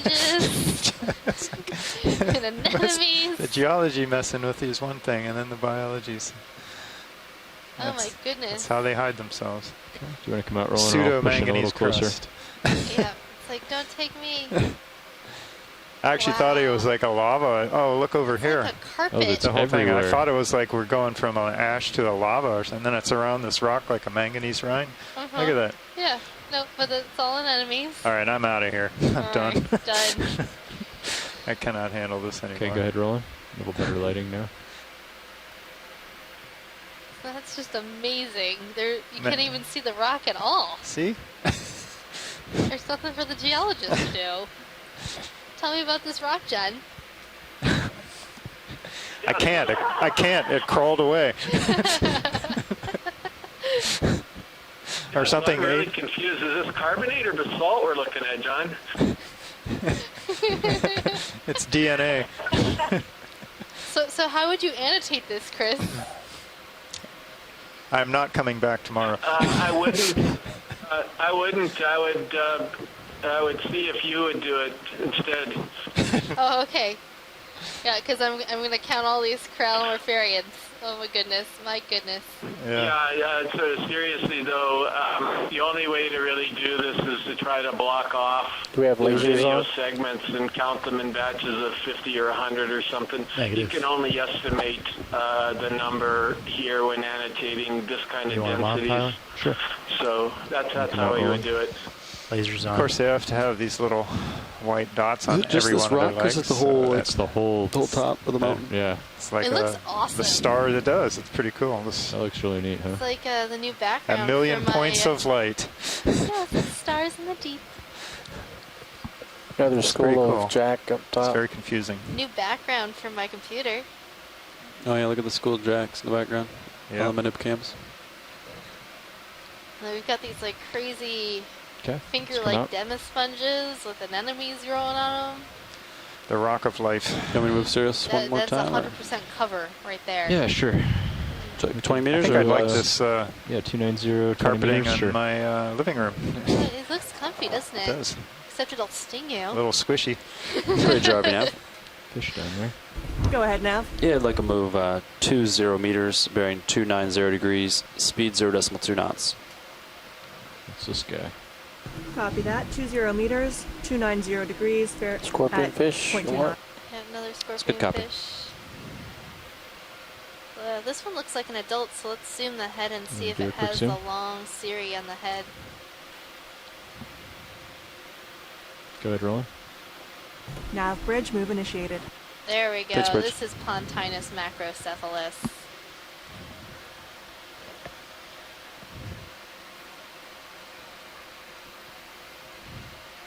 So So I think what we were seeing before throughout the dive were juveniles, and this one is an adult. You can see the very long cirri that look like antenna poking up between We'll the pull out eyes. just to feel the screen. Sure. And this very large head. And that gives you the identification of Pontinus. I saw something in the rock on the upper right as we were high. Zoom out. Looked like it might have tentacles.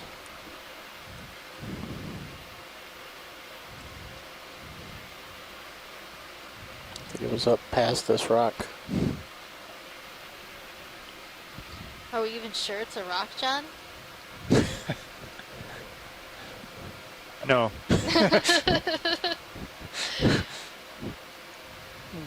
Can zoom past the skid if you You want. can't even see it. There's no rock. The rock is in disguise.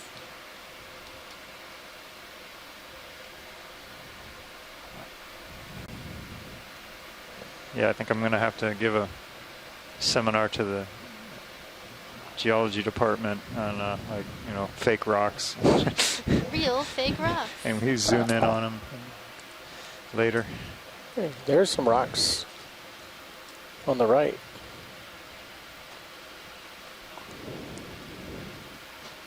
Got about 10 minutes, pilots. All right. Copy.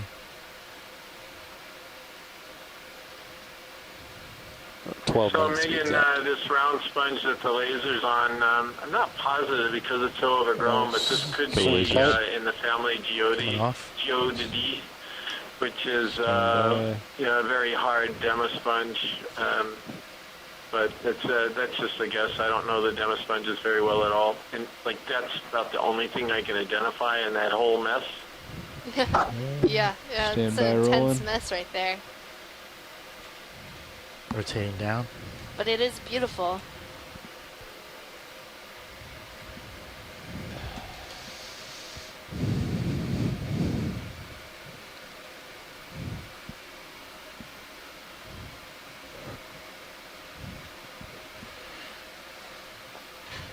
I mean, this rock must be the place to be because it's everything else is carpeted too, but the this complete cover here like, of things on top of other things on top of other things. Fully three-dimensional. Probably four-dimensional over time as well. All right, Roland, you want to zoom in on the top? They should start trudging right here. Yeah.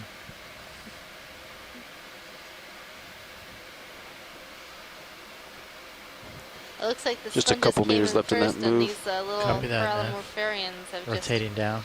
butted in. Starting to get above you, There's pilot. some barnacles too. The anemones. So what is this sponge? It's a demo sponge Okay. of some kind. That's all I got. And the sort of round ball-like sponges, that's what Chris was talking about in the family Geodidae. Photobombing you? Yep. See how I didn't even flinch? You know my focus wanted to go. I know you did.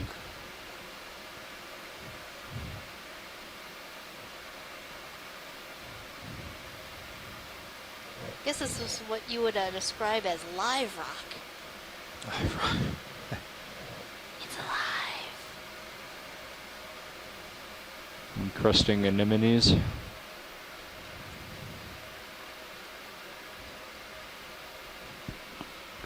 It's a field of Corallimorpharians. Okay, let's come out.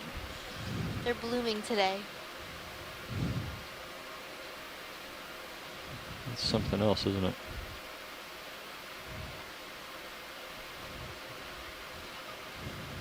Actually, that pile of rocks over there. Megan, do you have an idea of what direction the current's coming from? Well, it was coming from the north earlier. Pilot? Yeah, I would say it's coming roughly north to south right now. From the south? Moving north Oh, to north south. to south. And then earlier today it was like a half a knot, I think you said. It's maybe not half a knot, but it is significant. Okay.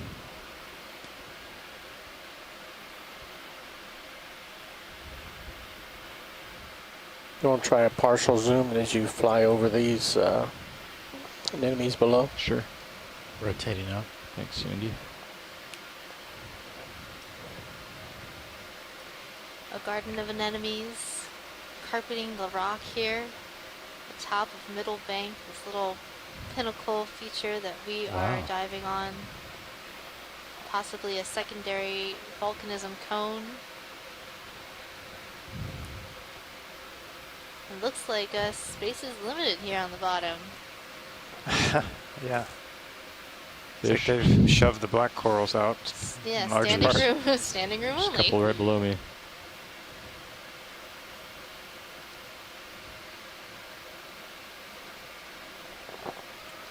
It's that dark thing where the fish is headed in the center. I was wondering that too. We can take a look. I don't know. I could snap from here. Well, I'll just move over there. Keep people in suspense. Shadow, maybe.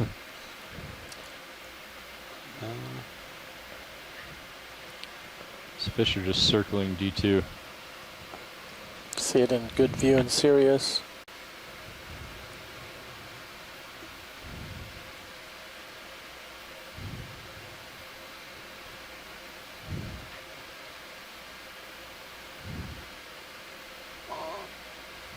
Okay, do you want to do a quick zoom? I bet it's another rock covered with corallimorpharians. Yeah. Sure is. Now we're on to them. Ah, caught me. I was like, oh, look at this manganese-crusted rock in the middle of everything. Yeah. It's actually an anemone-crusted rock. Yeah, we can come out video. It's that dark thing there.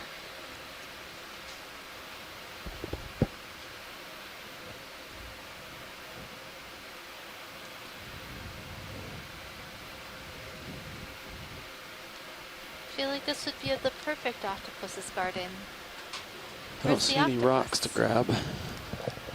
Rotating up. Yeah, at the top of the feature. We are king of the mountain right now. Dropping a target.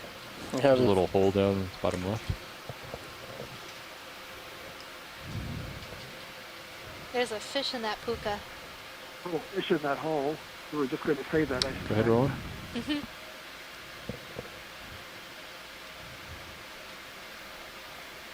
It's being sensible and hiding from the amberjack. I would too. Yeah. Just his tail there. I think it's another Plectrantheus Kellogg guy. I can just see enough of the They want to see what you're looking at. shape and the red barring on the tail. So I'm going to guess Plectrantheus Kellogg guy, and unless somebody else wants to say I'm wrong, we'll leave it at that. Good call, Bruce. I would totally agree with that because you can see that very distinctive patch of red with the white boundary on it. That's characteristic of that species.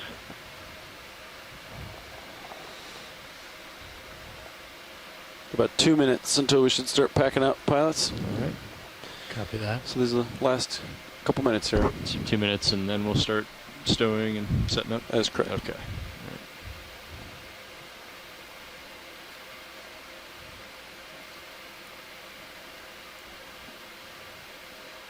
Can we go to see the top of that little boulder with the the flag coral? Looks like a little flag up there, flying high.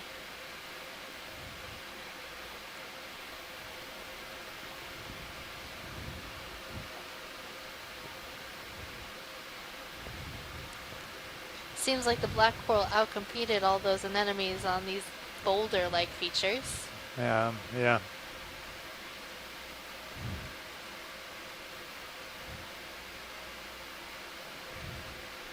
I bet it's zoanthids that have overgrown this sort of skeleton sticking straight up into the water.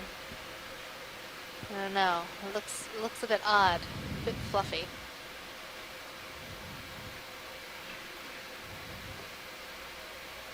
Okay, you want to take a closer look? Go ahead, video.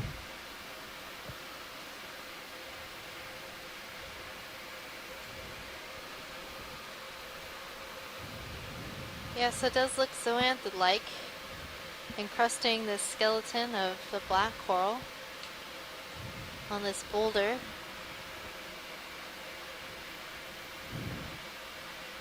These look like a different zoanthid than what we've seen earlier.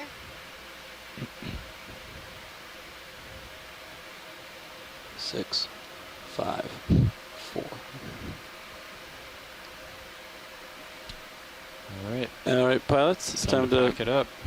stow the All lights right. and get in tow So I configuration. think that's All right, it Andy. for our bottom time Video, you can come today. out. I hope you've enjoyed our dive here at So, the Middle pilot, Bank. based on This the has been your current in biology our lead, Megan turns, Hutz. I was thinking I turn here to the right, line up with the ship, and then you would kind of drift beneath me and turn to the left. And that would, it seems like it would take the turns out.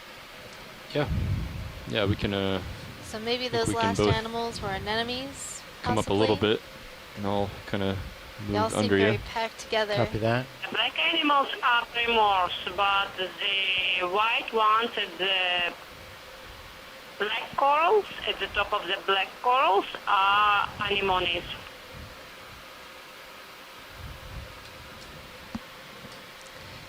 Well, thank you, Tina.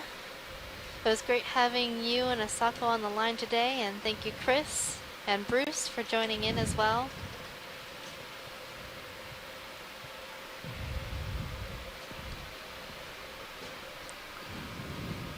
You're welcome. I have posted a picture of that one mysterious fish that we Yeah, so couldn't that lower did identify move a on little bit a, outboard Facebook again. Group Okay, it's of, probably a little bit of air in the ichthyologists rotate who try to function. challenge the group with pictures, and we'll see what people Okay, say. I'm gonna but thus come up far a little they bit, have and I'll no come up a guesses little as to bit, what that and was. Copy. under you. Coming up, rotating Oh, what down. is the school of fish? Oh. Big school of fish. All right, one last One look. zoom. Zoom, What is zoom this? past skids. Oh. Something for Jack's to Snacks? Jack snacks? Jack snacks. All right. Jack snacks. Any idea what that school I was? couldn't see them, so I Can we snap to the one on the left? you we couldn't gotta- see them we well, gotta so I come couldn't up. give an informed guess. Coming There up. is a species of mackerel scad, or opello as they call them here in Rotating Hawaii. down. The red-tailed opello, Decapterus table, T-A-B-L, that occurs deep.